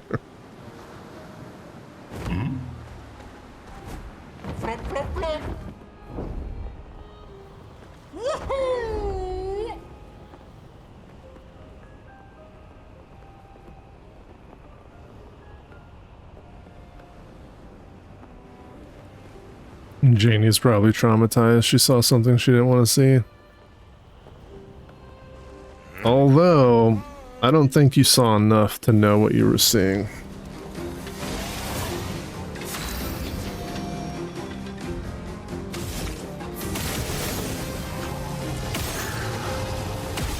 You saw nothing, Janie? You have no idea what it was?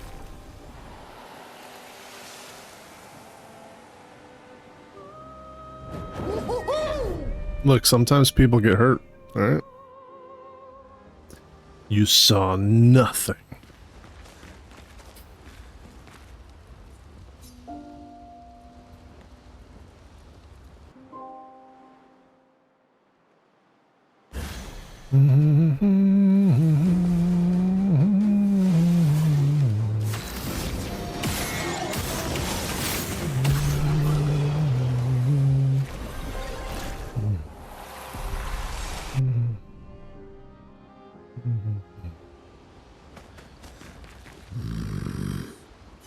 Indeed. Maybe we could... That would be... Wait, what the hell? I didn't want to talk to him. You saw nothing, Janie. You saw...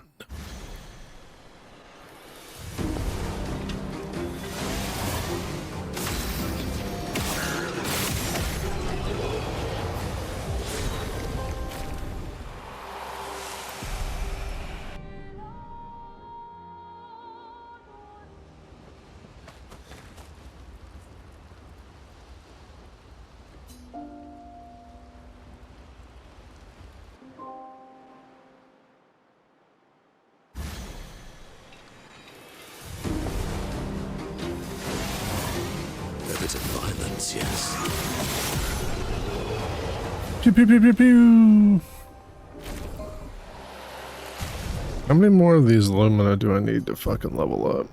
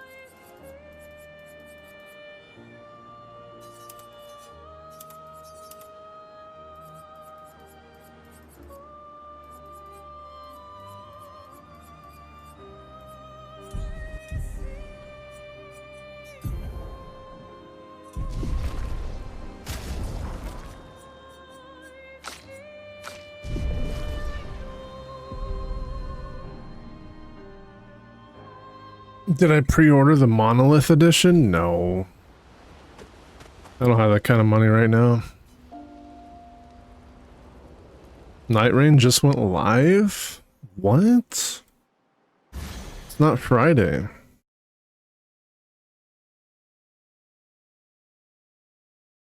It's a disgusting screenshot. I just opened up my Steam too.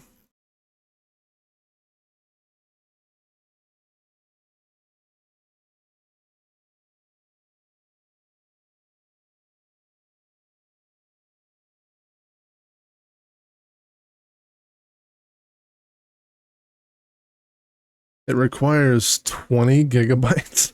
That's it. No, it's called a preload. The game's not live. You can just pre-download it.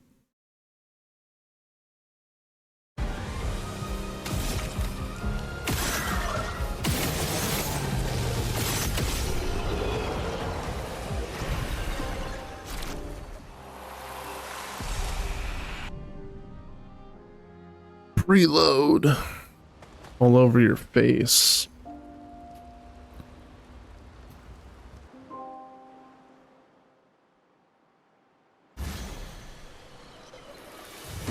Alright, then play it, Janie. Then play it.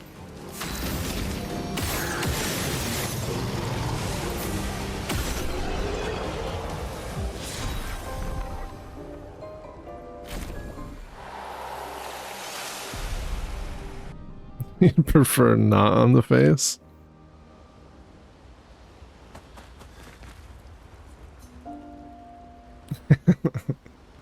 I'm sure you've heard this joke before, but what's another word for coming inside a girl?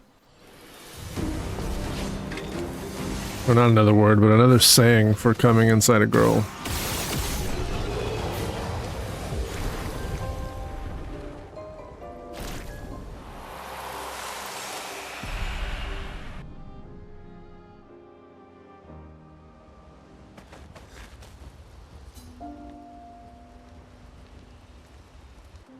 Well, Janie, You have a guess?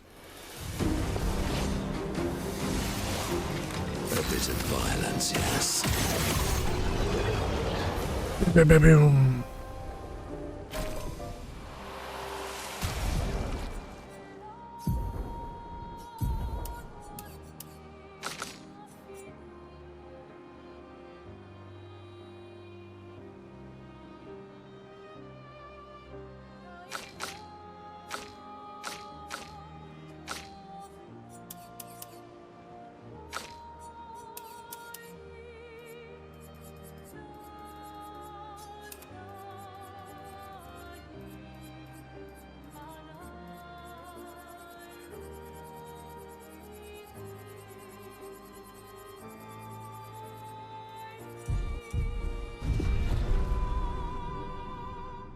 No, it's called loading the dishwasher.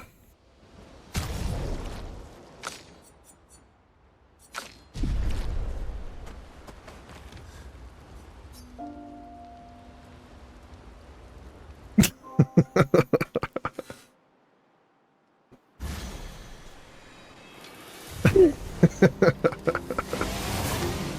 bit of violence, yes.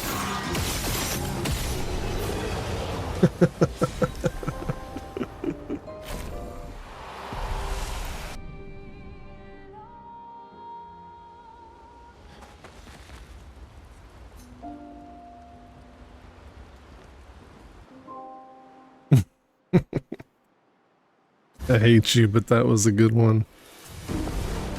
Yeah. A bit of violence, yes.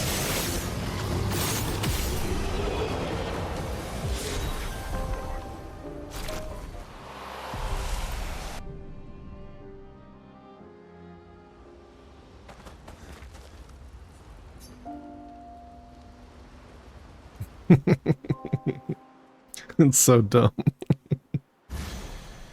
It's so dumb that it's good, you know? The sweet taste of battle.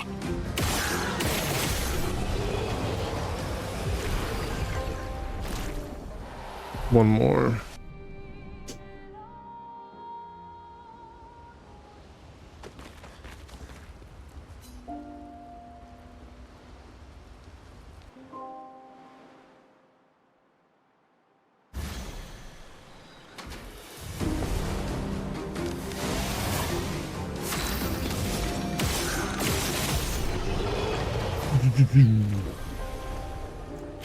Alright.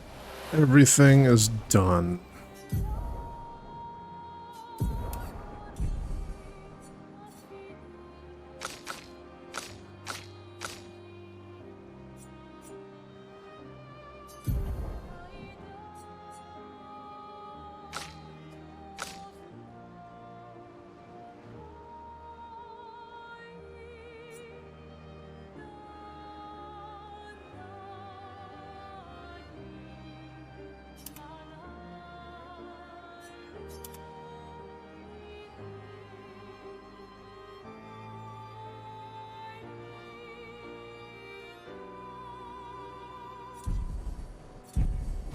Actually, I think I have enough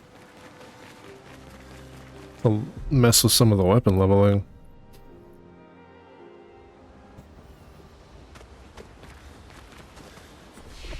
Right, let's see where our characters are stat-wise. She's pretty much using what she needs to use.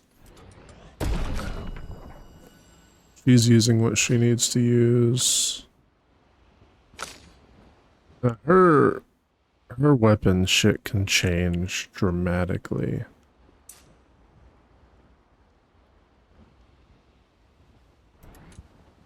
Depending.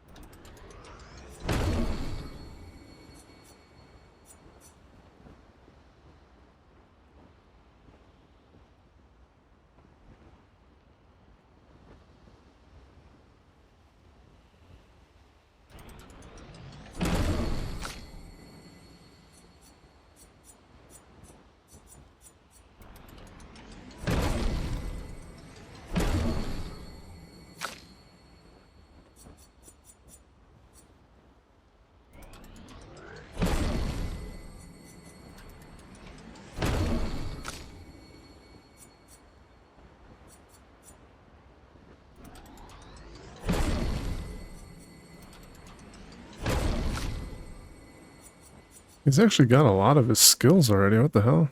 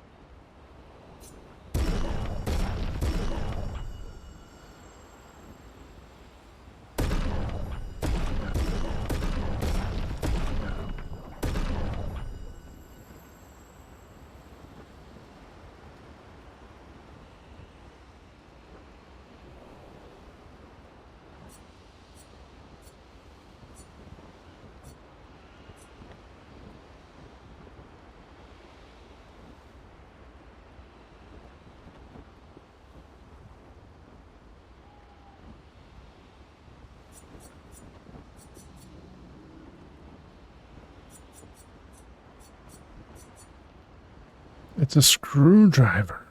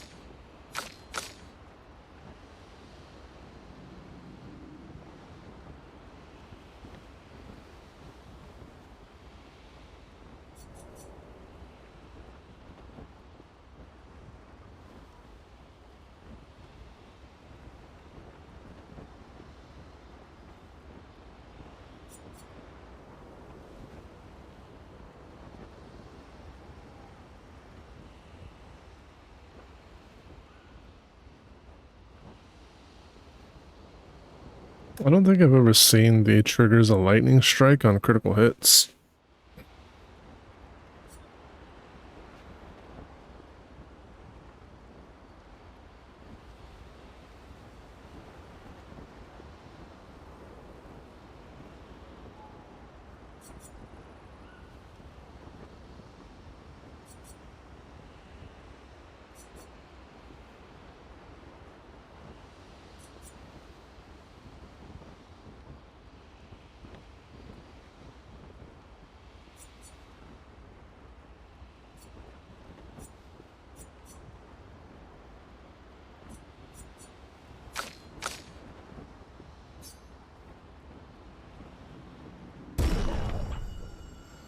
There.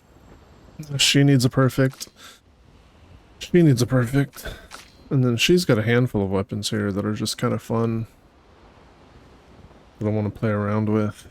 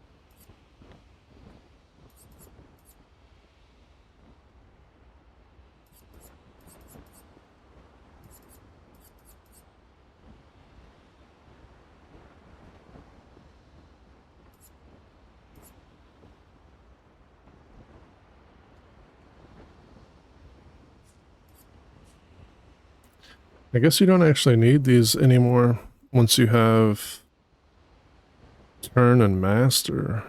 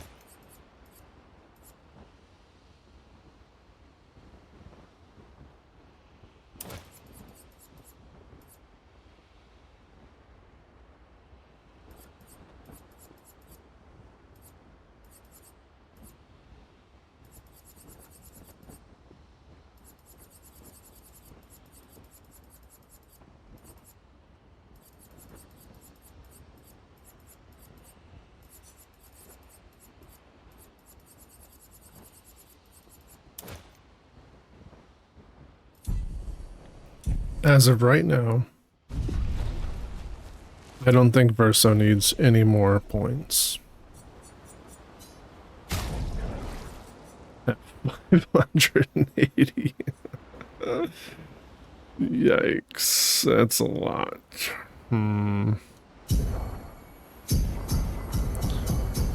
Monica, on the other hand,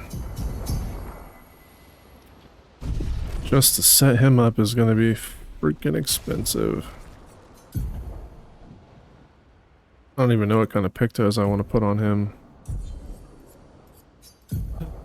But let's see what we have active. So we did augmented aim,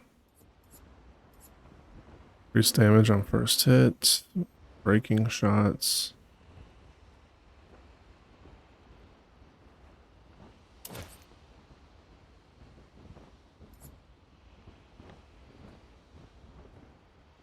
He's not going to be free aiming, so...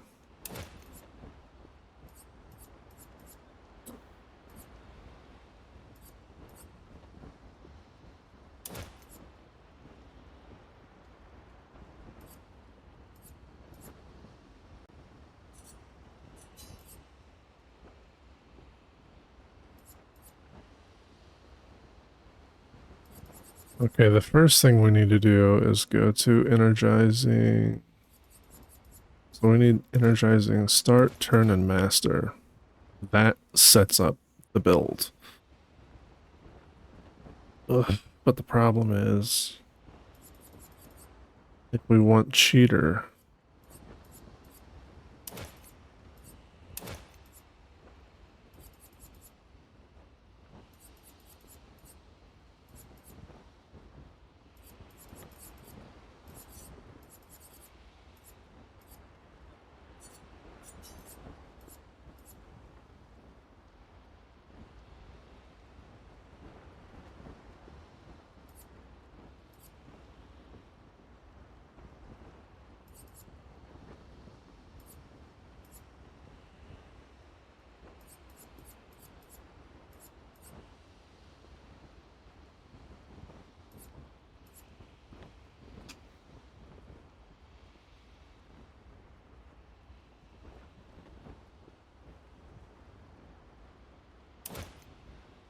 technically we don't want to use roulette.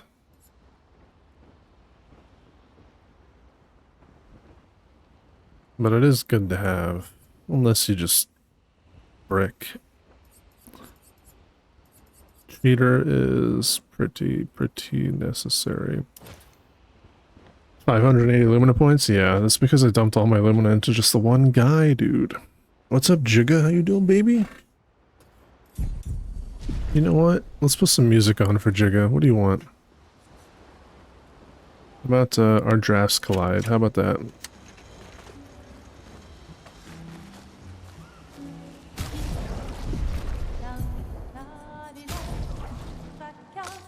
You tell me if you dig that song.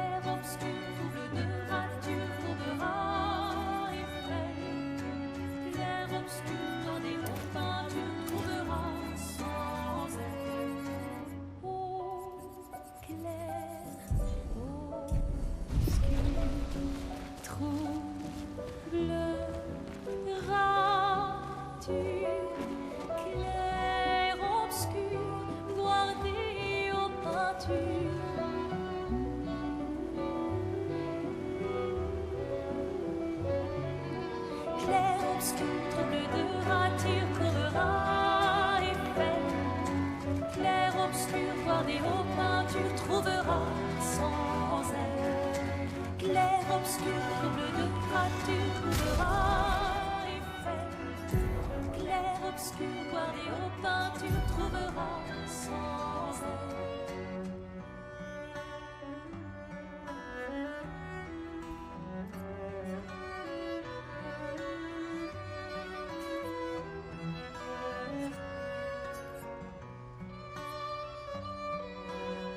We could do second chance just in case he dies.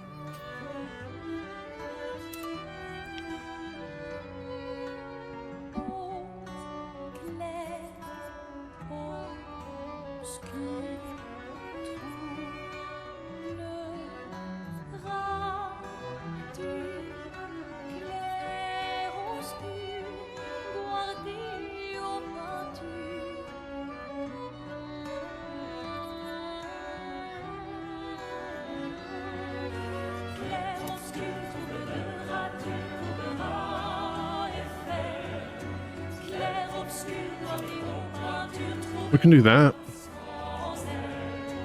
Gives him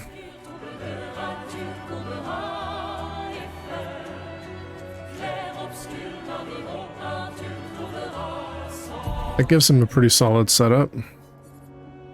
Right? So we get the augmented first strike, so 50% increased damage on the first hit. Cheater, so he plays twice. Dead energy, so he gets that energy back. Elden Ring, your game is ready to play. We get powerful. We're fighting alone. And then we get the AP setup, right? So that's 1, 2, 3 AP, which is doubled by master. So that's 6 AP plus the other 3. That's 9 to start out with, which is max. And then for every additional turn, we're going to get the 1 plus the turn, plus the second one for the turn for the energy master. So it's 3 more, maybe even 4 more, if it doubles up the AP we get for the turn outside of the energizing turn. I don't know, I'd have to pay attention to see what actually happens there. First strike, so that we can play first. We've got the Inmetus Res, which is 3 shields on battle start, but our max health is halved, which works well with Inverted Affinity, right? So Inverted Affinity means that we do 50% more damage. We cannot get healed. Cannot take a heal. So we'll have shields to protect us with that, and then powerful shield on top of that to give us 10% increased damage per shield. 30%. Second chance in case we die. Painted power to exceed 99. And solo for 50% more damage. So very, very, very basic kit. Requires 148 Lumina while using second chance Inmetus and power shields, Pictos, which are actually pretty high level. We're going to be using probably these. I mean, there's a skill that we're missing actually. I'm pretty sure I don't have.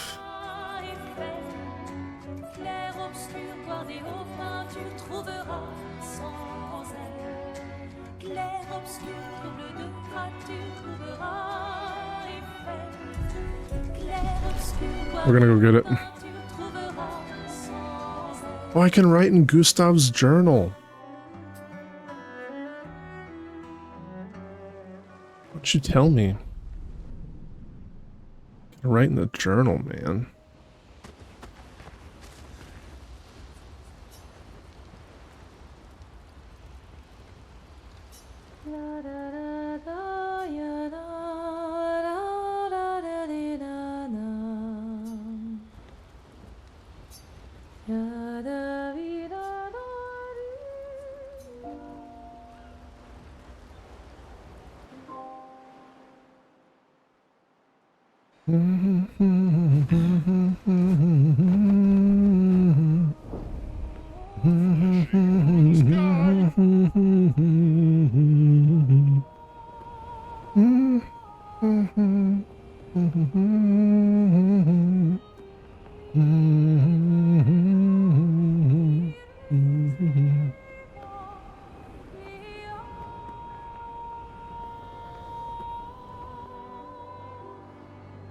They could have put an item there. That would have been cool. Let's make sure he's the only one in the party. Ooh-hoo-hoo. Okay, we're going to test out Monaco's capabilities in the one place where we can find out how effective he really is. Hang on tight. Rinwar's Draft.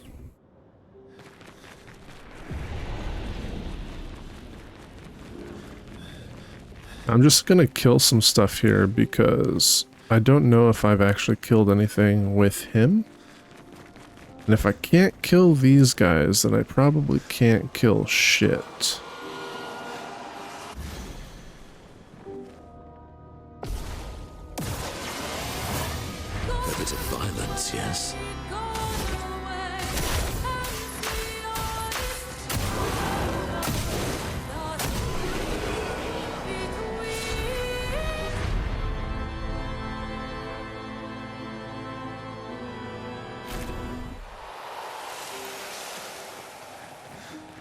You got a new skill.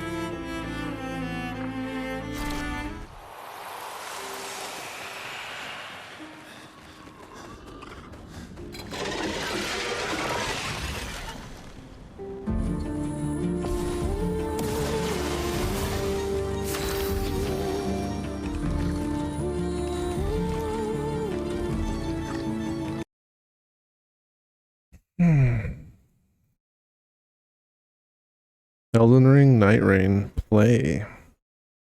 Zombies is already playing? What the hell?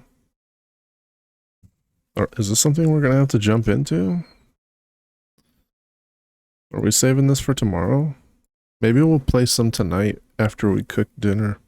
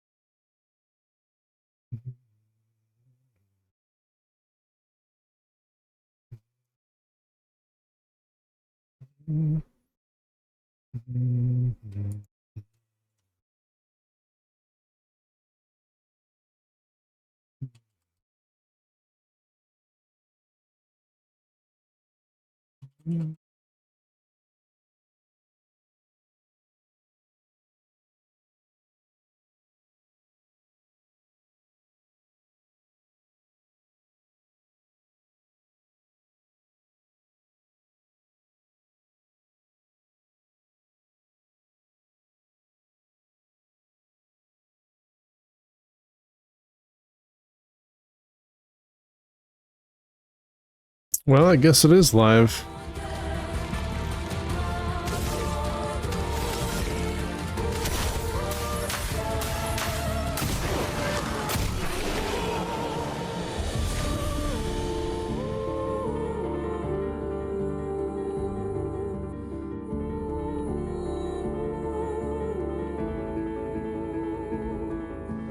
Wait, what? I've killed them before.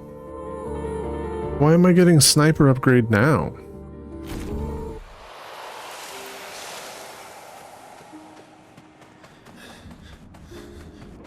What? What? Is that random? Do you have to have sniper to get the upgrade? What?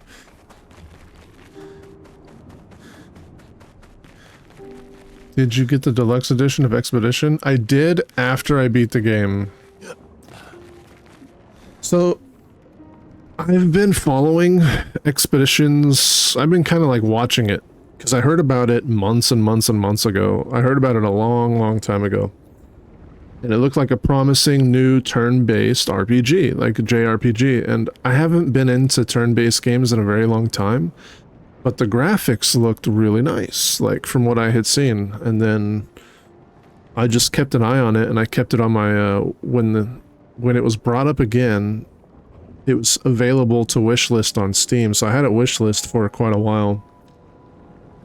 And then when it finally dropped, I wasn't sure if I was going to like the game or not.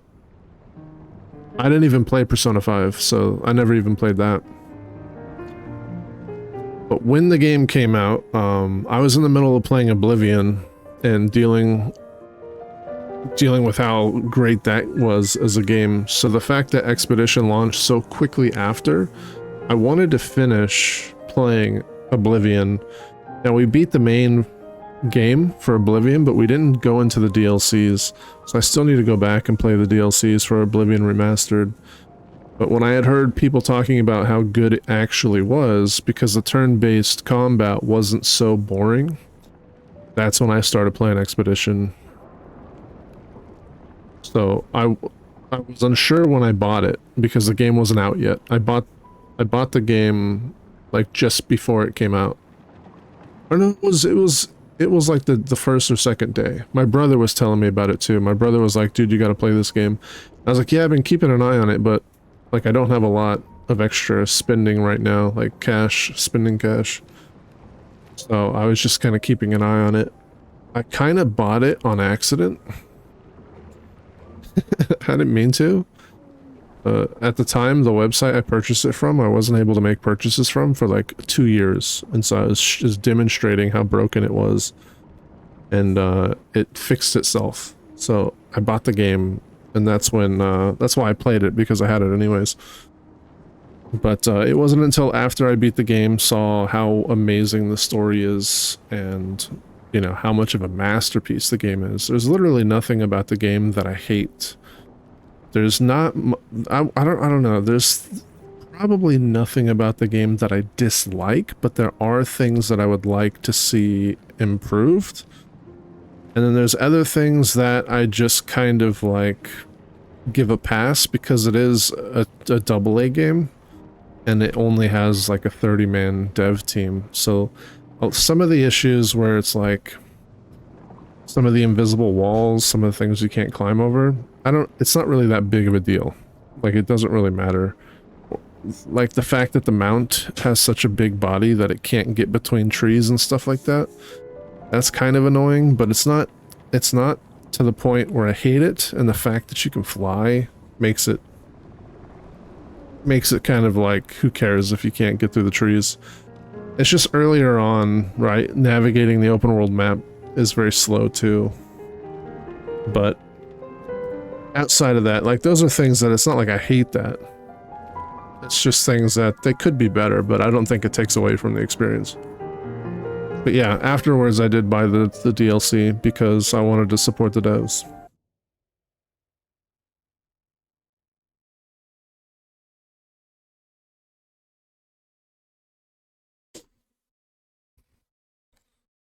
But yeah. It definitely deserves the support. If I had the money, I would pre-order the Monolith edition. I can't justify spending that kind of money.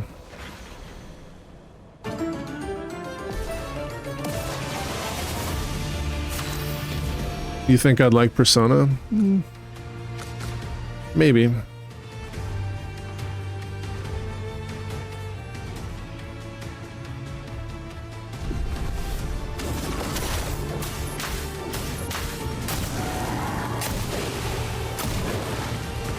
Now's my favorite part.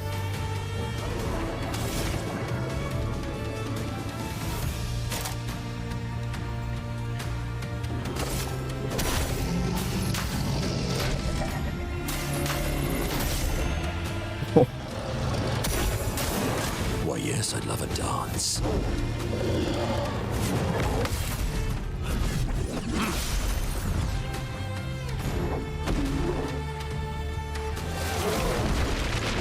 The sweet taste of battle. The fuck did you just hit me with?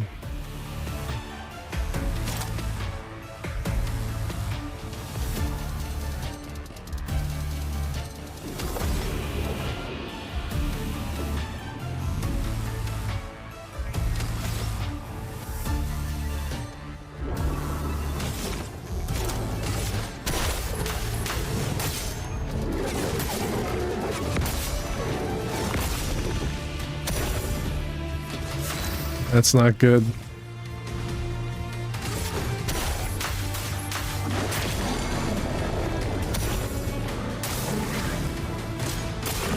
I'd love a dance.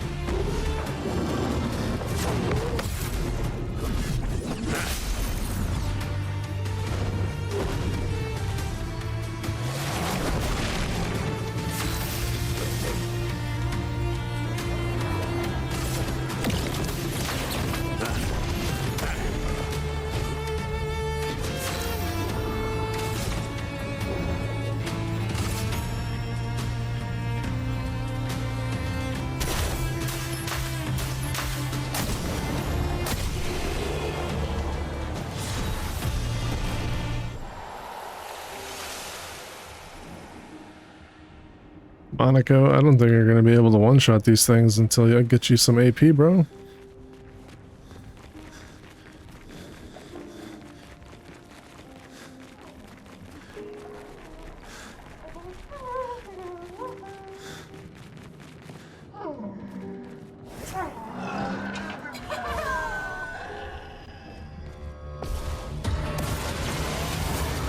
Time to bleed.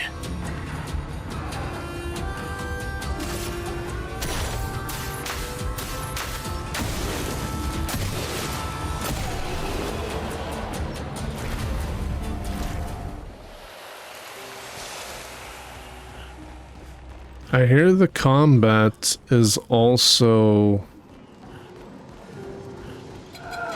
like there's a handful of like it's got the Persona layout, but it's got the quick time events from another RPG.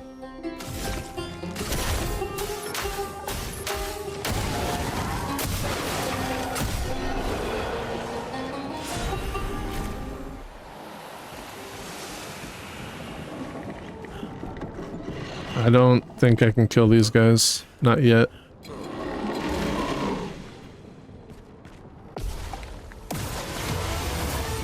Violence.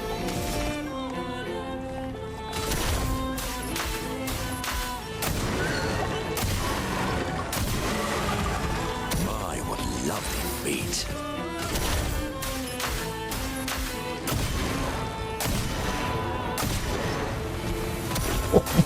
God. Oh.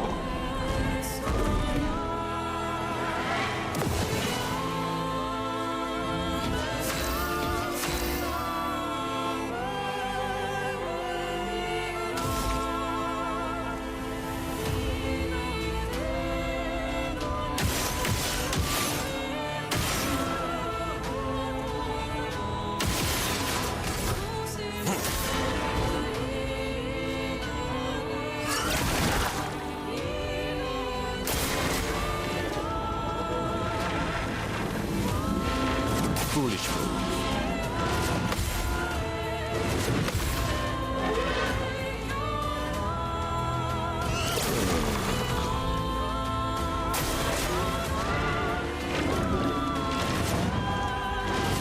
Yeah.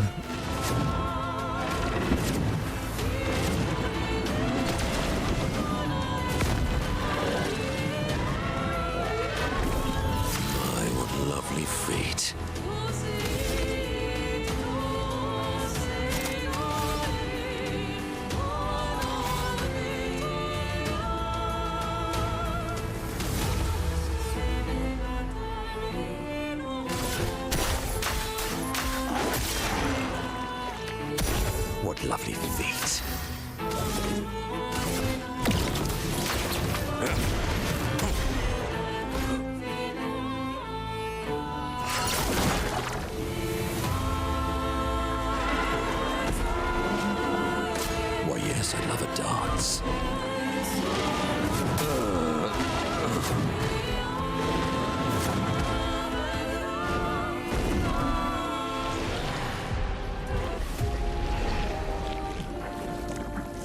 He's too weak.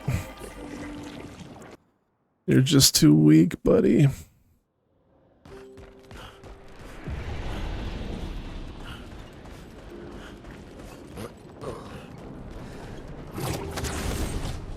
If he's too weak to fight that fight,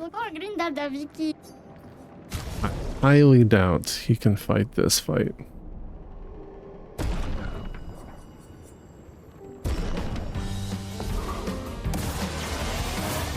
Sweet taste of battle.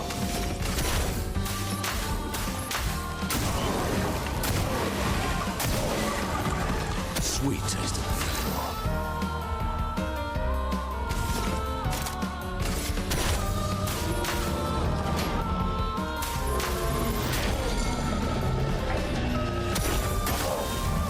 A bit of violence, yes.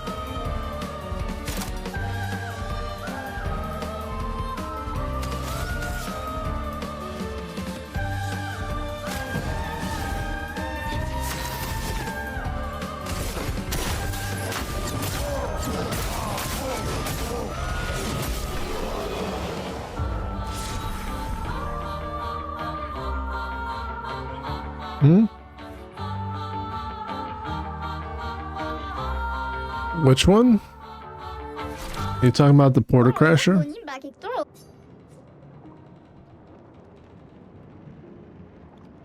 Oh, the Saka Patata Fire? Yeah. Saka Patata Fire is what it's called.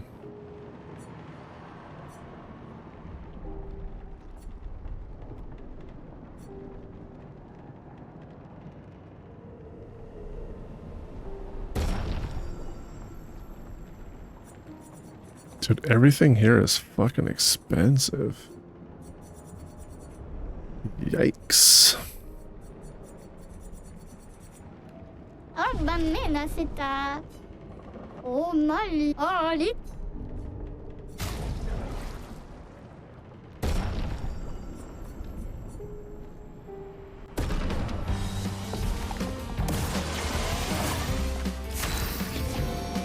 Yeah, I start off with Saka Patata Fire.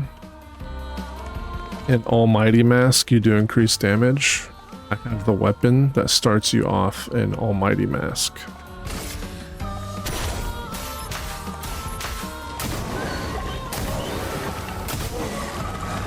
Violence.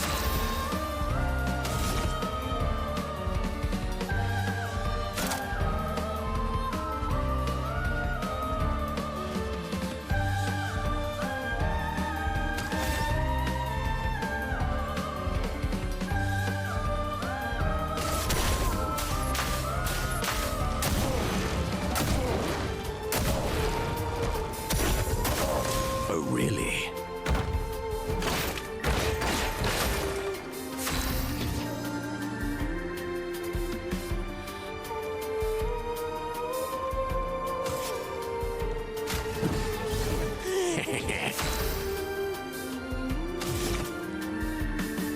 Yeah. I could try to break him.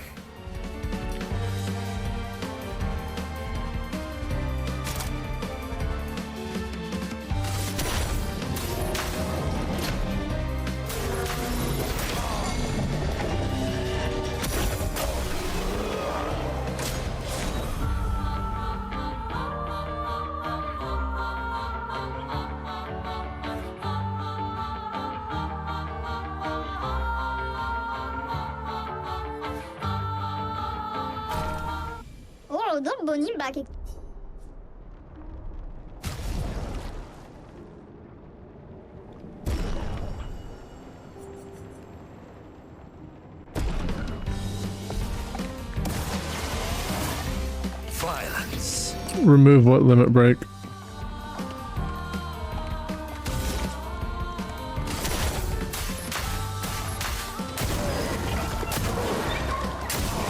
You have to finish.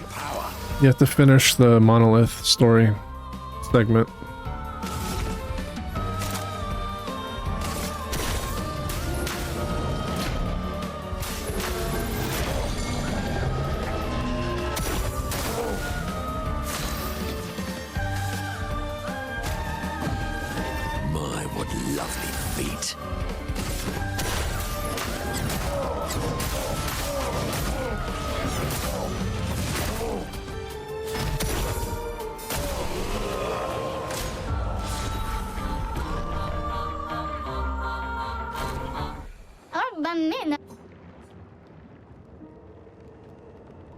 Yeah.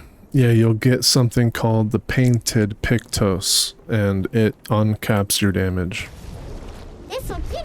I'll show you. Every time I go into my Pictos, I've been talking about it.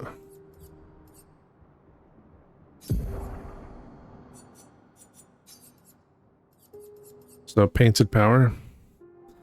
Damage can exceed 9,999. It's only 5 points, so it's not a huge investment.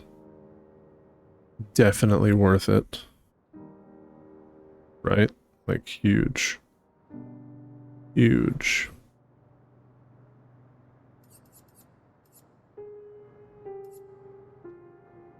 I need more damage on him. Like, pronto.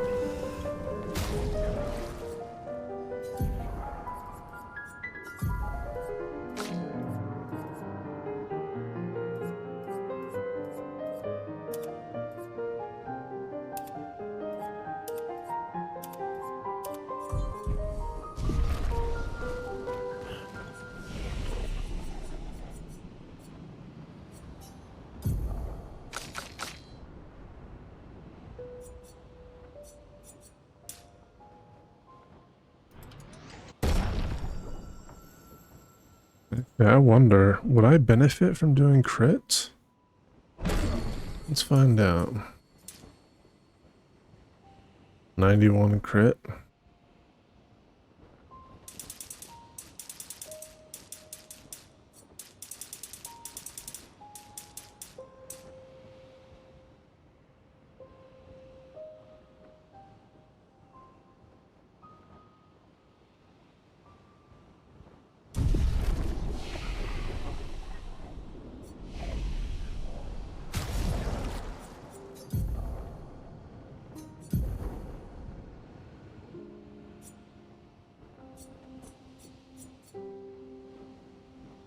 Okay, we don't want second chance because it's not actually going to help us. What do we have?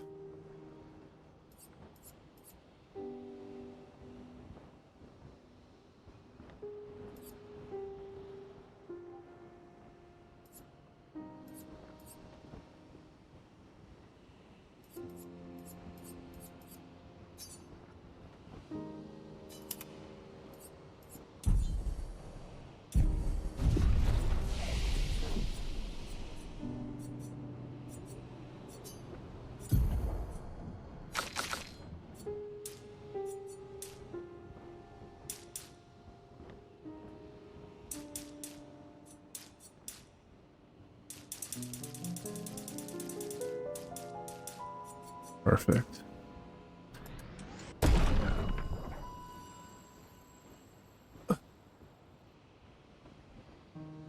I'm thinking I'm an idiot. I have 100% crit anyways.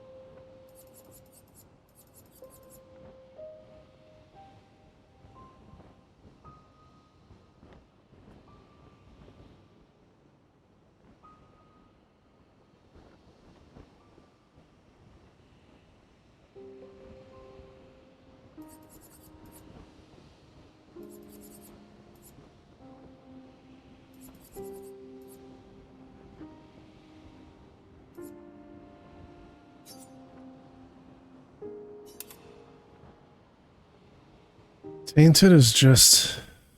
Oh, actually, Tainted's only 3 points, though. So maybe I'll do... Burn Affinity.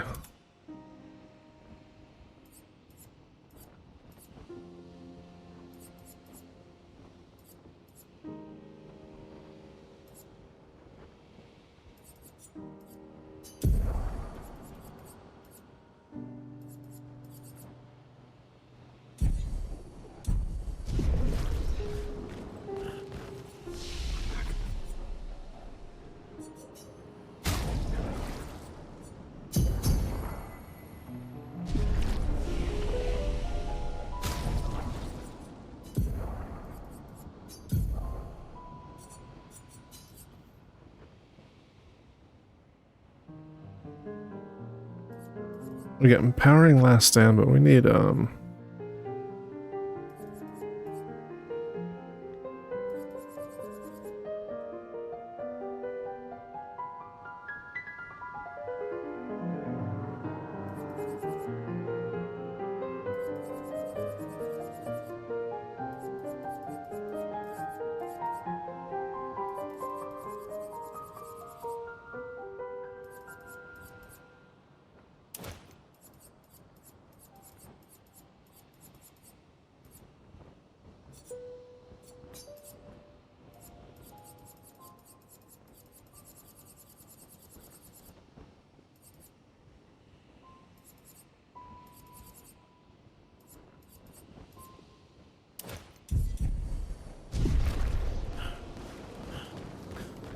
that should help.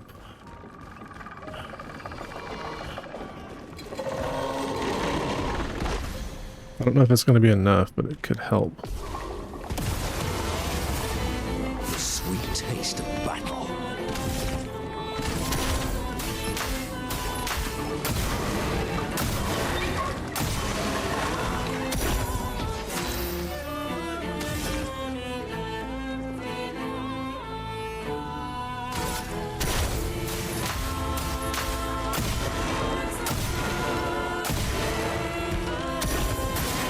Oh, really?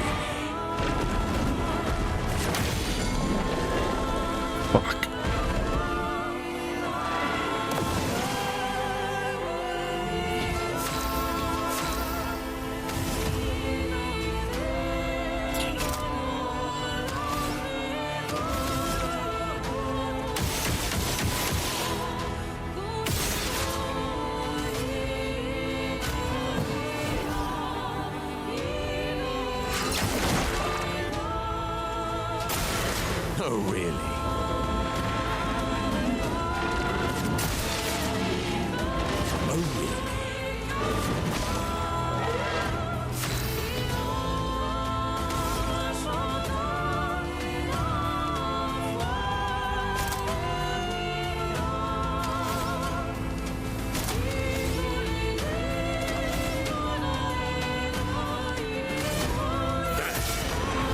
Now's my favorite part.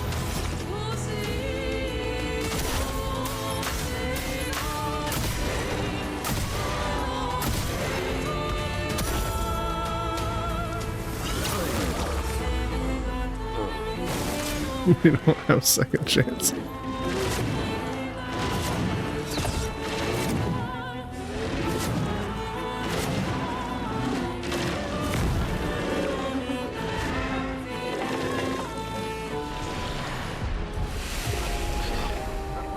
He's still too weak. He's still too weak. I think once we get roulette, we can probably one-shot.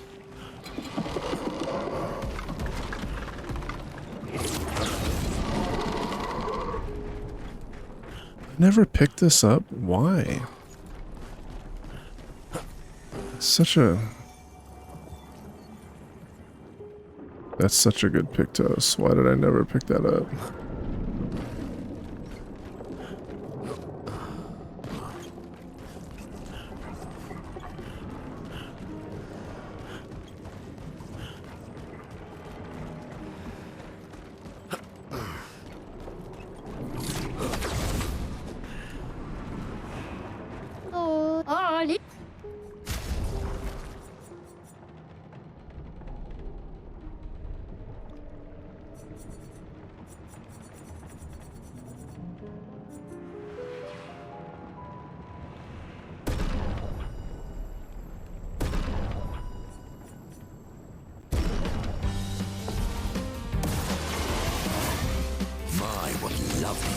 feet.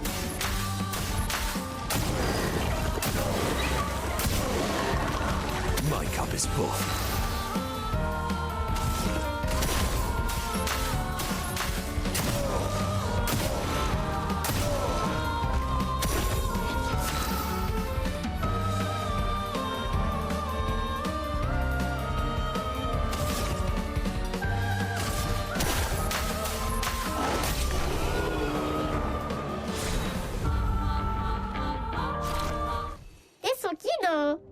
Isokino.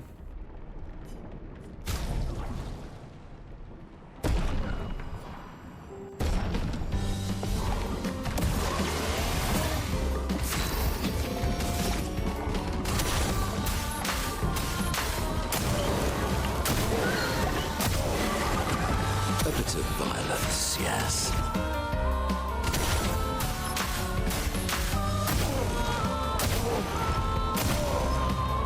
Sweet taste of battle.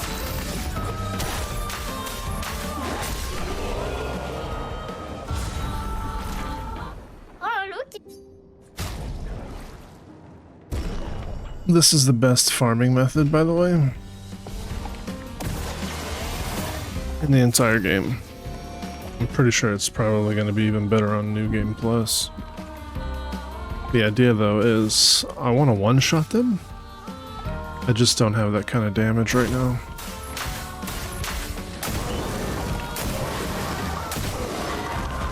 My cup is full.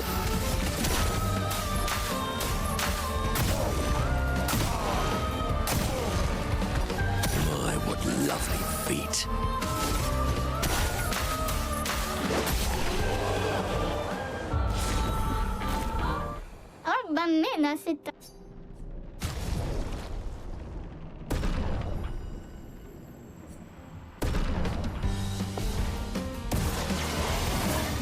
A bit of violence, yes.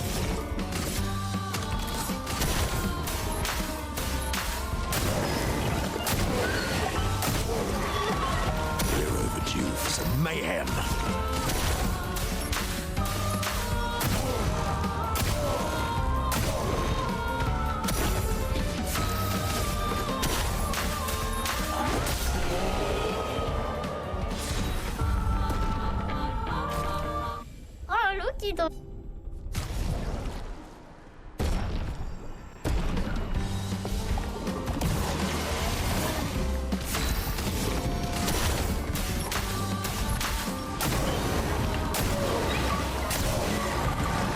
My favorite part.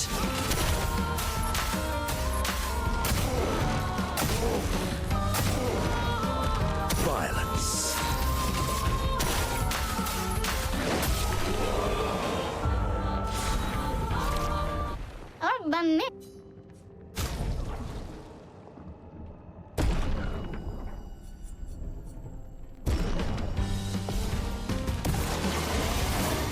A bit of violence, yes.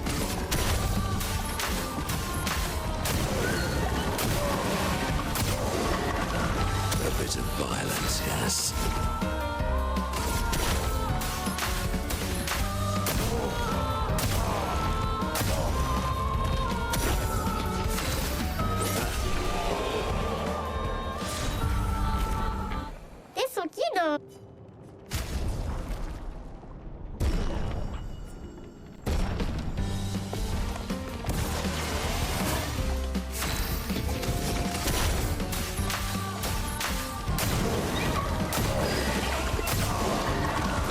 Now's my favorite part.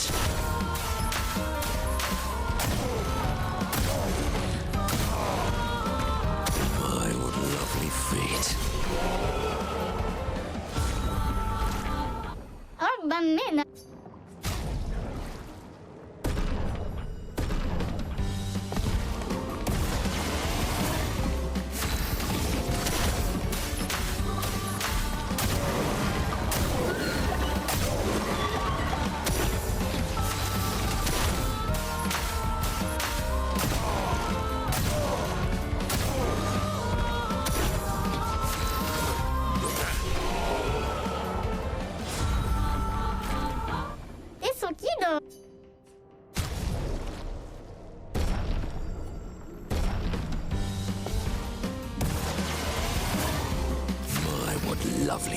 fate.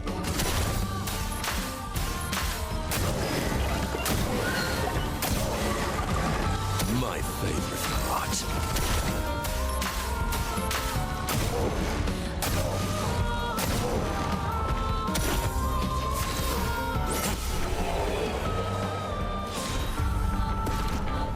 Oh, double.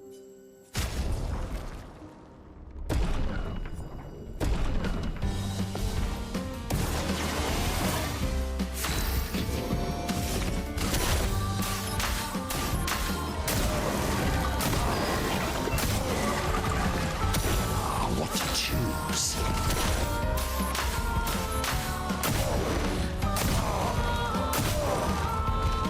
My, what lovely feet.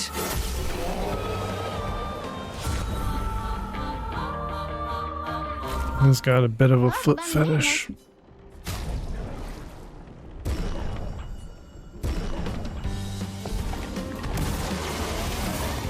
Violence.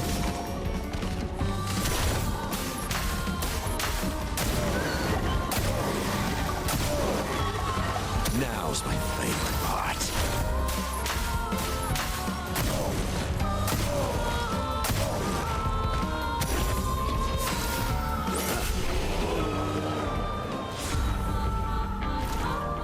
Eso quiero.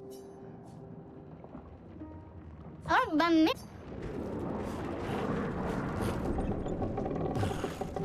Let's go see how much I've improved.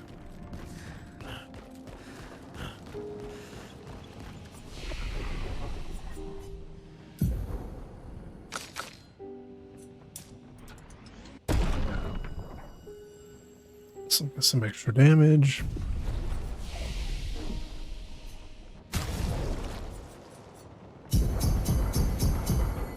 12 aluminum.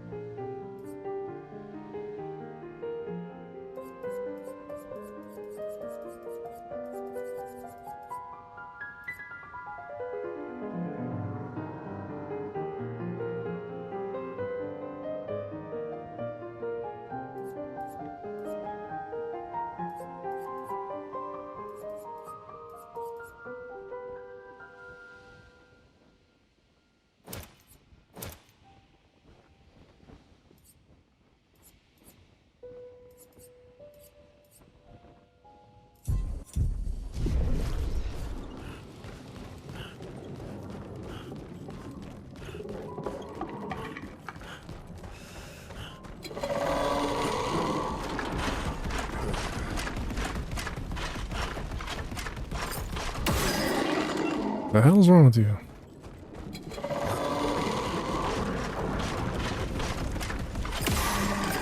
No.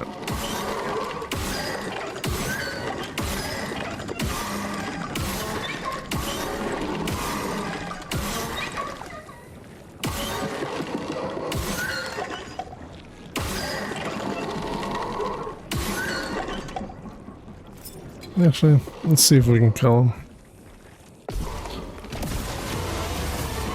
Violence.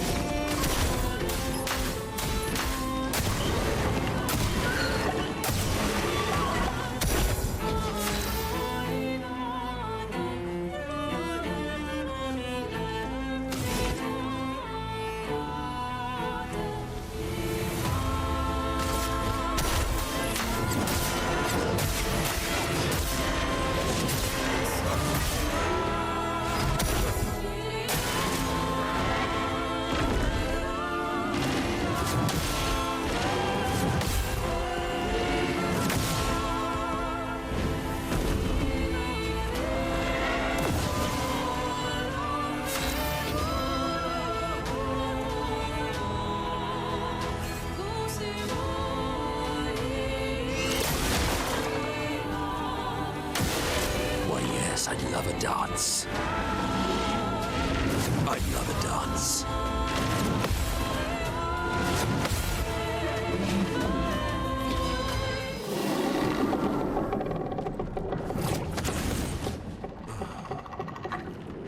Ula fosso or grindat.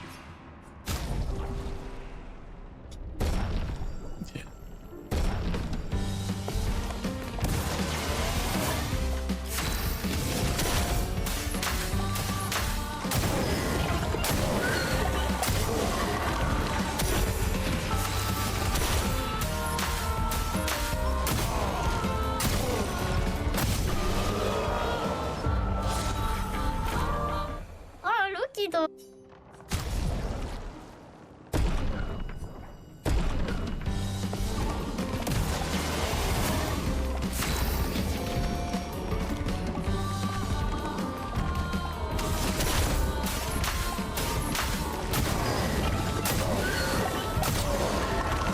Time to bleed.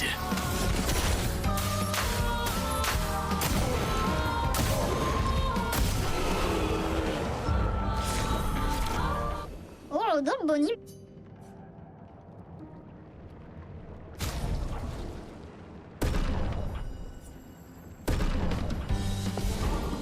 He's almost there.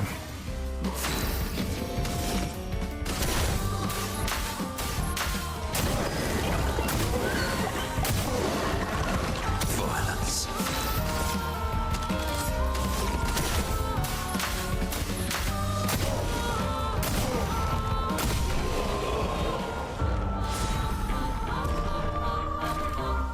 It's okay.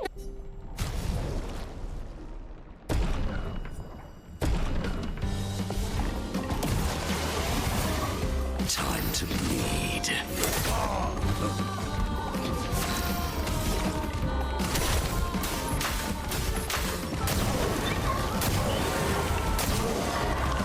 Sweet taste of battle.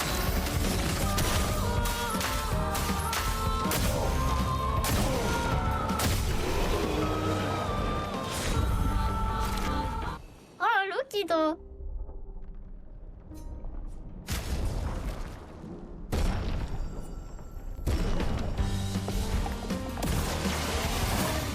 Time to bleed.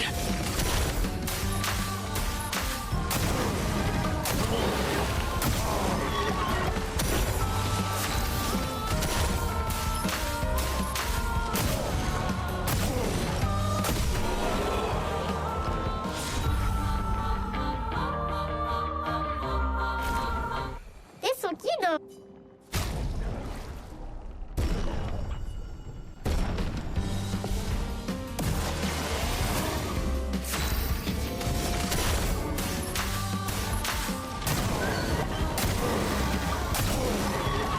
What lovely feet.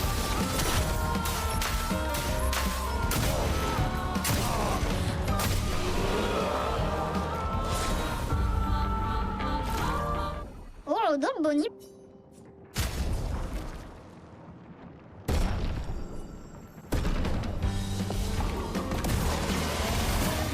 Time to bleed.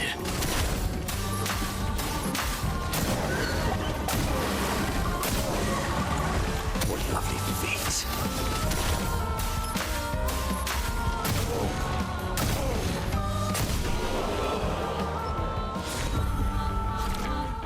Oh, looky though. It's okay though.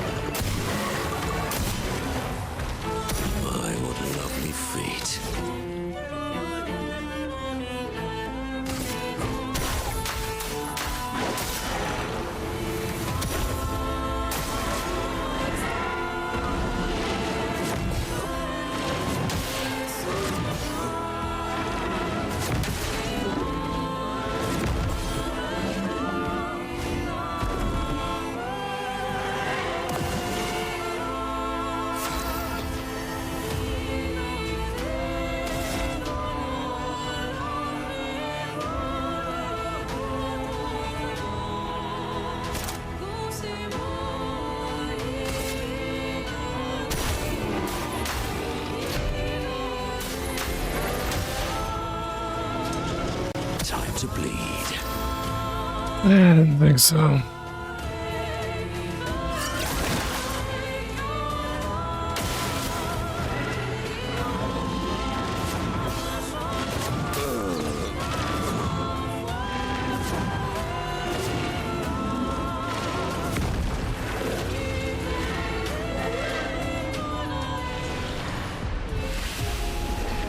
Still too fucking weak, man.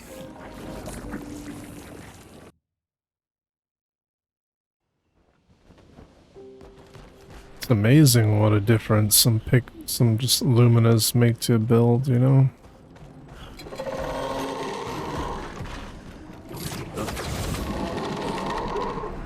Oula, faut sauver. Oh, allez.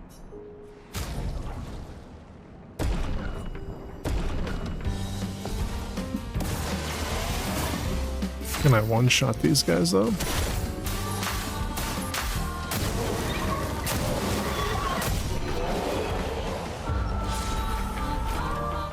Isso aqui não.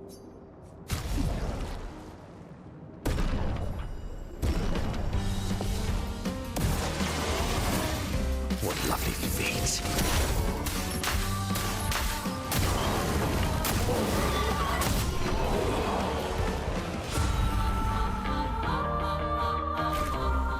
Oh, dol boni bakit to.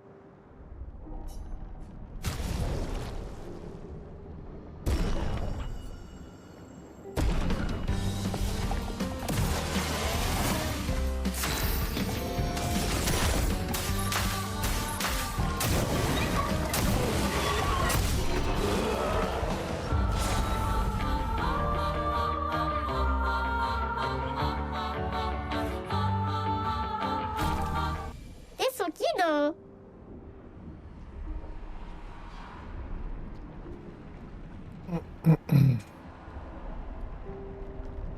I'm gonna go ahead and end for now. I'll be back later tonight after I have dinner and all that kind of shit. Probably to check out Night Rain. So this is pretty much the end game farming method, and if you get the Monaco set up the way that I'm trying to set them up, it just takes a handful of Pictos to be able to do this fight, and the Saka Patata Fire is probably your best bet. You don't have to use him to farm this, you can use your strongest character, but once you get Monaco set up to do this, he is arguably the fastest because his attack is just that powerful and that quick. So everyone else has like this long charge up and whatnot. You can get to a point where he will kill everything with his first shot. So I'm at the point where my first attack is killing them with 3 shots. You will get to the point where his first attack will one-shot everybody. So it's really fast, clear speed. But like I said, I'm gonna end the stream for now.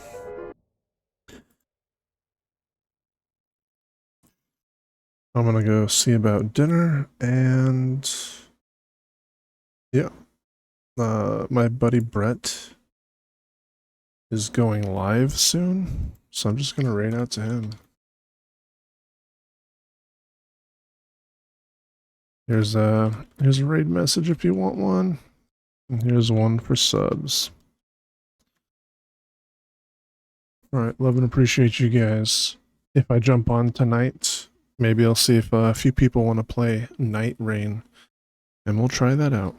I love and appreciate you guys. Have a wonderful dinner. I'll see you on the next one. Bye.